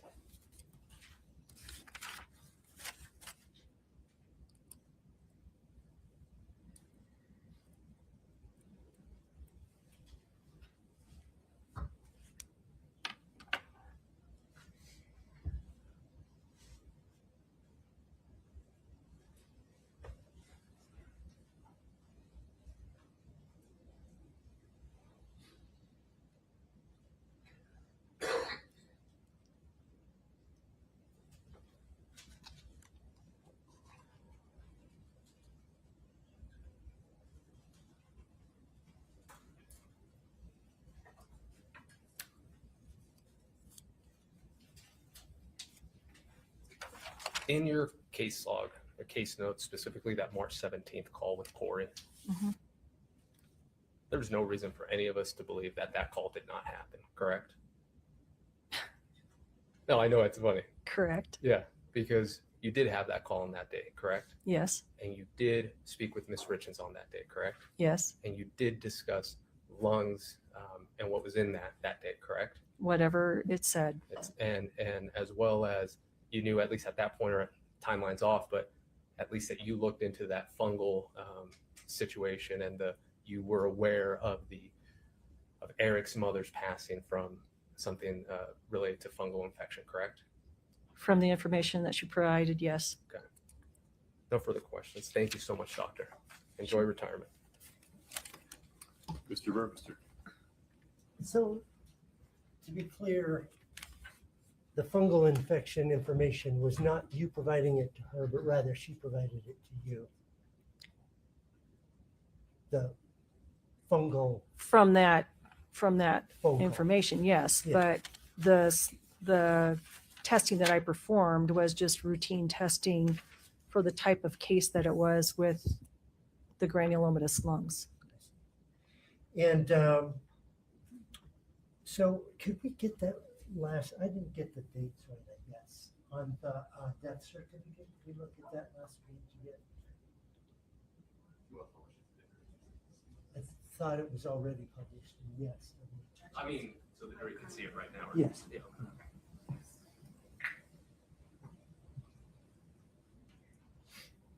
What part do you want us to zoom in on? The second page. Now,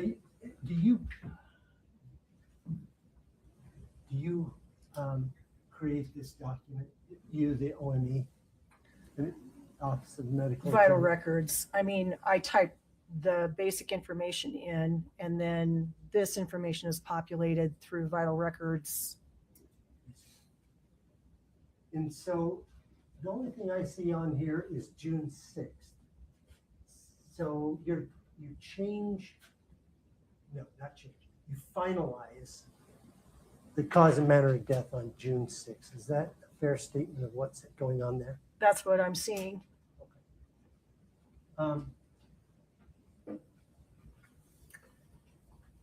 Thank you. So, as of June 6, 2022, did you have any of the text evidence from Kouri Richins' phone at your disposal to make your determination? No. How about phone calls from Kouri Richins? Anything further would have been what was documented in the call log. But you didn't have recordings of phone calls or Verizon or T-Mobile or whatever things, correct? No. Okay. And you didn't have access to any financial documents at this point? No. June 6th. Okay. Let's talk about what's going on there. That's you have those categories, and that's required by statute. You need to call it at some point one of those homicide, suicide, accident, natural death, or undetermined, correct? Yes. So homicide, that isn't a legal criminal determination. No, it's simply a term that we use indicating that the death was caused by another person. As opposed to suicide, for example. Yes.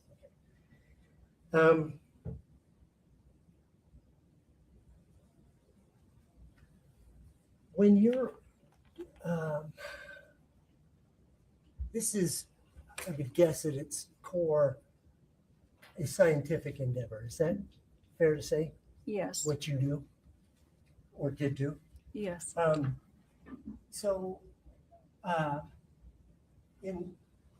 In pursuit of science, you don't start from a presumption, I would assume, that you look at all the evidence before you make, and you go off of the evidence that you receive before you proceed in any direction. Correct. You might have a working hypothesis, so you have a direction to start in. But yeah, you have to be receptive to all of the additional information. Okay.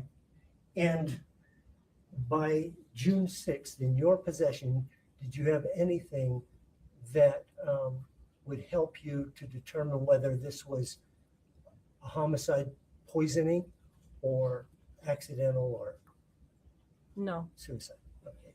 And that's why you came up with the decision you came up with. that's correct. Do you consider motive evidence when you're making a determination of homicide, suicide? Not typically.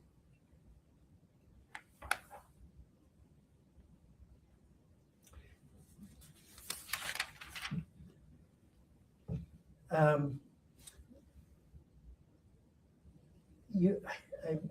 think I just missed it, but you said there were some things that you are unaware of whether they can be determined, or the things that can be determined. Is one of them whether the alcohol found in the gastric fluid ingested or decomposition, to sort those two out? There's no way to sort those out because the chemical makeup is the same either way. I see.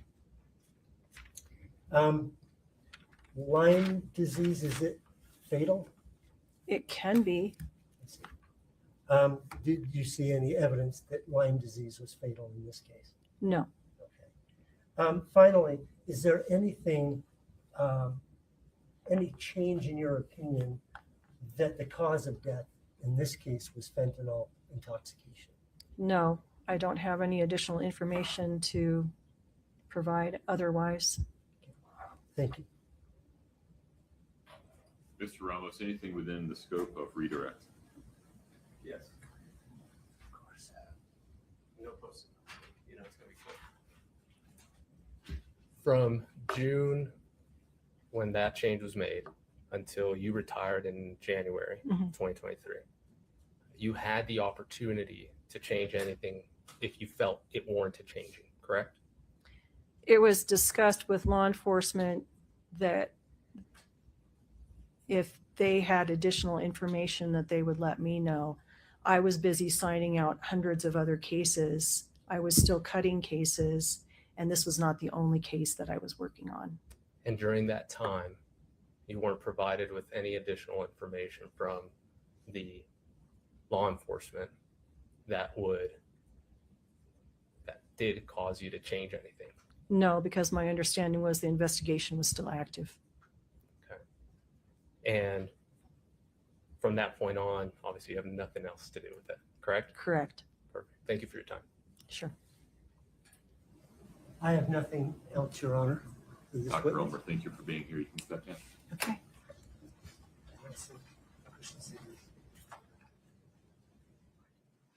Folks, let's take a restroom break, please. Please rise for the jury.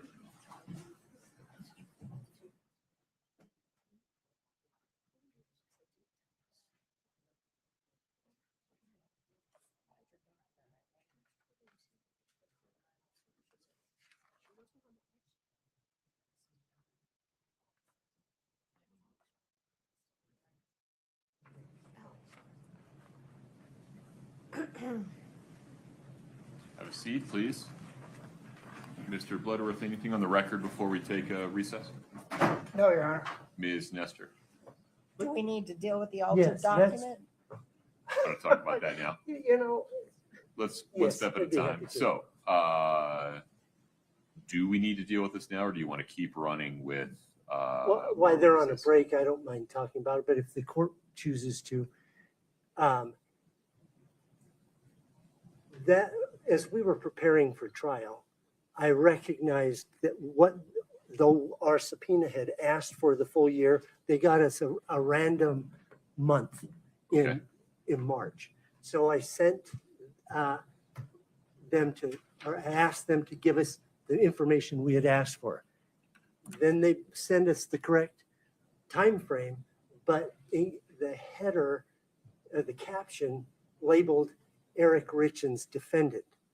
It's not appropriate. So we said, okay, can we try and get the information that we asked for? They finally provided it.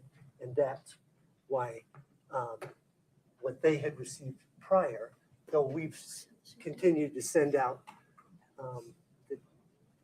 the reports as we receive them. Can forgive me, I've already forgotten how this document was marked. What's the number? It was 1-27. Can somebody put 127 up for me? I've got it up, Your Honor. Okay, one moment, please.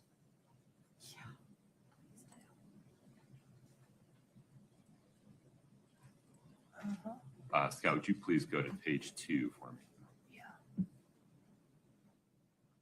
I can't see it. I'm sorry, Judge. I appreciate that. One moment.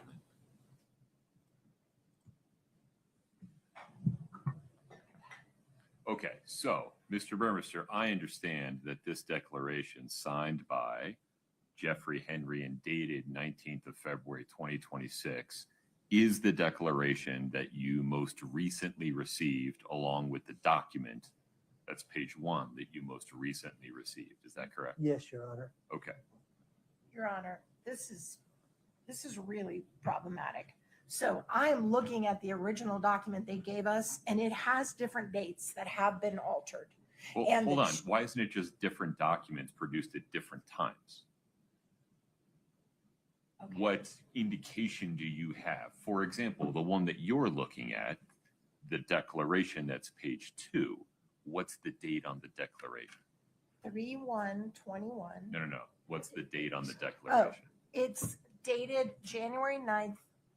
January 9th, the exact same date as, I'm sorry, this one's dated 19th of February. So they're not seeking to admit the one that you're looking at. They're seeking to admit a different one that is authenticated on a different day. If you would please have a conversation with them about whether you have any objections to that one during the break, we can pick it back up after that. All right. Thank you. Folks, back at 2:50, please.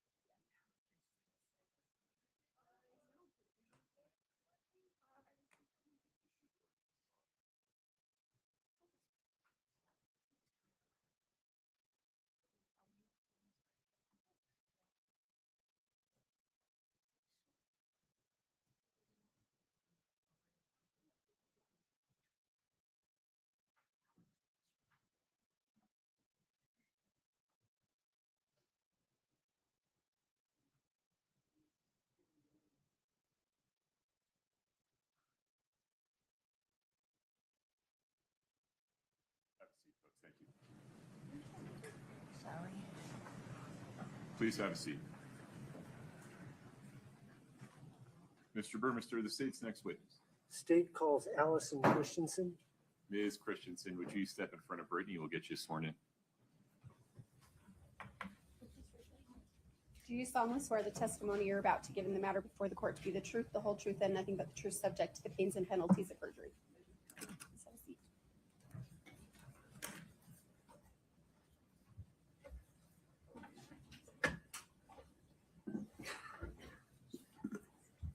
Can you please state your full name and then spell both your first and last name? Allison Christensen, Allysson, Christensen. Now, I know that you brought into the courtroom your own bottle of water and some cough drops. Yeah, I'm just getting over a cold and have lost my voice over the weekend, so I'm just hoping my voice will hang with us today. Okay, excellent. I'm rooting for you. Okay, so are you employed, Ms. Christensen? I am. How are you employed? I work for the Statewide Information and Analysis Center housed under the Department of Public Safety. Did you work for them in 2022?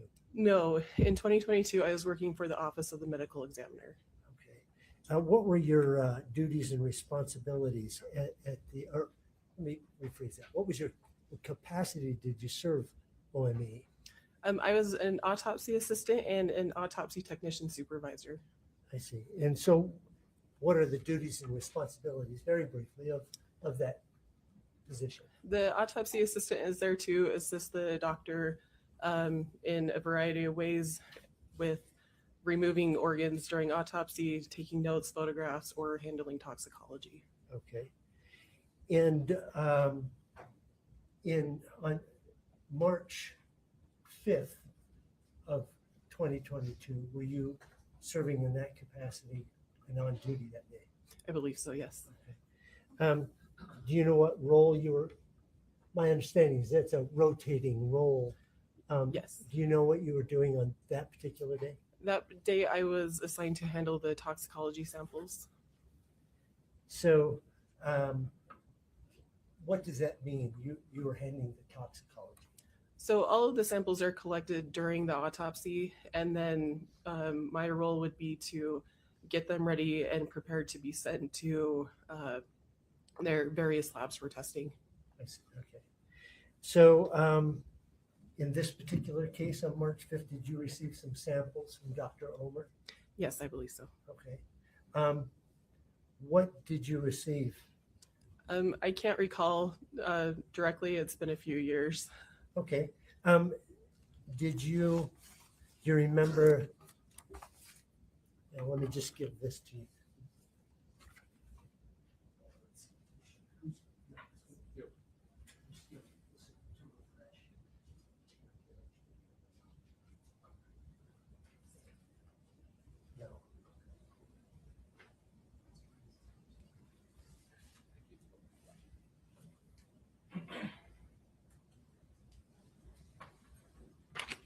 Do you recognize, just for the record, what those items are? Yes, these are our toxicology requisition forms that we use. And it looks like the samples, the toxicology forms for the samples that were collected that day. Okay. Does that then help you remember what it was you were working on that day? Yes. Okay. What was the name of the body from which the samples came? It says Eric Eugene Richins. Okay. And so what was requested by the doctor? Can you clarify? What sort of tests? For the testing? What did you have to prepare? So testing that was requested, it looks like there was samples to be sent to NMS for testing. There was one sample that was sent to our state lab for different testing. There were some histology tests requested. And then it looks like some cultures that are also done at the state microbiology lab. Okay. So I'd like to focus in on the NMS sample. Sure. What did you receive to send out? So I would have received the samples after they were collected at autopsy. They're placed into a fridge. So I would have gotten the paper, just like the one that you handed me, and would have used that to submit the test request through NMS. Okay. Do you know what samples you received, what they were? On the form, it says that there were 3 tubes of IVC blood, which is inferior vena cava. Okay. 2 tubes of vitreous fluid, which is the fluid from the eye. 1 tube of urine, 1 container of gastric fluid, and 1 container of liver sample. Okay. Now, was there an indication to do something special with one of those 3 blood tubes? Yeah, it says on the 3rd blood tube that the doctor requested that it be held in our freezer at the OME for possible future testing. And is there these tubes that they're collecting in? Is there something, are they just blank test tubes, or they prepared with anything? No, they're prepared with things. So there are 2 gray tops, and a gray top, it's a vacuum sealed container. It's just like when you get your blood tested in a hospital. That gray top indicates that there's something inside the tube to prevent the blood from clotting. Okay. The other tubes, it looks like they were red tops, which means there's nothing inside of those. So they're still vacuum containers, but there's no additive inside. And then the gastric and liver samples are in, it looks like a cup. So that would have just been a small plastic container. With no preservatives? With no preservatives, correct. So you have those 6 samples that you're going to send out, 1 you're preserving. Sorry, correction, 7. Yeah, 6 that you're going to send out, 1 in addition that's going to go away. Sorry. Or stay, rather. Yes. Right? Okay. So how do you package those up, and what's the process? For NMS in particular, the process would be I would take the requisition form and I would use the online portal that NMS has. We enter all the information that includes the case number, the patient name, date of birth, date of death, date of collection, the person who collected it, what was collected, and then the tests that are requested. Once all that information is put into the system, a form is printed out and it has all of that information on it. I'll use that form to double check against the samples to make sure that everything matches, so that everything as far as the case number, the name, what the samples are, everything matches on the samples versus the paperwork. Once that's done, the tubes are placed into a plastic vial sleeve, which is just a plastic envelope that has slots in it for these vacuum container tubes. I place the tubes in that's sealed shut. And then the other specimens that don't fit in that, so the cups and that sealed envelope, would be placed into a biohazard bag. I would sign and date the paperwork to say that I was releasing those samples to NMS through FedEx to be tested. I'd place that form inside of the biohazard bag, seal that shut. All of that is placed into a cardboard box provided by NMS, and 1 case per box. And then that box is again sealed shut with a evidence label that I would sign and date. Okay, so it's sealed from contamination from each other and from other sources, exterior forces. Yes. Do you notify anyone that you're doing this? I mean, FedEx? We would know. NMS? Yeah. So NMS would be notified once just by using their online portal. They get that notification. And then once there are enough samples, like at the end of the day, we would notify FedEx to come and pick them up. I believe March 5th was a Saturday. Okay. So these samples would have been held in our toxicology lab until the following Monday and then sent on that Monday. So that would have been 7th? Correct. Okay.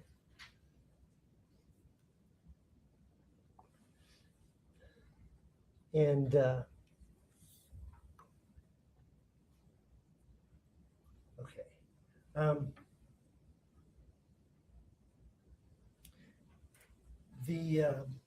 Let's take a look now at the tox lab and health department.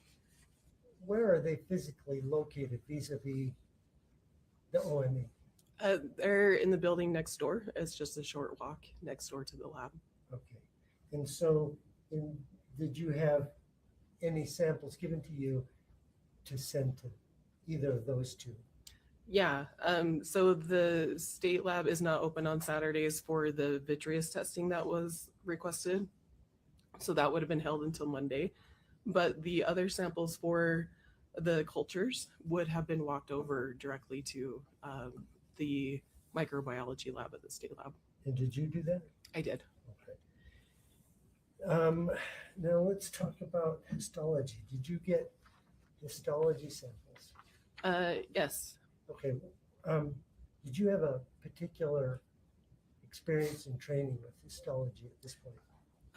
Yeah, prior to working at the medical examiner, I was a histology technologist at a hospital. I am board certified as a histotechnologist through ASCP, the same board that certifies doctors for medical examiner. So yeah, I have some experience in that. Okay. So did you have a particular position within the OME regarding histology at that time? It didn't really have a title, but I did oversee the histology lab, if you can call it that, or the histology storeroom. I see. And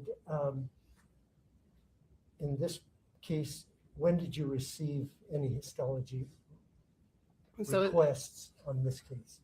It would have been collected at the time of autopsy. So on the form here, it says March 3rd, or sorry, March 5th. Okay. And is there a delay for sending it out? There can be. So histology is a different process than regular blood testing. So histology tissue needs to be what we call fixed in a formaldehyde type solution. So the histology samples were sent to an outside laboratory in California, and they would all be batch sent usually once a week. And so while waiting, they would be in a container of that formaldehyde solution. Now, is any staining or anything done at the lab or done by you? It would be done at the lab. I see.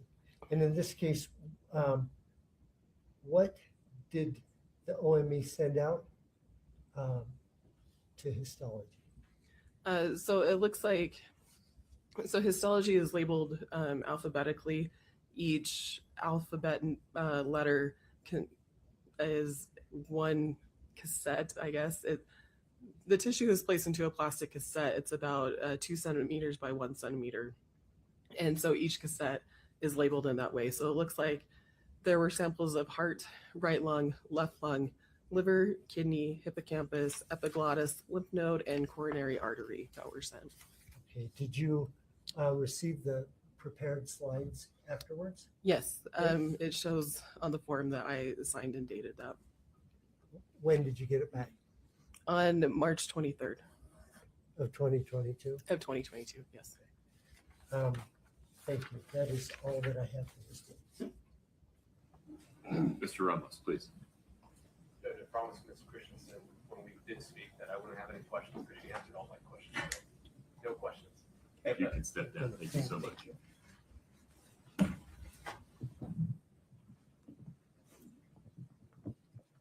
Chelsea Gibson.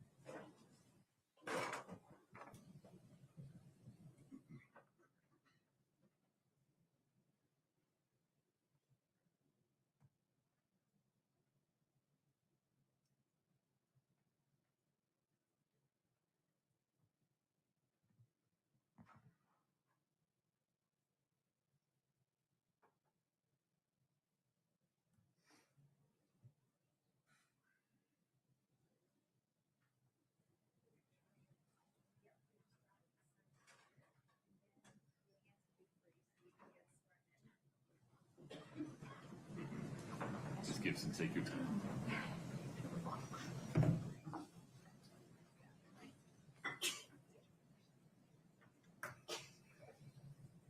Please raise your right hand. Do you solemnly swear the testimony you're about to give in the matter before the court to be the truth, the whole truth, and nothing but the truth, subject to the pains and penalties of perjury? Thank you. Have a seat.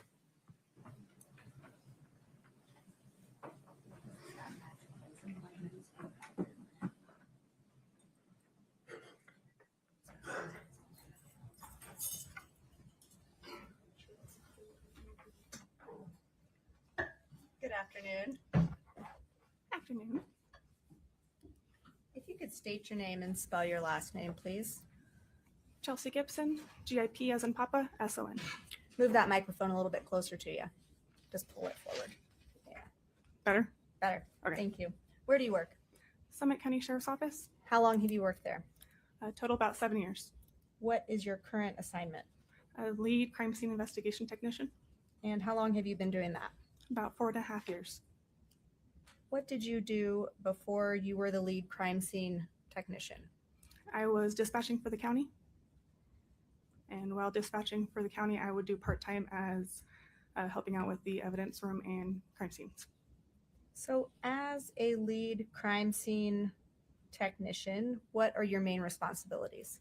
To oversee the evidence room and respond to crime scenes, to document, analyze, collect, and process evidence.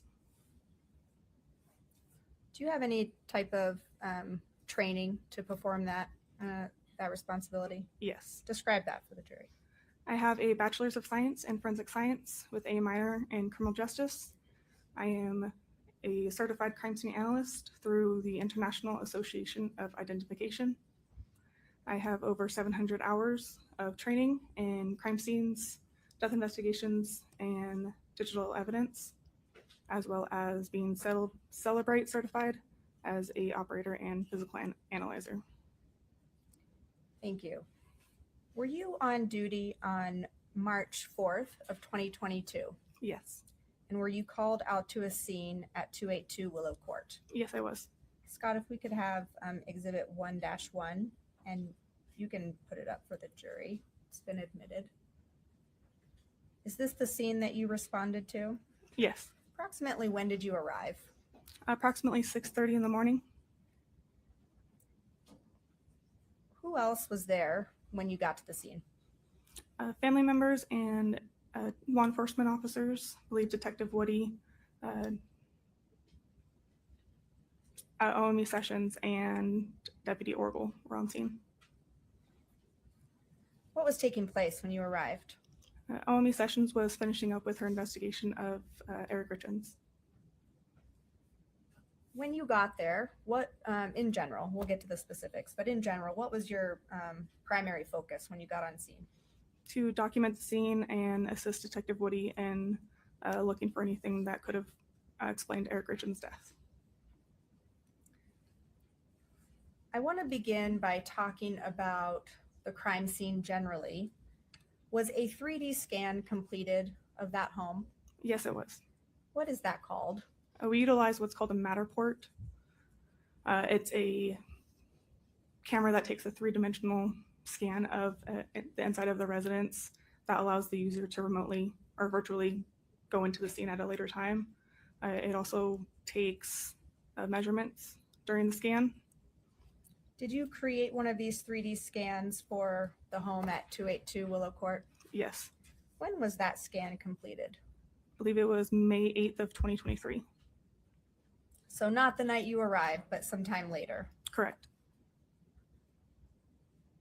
How functionally, how does it work when you're creating the scan? Essentially, it's a large computer that takes a three-dimensional photo. It's placed on a tripod, and you scan in different areas of the home. So typically, you want to keep about 5 to 7 feet from the previous scan.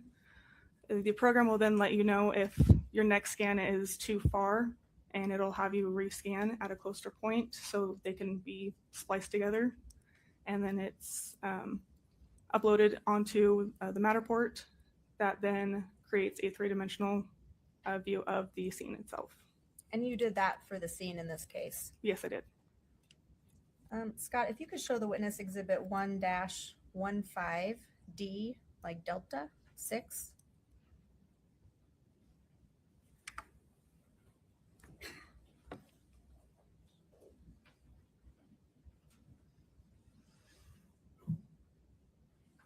Let's pause it. I don't want it to play yet. I'm going to stand over here so that I can see what's on the screen too for now. Do you recognize what's on your screen? Yes. What is that? It's a video documentation of the Matterport that shows a walkthrough. And this is the scan that you just talked about completing? Correct. I'm going to move to admit 1-15D6. No objection. States 1-15 Delta 6 is admitted. If we could publish that, please. Sure. Brittany, this one only exists electronically. If you can make a note of that.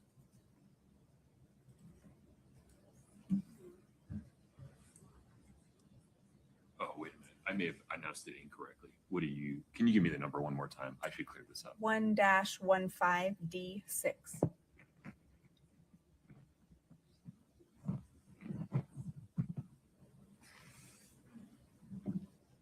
One second.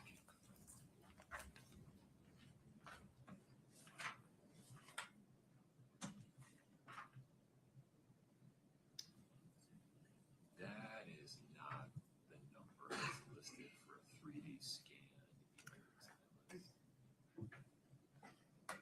This might be the updated one, blurred visions, but We blurred. Here, take a Yeah. look here. This Take a is look. why we're confused. Okay. Is that what you have in mind? Yes. Okay.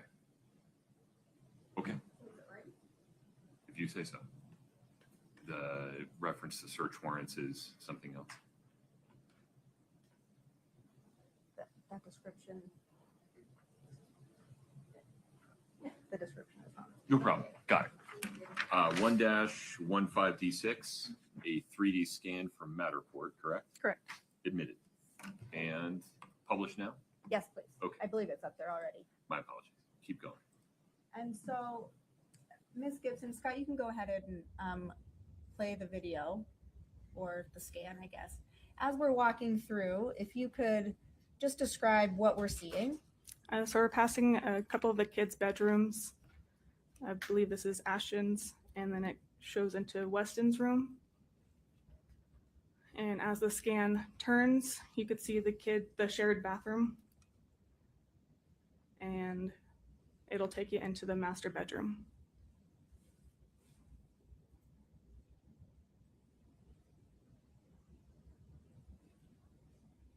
And from the master bedroom, it's going to move into the master bathroom.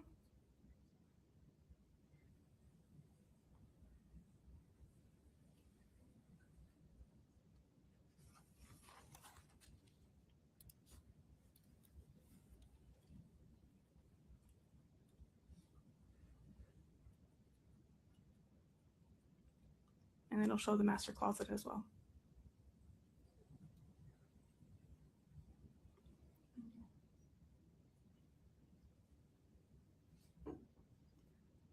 And now we're going back through the master bedroom, through the main hallway of the home.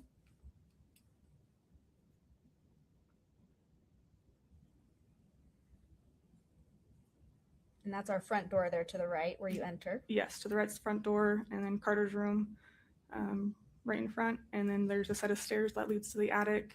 And then to the left is the living room.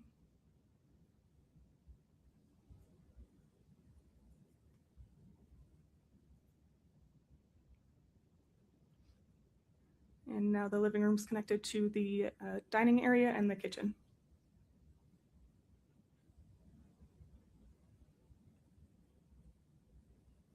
We see a black case on the counter at the top there. Was that your equipment? Yeah, that's what the Matterport was in.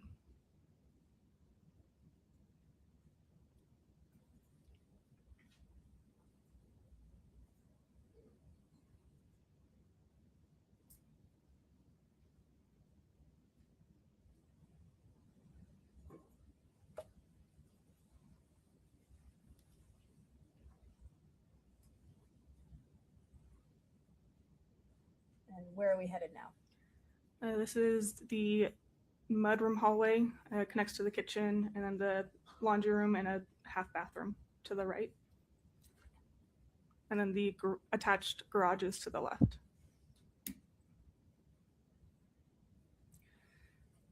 So turning your attention back to March 4th of 2022, what specifically were you doing on scene when you got there? I was there to assist Detective Woody in documenting the scene as well as collecting any items of importance. When you say documenting the scene, how do you do that? It's a lot of photographs and taking notes. As you were doing those things, did you see anything out in the open that might explain the death of Eric Richins? There wasn't any obvious signs when I arrived on scene. Did you see any THC gummies? No. Did you see any drug paraphernalia? No. We've asked a couple other witnesses about drug paraphernalia, but I don't know if any of them have described what it is. Why don't you tell the jury, what are we referring to when we say drug paraphernalia? A simplified version, it's anything that is an item or a piece of equipment that can be used to consume or conceal illicit drugs. It's typically known as pipes, bongs, needles, can be concealed in little baggies. So you mentioned that you took some photographs. I want to turn your attention to the master bedroom. Did you take some photographs in that room? Yes, I did. Scott, if you could show the witness exhibit 1-10 and 1-11. Do you recognize these? Yes. What are they? Overall photographs I took of inside the master bedroom. Fair and accurate depictions of those rooms on that day? Yes. I'll move to admit 1-10. 110 and 111 are admitted. Do you want to publish? Yes, please. Okay.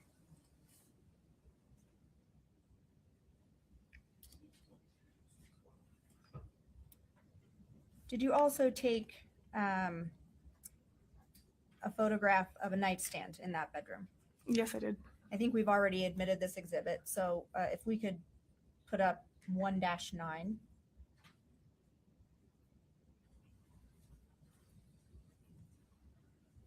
Do you recognize this? Yes. And this is another photograph that you took? Correct.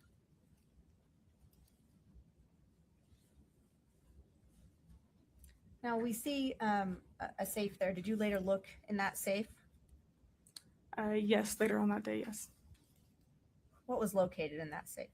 Inside the safe were a couple of firearms, a large amount of cash, I believe some ammunition, I believe an empty checkbook, and some handwritten documents. All right. As you were in the bedroom, was Mr. Eric Richins was his body still there? Yes. And did you document that as well? Yes, I did. If we could see exhibit 1-7, please, for the witness. Do you recognize this? Yes. What is it? It's an overall photograph I took of inside the master bedroom showing where the deceased was located when I arrived.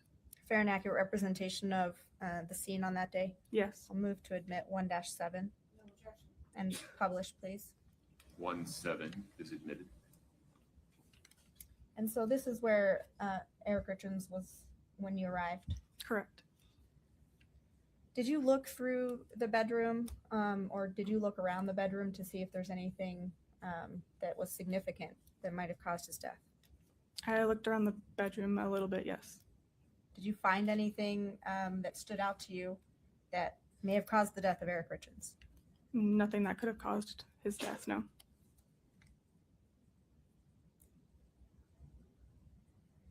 Now I want to talk about the bathroom that's attached to the master bedroom and the closet. If we could have exhibit 1-12 and 1-13, please, for the witness.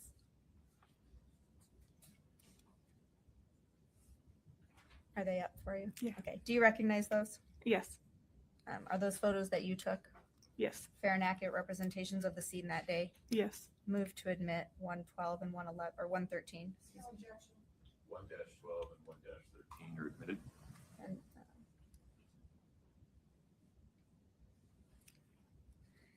so again, did you look through the master bathroom and the master closet? I looked through the master bathroom. Any THC gummies found in there? No. Any paraphernalia found? No. What about, I should have asked you these questions for the bedroom too. Did you see any THC gummies in the bedroom? No. Any drug paraphernalia? No. Okay, let's move to the kitchen. Did you yourself look through the kitchen? I did not know. Are you aware if anyone else did? I'm unsure who looked in the kitchen. If something of significance would have been found in the kitchen, would you have been notified? Yes. Speculation. Would you rephrase sustained? Sure. As other people were around the house, what would the protocol have been if an item of significance had been located? If an item of significance is located, I would have been notified to photograph and document. Did you do that with anything in the kitchen? No. What else did you do on March 4th?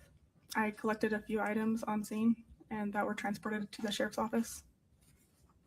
What were those items? Medications in Eric Richins' name, and there's a sheet underneath the bed that was kind of balled up. Approximately what time did you leave the scene at Willow Court? Approximately 8:29 in the morning. Who did you leave with? Myself, Detective Woody, OME Sessions, and Oracle. We all left it at the same time. And to your knowledge, when you left the scene, were there any other law enforcement officials still there? No, there were not. You were the last ones to leave. Correct. To your knowledge, were there other searches made at the 282 Willow Court home? Yes. And were those searches subsequent to March 4th, were they different than what you did on March 4th? Yes. How were they different? With a search warrant, we have more reason to search the home itself. So it's a more extensive search of the actual home itself. We're looking for specific items pursuant to the search warrant. So typically we're looking in cupboards, cabinets, drawers, inside closets, inside boxes, inside pockets. And so compare that, what you're describing with a search warrant search to what you did on March 4th. How is that different? March 4th, we didn't have too much information to go off of on what we were looking for specifically. So we weren't looking through every drawer, everything. It was more so to the naked eye. So talking about when a search warrant is performed, how many times have you been part of searching a home or something else for a search warrant? I responded to the home on Willow Court 8 times. And what about in general as a crime scene technician? How many times have you assisted investigators in executing a search warrant? I don't know about including search warrants, but overall including search warrants and crime scenes, over 100. So when a search warrant is executed, are different officials on scene given different assignments? Yes. How are those assignments made? Typically it's the sergeant over investigations or lead detective, and sometimes the crime scene will assist. What are the different assignments that are made for the personnel on scene during a search warrant?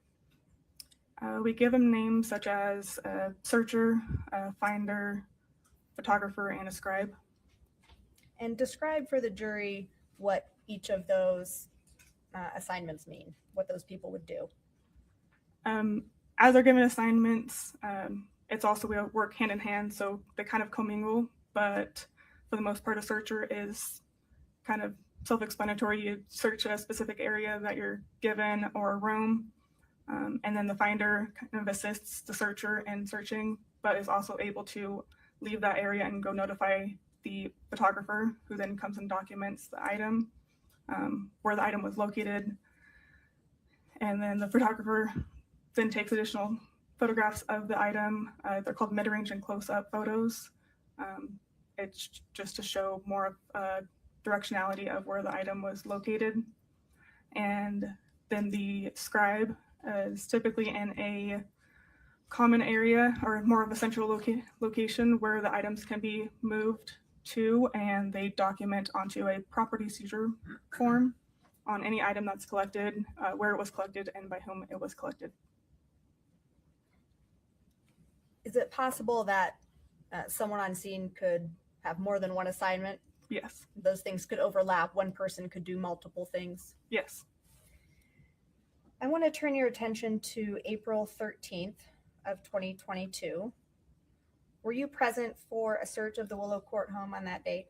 Yes, I was. And similar to what you've just described, were assignments made to different personnel that were on scene? Yes. And what was your role on April 13th?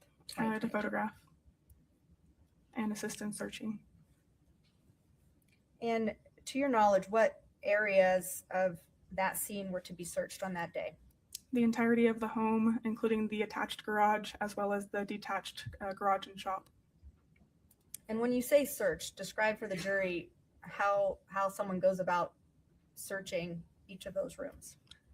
Room assignments are made, so we number the room numbers. That way it's a little bit easier to kind of keep track of who's searching where. It also helps with keeping track of which item was found in which room. And then people are given their room numbers and they start searching that area. So talking about April 13th of 2022, let's first talk about the master bedroom. Were there any items of significance located in that room? Yes. Scott, if we could put up exhibit 1-15D, like Delta 4.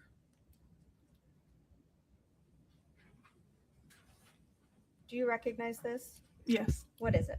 It's a Matterport video showing the items of importance that were located on the April of 22 search. So is this scan, explain how it's different from that overall scan that we saw previously? So this one's showing what they're called are tags. So you're able to tag the area and it'll help depict where the item was located and give you a visual of where it was. And are you the person who placed the tags on this particular video? Yes. And how were you able to do that? Not technologically, but how do you know where to place the tags? Because it was documented on where the items were located as well as photographed. And so that's where you put the tags on this scan? Correct. Okay, so I'm going to move to admit 1-15D4. No objection. States 1-15 Delta 4 is admitted. If we could publish that, please. So again, describe for the jury, we're seeing the same scan, right? But you've added some information. Correct. So I think we were talking, Scott, you can play the scan. I think you were talking about the master bedroom. So we'll wait till our scan takes us back to the master bedroom.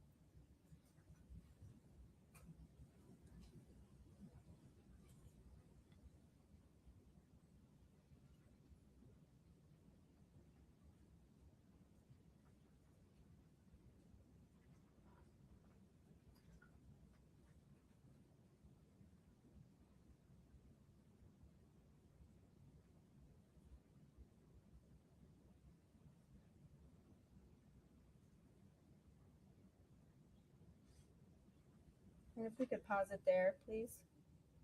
So if you can use our magic pointer there, and on your screen, it should let you point out what item of significance was located in this room. You might have to aim it at Scott's computer. He's got the receiver. That was working for a moment. It's a very small cursor. It's not coming out. It might not work. It's too far away.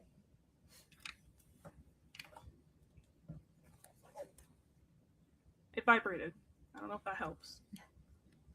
Well, why don't we Oh, look wait. at, that's okay. We can talk about what we're looking at here without the clicker, even though I wanted to use it. That's okay. So describe for the jury what we see on the scan that was different from before. There's a yellow dot that's kind of pointing towards the nightstand. And what item was located there? A green iPhone. Okay. Now you've got a box of items beside you. And Yes. if you could please grab item 9-5 or exhibit 9-5. And go ahead and open that up.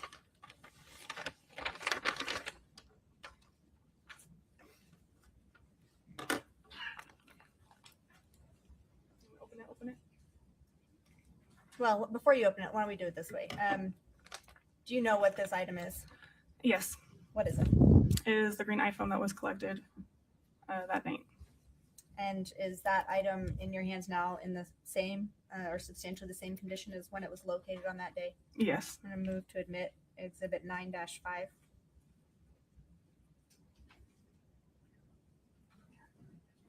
Yeah, no objection.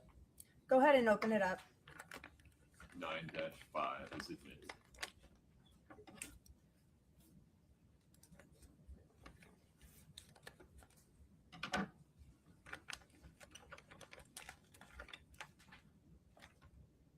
And you can just hold it up and let the jury see it. Did you determine who this, was it determined who this phone belonged to? Yes, it was determined to be Eric Richins. Now, what about in the master bathroom? Was that area searched? Yes. Scott, if you could continue playing our video or exhibit, sorry. Were there items of significance that were located in the master bathroom? Yes, a few. Scott, if you could pause it there, please. So, what about in that closet? Was there an item of significance located in there? Yes. If you could grab from your physical exhibits, exhibit 9-1. Ms. Shervanek, just so my notes are complete, the date of the search, would you confirm that for me one more time, was? April 13th of 22. Okay. Please proceed. So, do you have exhibit 9-1? You have a lot of things up there. I'm sorry.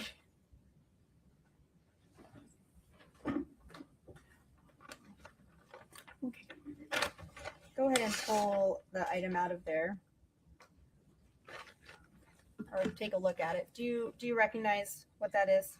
Yes. What is it? There's a couple bottles of prescriptions that were collected that were located in one of the baskets. And I don't know that the clicker's working, so why don't you just come down and point to your screen so the jury can see which item we're talking about, where it was located.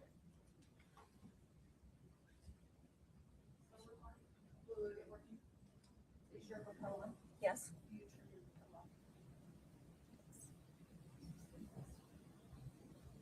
Go ahead. Is it working now? Yes. Okay. Okay. Okay, so the first item we're talking about right now is going to be this orangish yellow dot. And you can head back to your seat. Sorry. And the item that you have there, 9-1, is that a fair and accurate representation of the item that you collected from that basket on Yes. that day? Yes, it was. I'm going to move to admit 9-1. May I see it, Your Honor? Of course. I want to see which bottles they are. Bring it down here.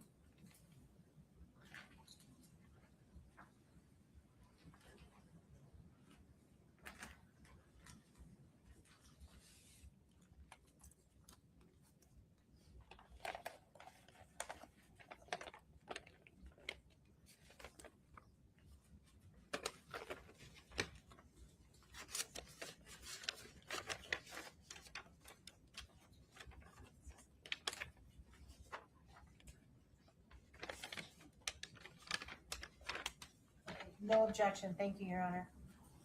States 9-1 is admitted.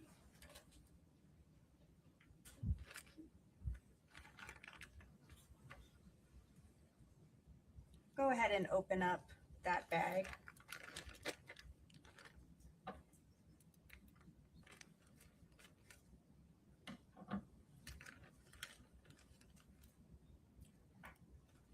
Was there a particular bottle within that bag from those items that you took a photograph of? Yes. Scott, if we could have exhibit 1-20, please. Do you recognize this? It's not, there it goes. Yes. What is that? It's a photo I took of what was located from that section of the linen closet. That's a photo that you took? Correct. Fair and accurate representation of what you collected from there? Yes. Move to admit exhibit 1-20. No objection. If we could publish, please. 20 is admitted. Your Honor, can we look at the actual bottle that she took out of the bag since she's taken it out? Can we open it and look at it, please? You want to open the bottle and look at the pills? There's no pills, but I'm gonna open the bottle and see the inside. There's pills in it. Oh, okay. Can I have her just open it? I won't touch it, but let Why her don't you do and it. Ms. Sherman do it at the same time? Yep. Just the record is clear. 1-20 is admitted.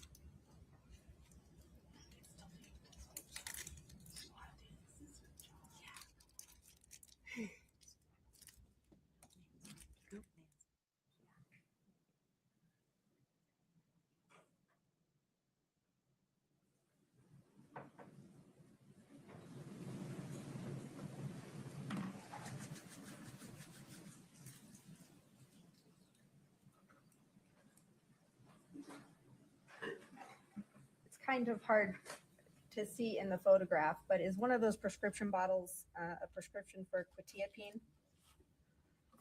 Yes. And is that prescription, that bottle prescribed to Kouri Richins? Yes, it is. After you documented and photographed these items, what did you do with it? They were booked into the sheriff's office. And I should ask you the same question that we did for 9-5. What, after that item was collected, what did you do with it? It was also booked into the sheriff's office. When you say booked into the sheriff's office, that's into your evidence room? Correct. Scott, if we could go back to 1-15 D4, please. One moment. I got to catch up to you. Go ahead, Scott. Go back to the video. Yes, please. Ms. Sherman, let me know when you're ready to show the truth. I am. You are now. Yes. Okay, my apologies. Go ahead. Okay, so we're looking at this same view in the master bathroom, and we see another orange circle there. What was collected from that location? Several packages of THC gummies and edibles. Did you document those? Yes, I did.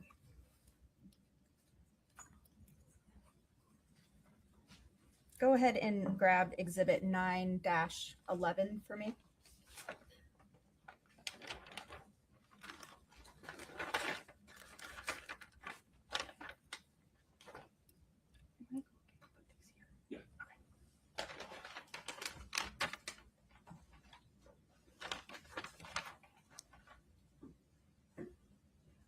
Scott, could you leave the video up? That was me. Oh, sorry.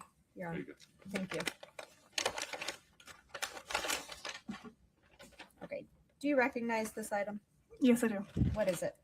It's the items that were collected from that cabinet above the toilet.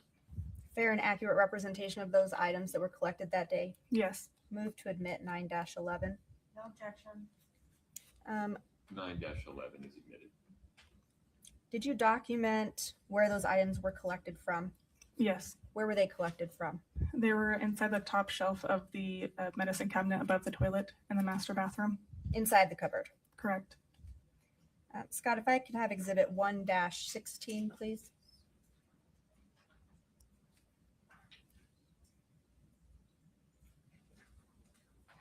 Do you recognize this? Yes. What is it? A photograph I took of those items that were collected.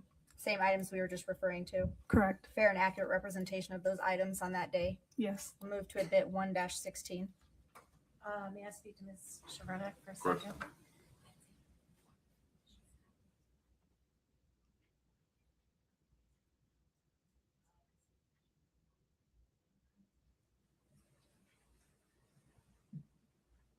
Let me lay a little more foundation for what's in the photograph. So let's do it this way. If you could take exhibit 9-11, please, and open it up.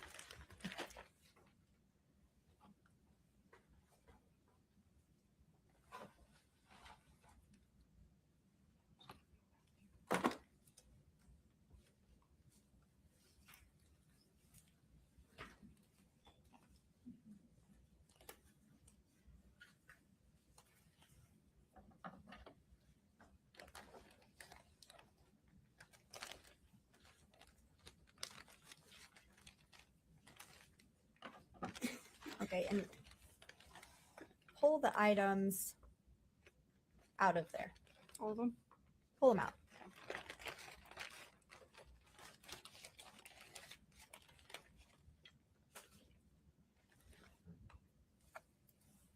Sorry.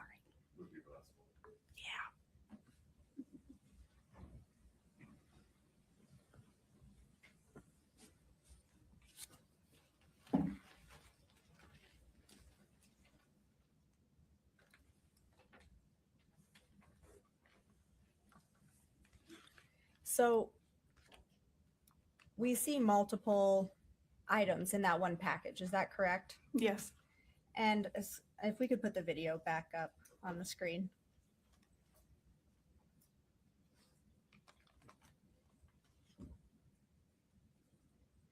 Can we put it back up for the jury? Sorry. Oh, I'm sorry. Okay, so we were talking about the cupboard above the toilet, and then we were looking at a photograph that you took of all of these items. Is that correct? Correct. Now, in that photograph, are there items that were collected from other locations? Can you go back to the photograph? Scott, can you put up 1-16 for her, please?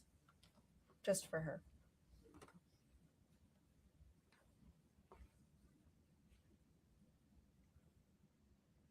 What are you referring to in the photograph? So are there items that are in that same photograph and that are in that same package that were not collected in that cupboard? There's a baggie and a looks like a prescription box that are kind of out of focus. And those items were not collected in that cupboard. Correct. But which items were collected from that cupboard? The 3 dank gummies, the 2 chocolate brownies, the Helix Twist, and the 2 small baggies of gummies. The clear baggies were located somewhere else. Is that right? I don't recall on that. I believe they were located in the same area. I'm going to move to admit 1-16. Your Honor, we object. That's, she's not laid a proper foundation. I don't follow. Would you approach for a moment?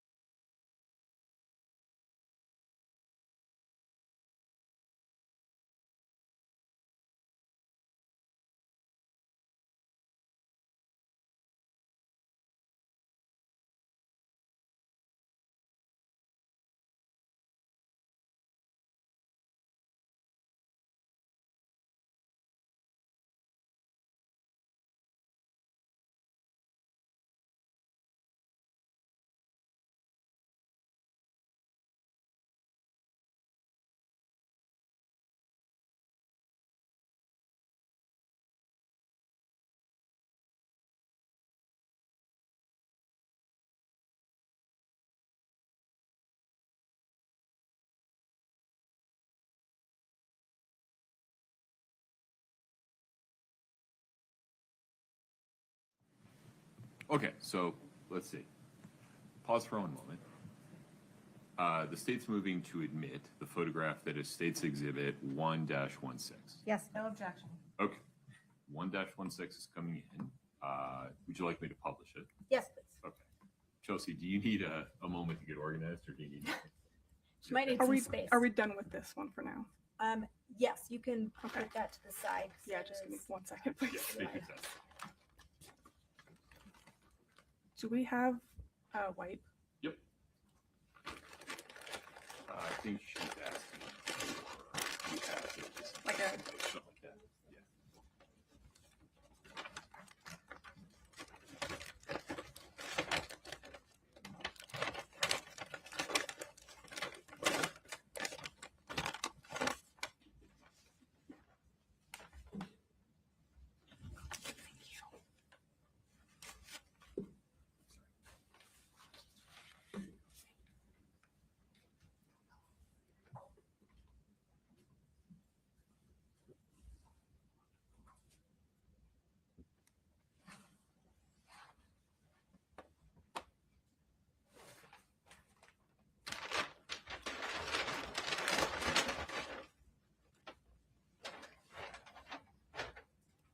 Good for that. Good. Okay. Ms. Shervanek, please proceed.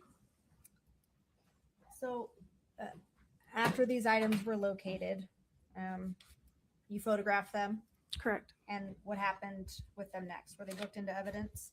Correct. Scott, if you could put the video back up, or Your Honor, however order that works. And you can let the scan play forward. Were there items of significance that were located in the closet? Yes. All right, if we could pause it there, please. If you could take Exhibit 9-12, please.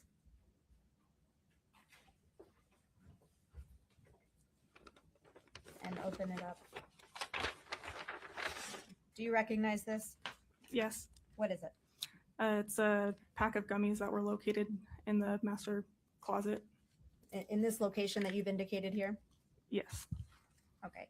Fair and accurate representation of those items, are those items in substantially the same condition as when they were located that day? Yes. Move to admit 9-12.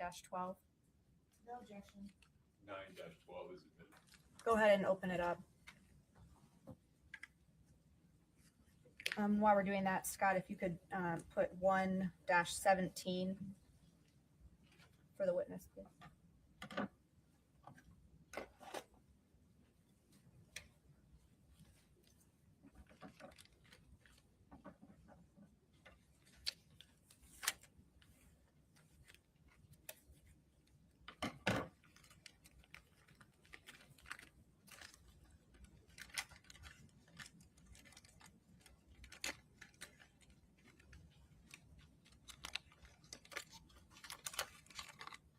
All right, and then do you see Exhibit 117 on your screen?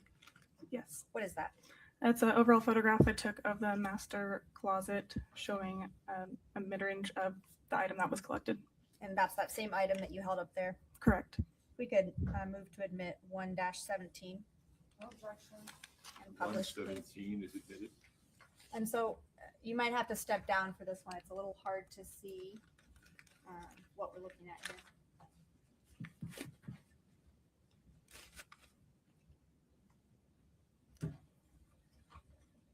Point out for the jury what we're looking at here. So we're looking at a pack of gummies that was located in the pocket jacket of this green jacket. Thank you.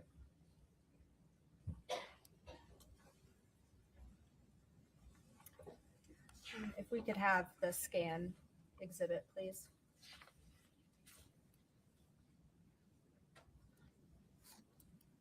You can play it forward, please.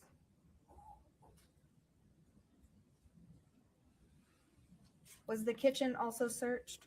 Yes, it was. And were there items that were located in the kitchen that you documented? Yes.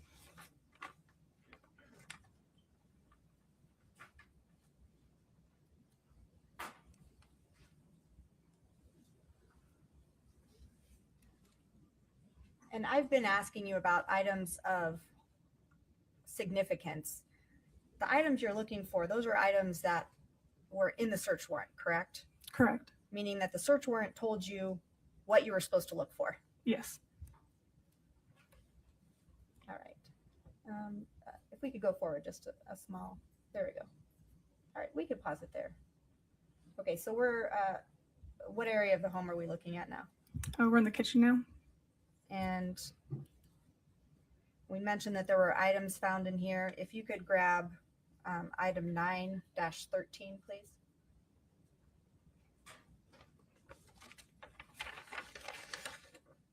Do you recognize this item?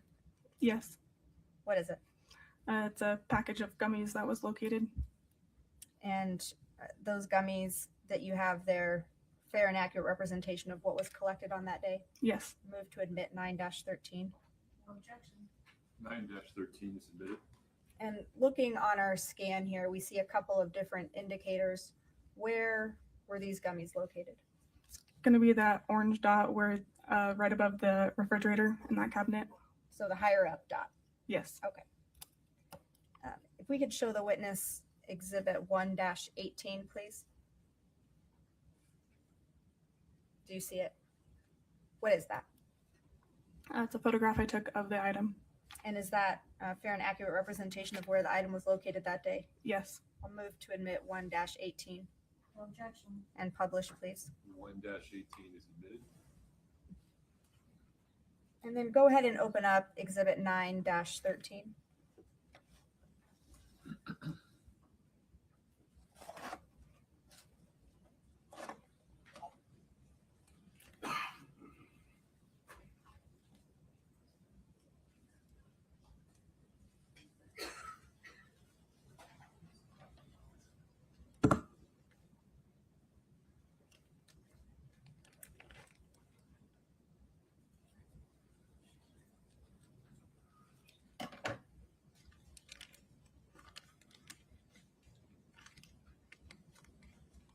And those are the gummies that we see in the photograph there.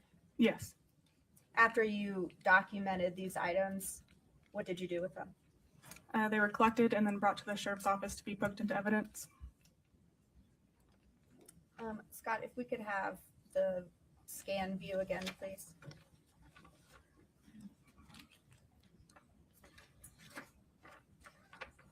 And you can play it forward. Okay, you can pause it there. Thank you.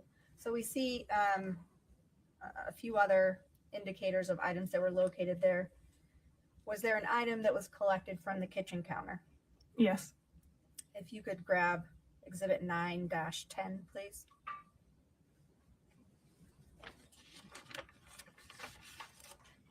Do you recognize that? Yes. And is that item, the item that was collected here in the orange dot?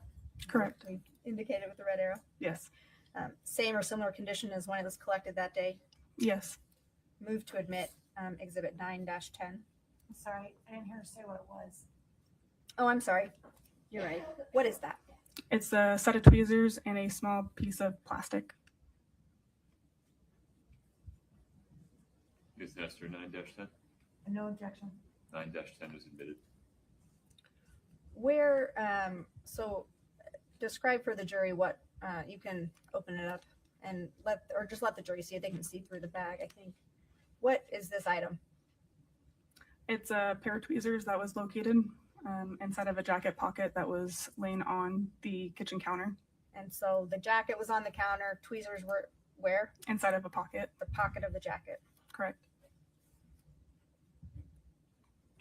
What kind of jacket was it? It was a woman's fitted black, medium size Under Armour jacket. After you collected that item, what did you do with it? It was packaged and brought to the sheriff's office to be booked into evidence. All of these items that we've just talked about, after they were collected, were they sent to the state crime lab? Yes. And were they tested there? Yes, they were. Did you receive a report back about the results of those tests? Yes, I did. We see, going back to the scan here, we see through the doorway another orange dot. Was it an item collected from that area? Yes. Scott, if you could show the witness exhibit 4-16, please. Do you recognize this? Yes. Was this an item that was collected from that same search warrant date? Yes. Fair and accurate representation of the document that you collected that day? Yes. I'll move to admit 4-16. Your Honor, we object on 401, 403, 404B.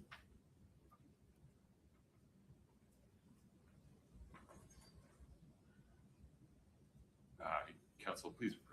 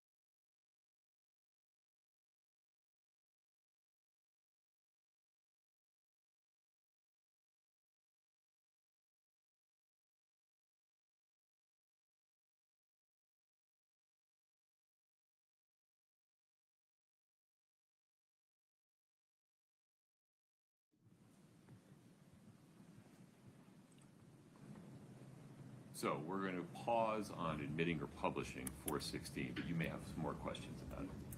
Where was item 4-16 located? I believe it was located in the master bathroom. 4-16 The one on the screen.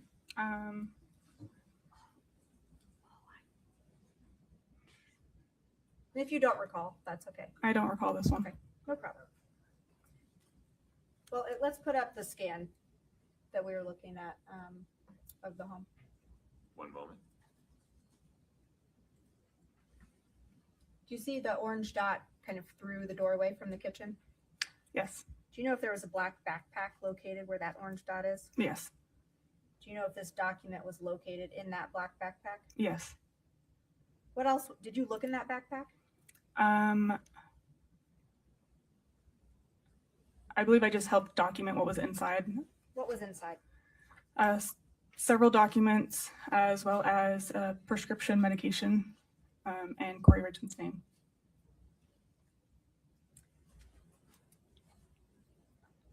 When executing this search warrant, was a phone seized from Kouri Richins' person? Yes. If you could take exhibit 9-2, please.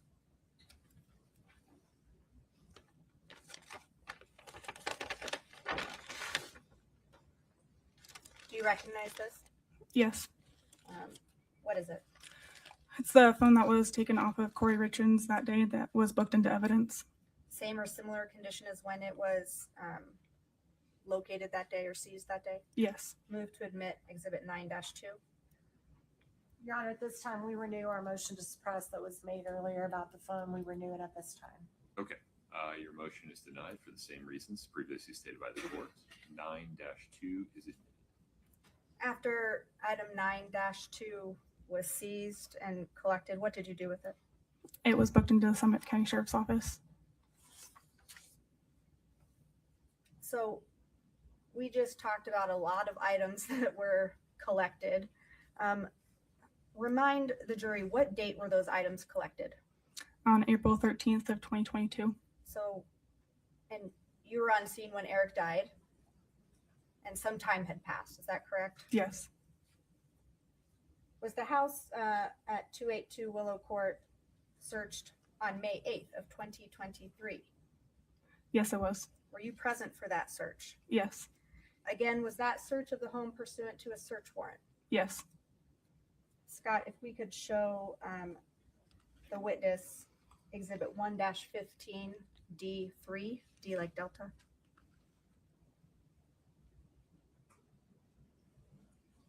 Do you recognize this? Yes. And what is it? This is going to be, it's the same 3D model rendering of the home. This one's depicting items that were collected on the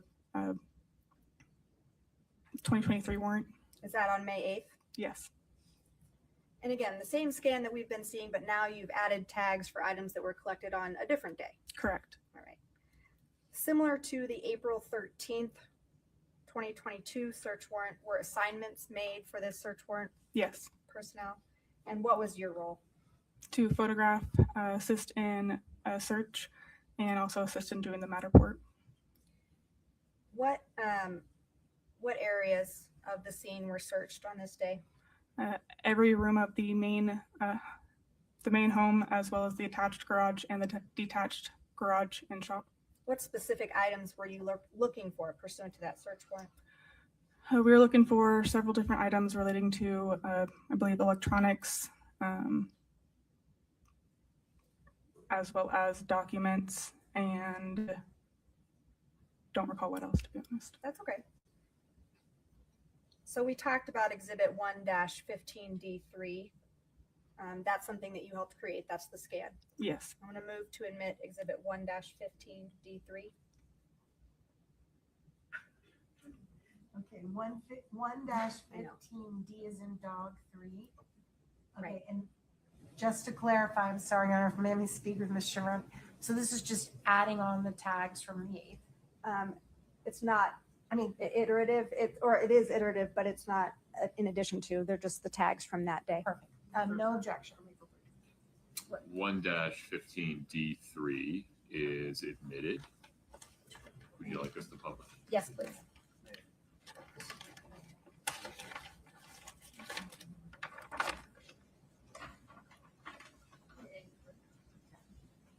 Okay, so again, we're looking at the same scan, correct?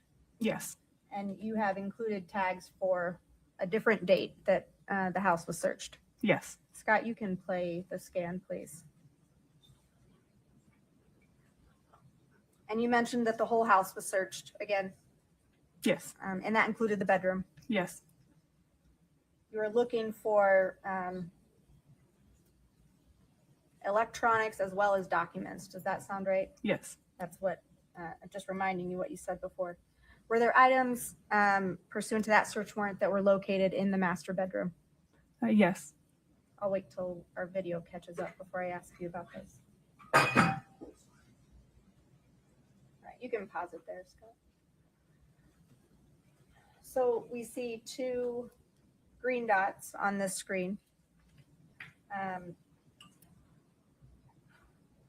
Were you there when these items were located? Not when they were located. I believe I was in a different room. Okay, but you were the person that collected them? Yes. And when they were located, did they remain in their original condition until you documented them? As far as I am aware, yes.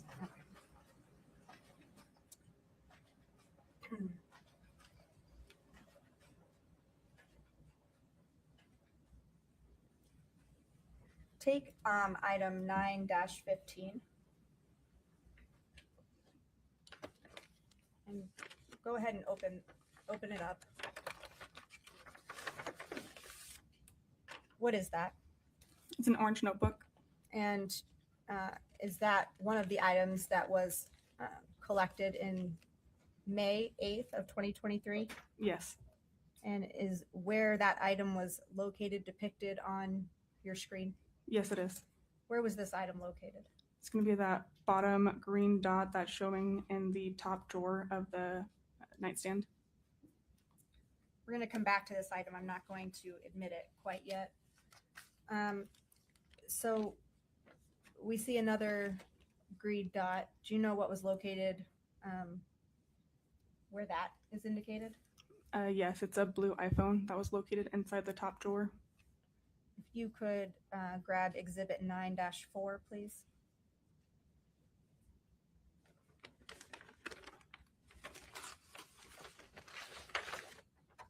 Do you recognize this? Yes. What is it? It's the blue iPhone that was collected from that drawer that day. It's in the same or similar condition to when it was, as it was collected on May 8th, 2023. Yes. Move to admit 9-4. 9-15, right? This is correct. Okay.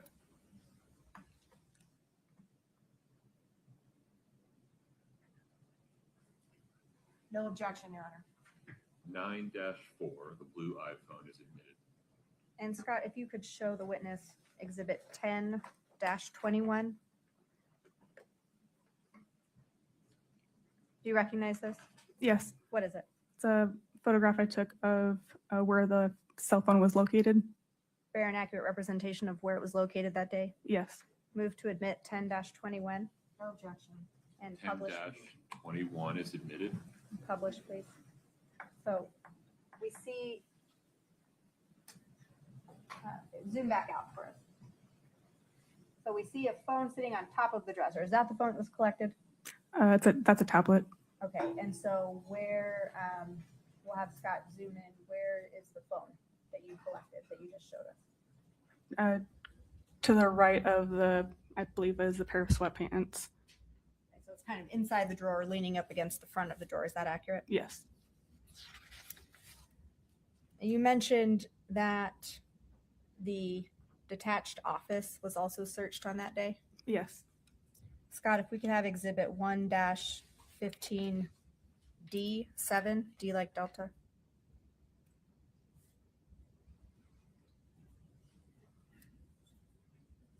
Do you recognize this? Yes. What is it? This is the rendering of the detached garage and shop. The same virtual scan, just of a different area of the home. Is that right? Yes. I'm going to move to admit 1-15D7. I'm so sorry. This is a new Matterport 115D7. Is that right? Yes. Okay, no objection. 115D7 is admitted. Okay, and you can play that forward, Scott. And so was the office also searched for documents? Yes, it was. And similar to the other one, did you indicate on this virtual scan if there was a document that was collected on May 8th? Yes.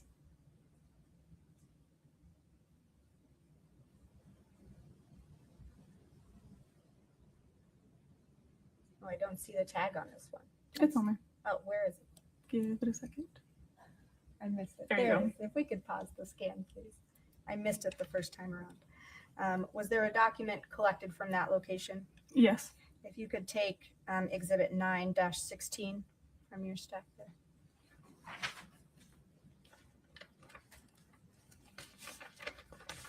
Do you recognize this? Yes. All right, and is that the item that was collected from there? Yes. Okay, we're not going to admit it this time. We'll come back to that document. Pursuant to this search warrant was, or not to this search warrant, but on that same date was a phone seized from Kouri Richins' person.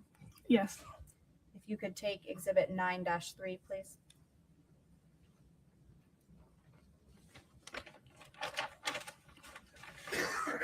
Do you recognize this? Yes. What is it? It's a cell phone that was collected from Kouri Richins' person. Same or similar condition as when it was collected on May 8th? Yes. We'll move to admit 9-3. 9-3 is admitted. What happened with that phone after it was collected? I believe it was downloaded by Detective O'Driscoll and then booked into evidence.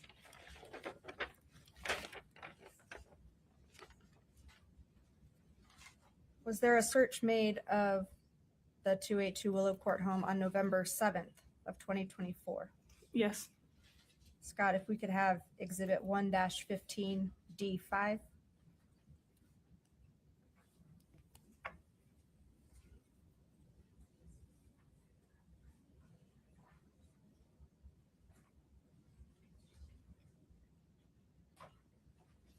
Be sure to have the date one more time. November 7th, 2024. Do you recognize that? Yes. Same as all the other scans we've been looking at? Correct. You put different tags on there for items that were located on that day? Correct. Similar to the two other search warrants we talked about, were assignments made on that day? Yes. And what was your role? To photograph and assist in document and search. Same as the other searches? Yep. Okay. Again, what areas of the home were searched? The entirety of the home, as well as the attached garage and the detached garage and shop. I don't think I've moved to admit 115D5 yet. I'll do that now. Yes. Yes. Any objection? This one from November 7th, I'm so sorry, I'm trying to keep up. November 7th, the Matterport is 115D5. Correct. No objection. 115D5 is admitted and published. Go ahead and play it, Scott. What items were being, specific items you were looking for this day? Excuse me. Handwritten documents. Did you locate any of those? I assisted in photographing them. Document. Yeah. Okay, you could pause it there. We see purple circle on the screen there. Was a document located from that location on that day? Yes. Take exhibit 9-17.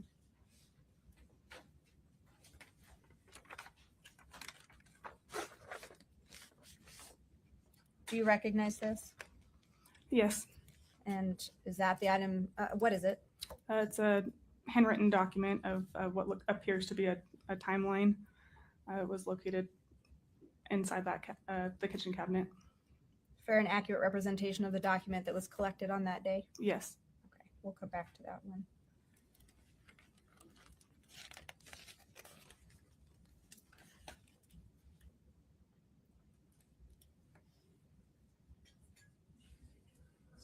Just a moment, I'm sorry.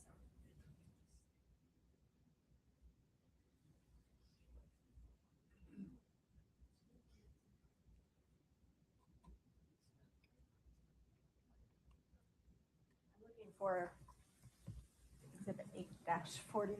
It's a binder. There's one up here. There is one up here. Ah, yes.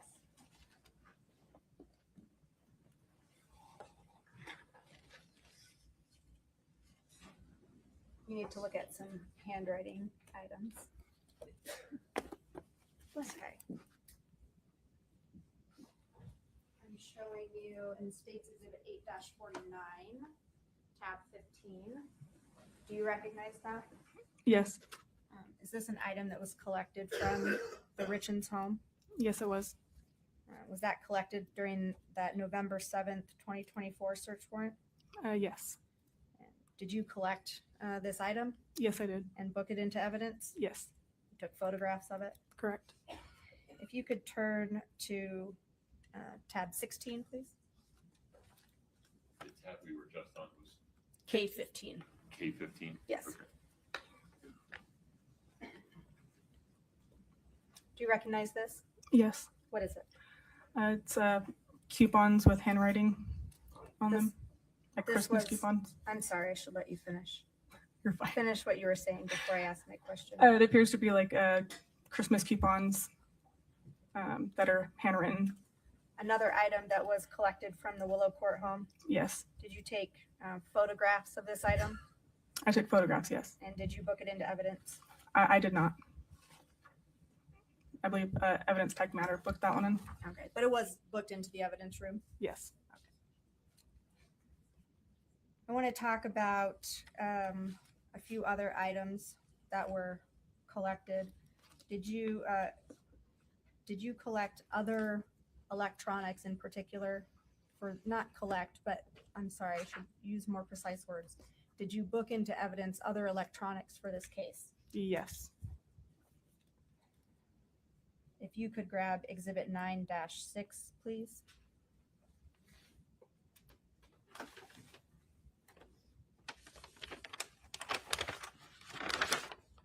Do you recognize this? Yes. What is it?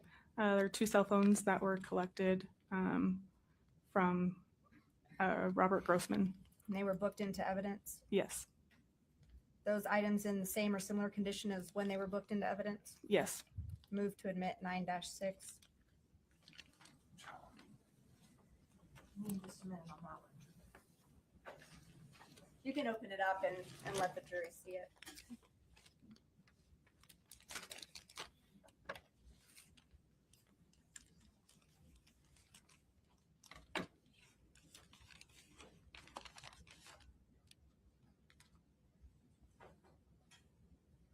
Your Honor, we object to improper foundation. This individual can't testify who got those phones, that they came from Mr. Grossman. My understanding is they were just brought to her, and that's insufficient. We object. Well, she can testify that these two phones were booked into evidence. Right, So sure. we can admit 9-6 as these two phones, right? No. We need a foundation laid of how, the chain of custody of those two phones, who got them and who brought them to her before they can come in. Didn't she just testify that they were, forgive me, I may have misheard the testimony. Yes, of course.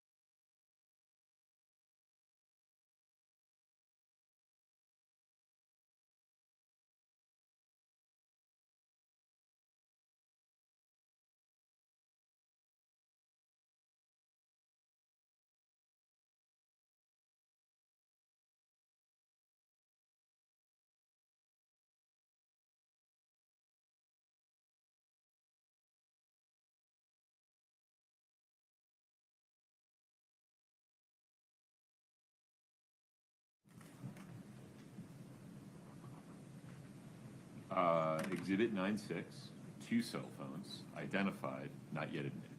Yes.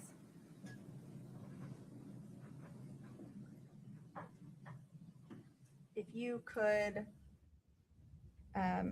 grab exhibit 9-18, please, and 9-19.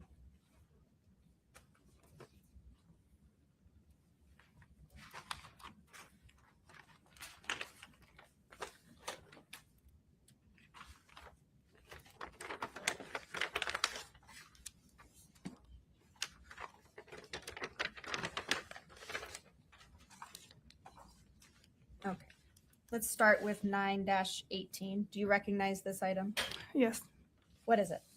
It's a photo that, sorry, it is a phone that was collected during a search warrant of Lauber's residence. What kind of phone is it? Just the model or the make of it? It's a Samsung. Okay, and is that phone the same or similar condition as when you booked it into evidence? Yes. And I'll treat this one the same as 9-6. And if you go ahead and show it to the jury.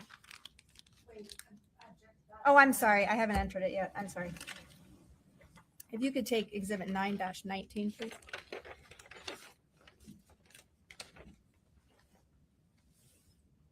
Do you recognize this? Yes. What is it? It is a Motorola cell phone that was collected from off of Carmen Lauber's person. Was that phone booked into evidence? Yes, it was.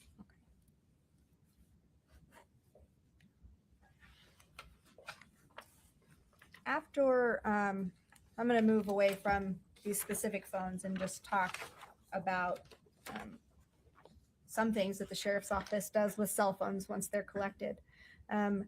When cell phones are, after cell phones are booked into evidence, does the sheriff's office have the capability to download a cell phone? We currently do. What about in 2022? Did the sheriff's office have that capability in 2022? No, we did not. If the sheriff's office or an investigator in the sheriff's office wanted to get a download of someone's cell phone in 2022, how did that happen? It was brought down to the RCFL. What is the RCFL? It's a regional forensics, computer forensic institution. And so the downloads of the phones weren't done in-house at that time. Correct. And at some point, did that change? Yes. When was that? Early of 2023. What happened in early 2023 as it relates to cell phone downloads at the sheriff's office? We obtained a program called Celebrate. What is Celebrate? It is a cell phone download program. Are you certified to use Celebrate? Yes. Okay. How, not the technology part, but how physically, if you were going to download a cell phone, how would you do that? We'd obtain the item from evidence and essentially plug it into the program, and then the program basically tells us what to do on the next steps, and it kind of breaks into the phone. So kind of a plug and play type of thing. Correct.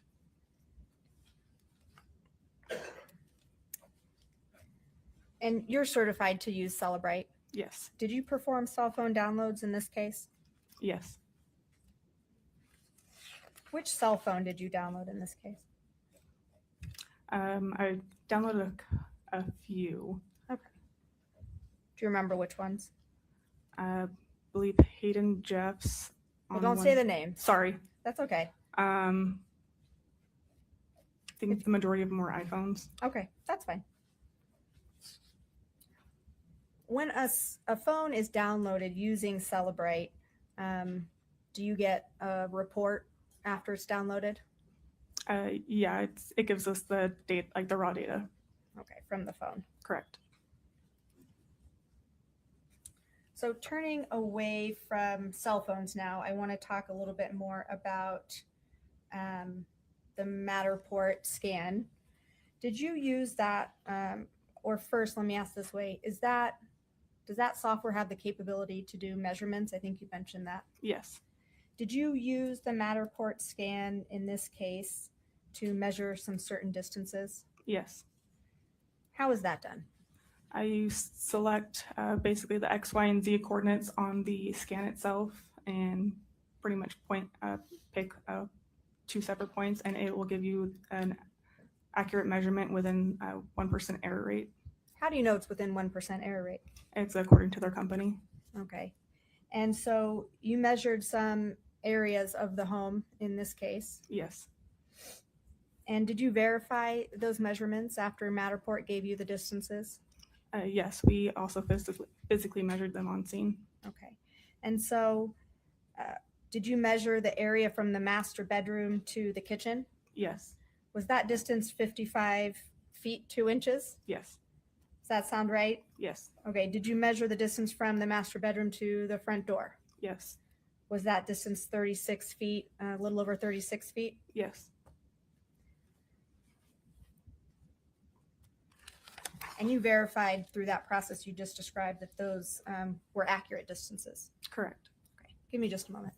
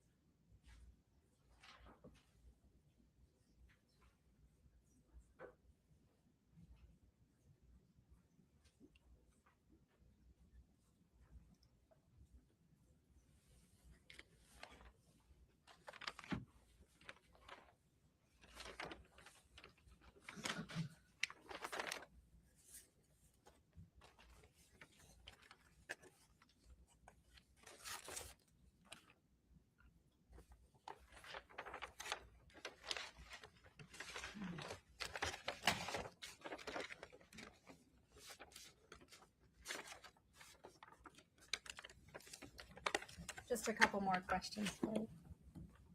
I want to go back to the Celebrite program and the cell phone downloads. Did you do a download for Kouri's blue iPhone in this case? I assisted Detective O'Driscoll in the download. What do you mean you assisted? Describe that process. He started the download. It gave him an error, and then I assisted in doing some troubleshooting and starting the process of the download. And so were you able to get a successful download of that blue iPhone? Yeah, it was. I was able to obtain the PIN code, and then Detective O'Driscoll finished it and obtained a download. And just to be sure, let's show the jury which item we're talking about so we don't get the phones confused. We're talking about Exhibit 9-4.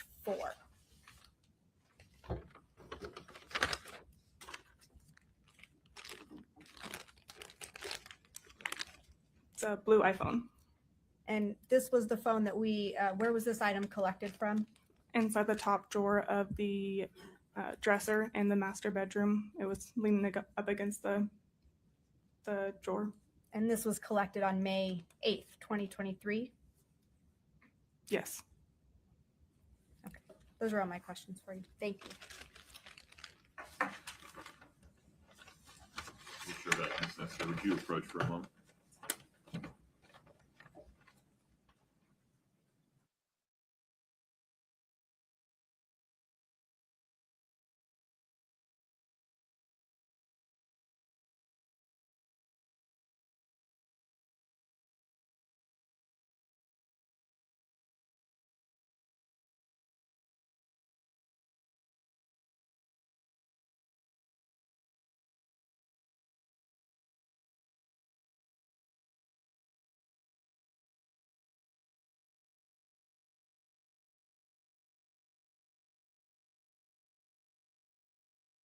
If you'd sit tight for just a moment.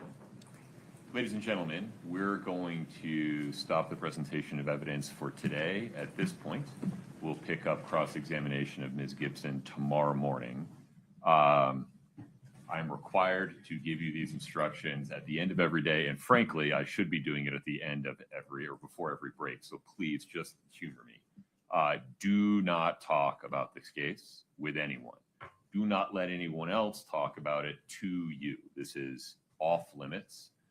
You have to affirmatively avoid listening to, watching, or reading anything about the case. And do not take any actions to gain any information. So no research, no internet searches, no social media interactions about the case at all. Please travel safely. See you tomorrow morning, ready to go at 8:30. Please rise for the jury.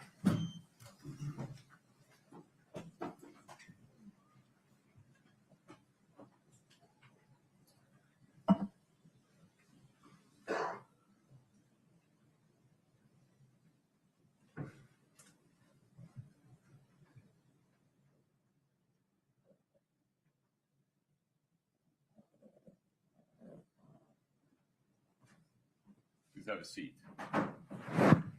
All right. Forgive my ignorance. Are you taking all this stuff back with you? I was told I could. What's the plan, Brady? Anything that is illegal substance, she has to take. Got it? You didn't get rid of your item. Yeah, so sorry, not mine. The phones I can take. And I can keep those. Is that what you want to do? We want to do what is supposed to be done. Okay, sounds good. So let's be specific.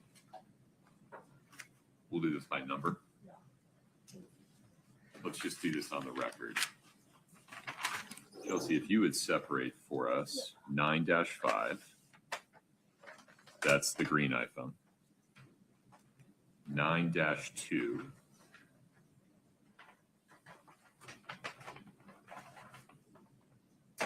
9-4, 9-3.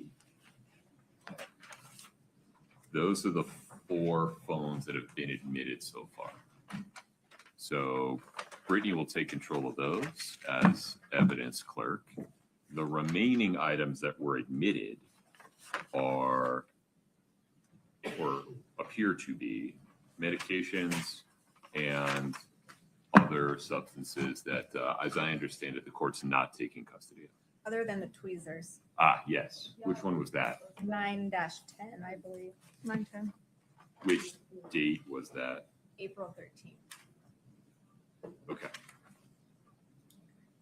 We'll take those. Do your notes show that we missed anything, Brittany?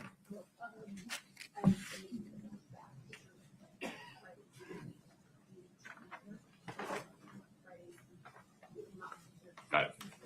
Yep, thank you. Okay. Ms. Shervanek, anything else on the separation of what Technician Gibson will hold on to versus what the court will hold on to? No, I think that's clear. I think we should most likely have a plan for what happens at the conclusion of evidence, because the jury will have it to deliberate.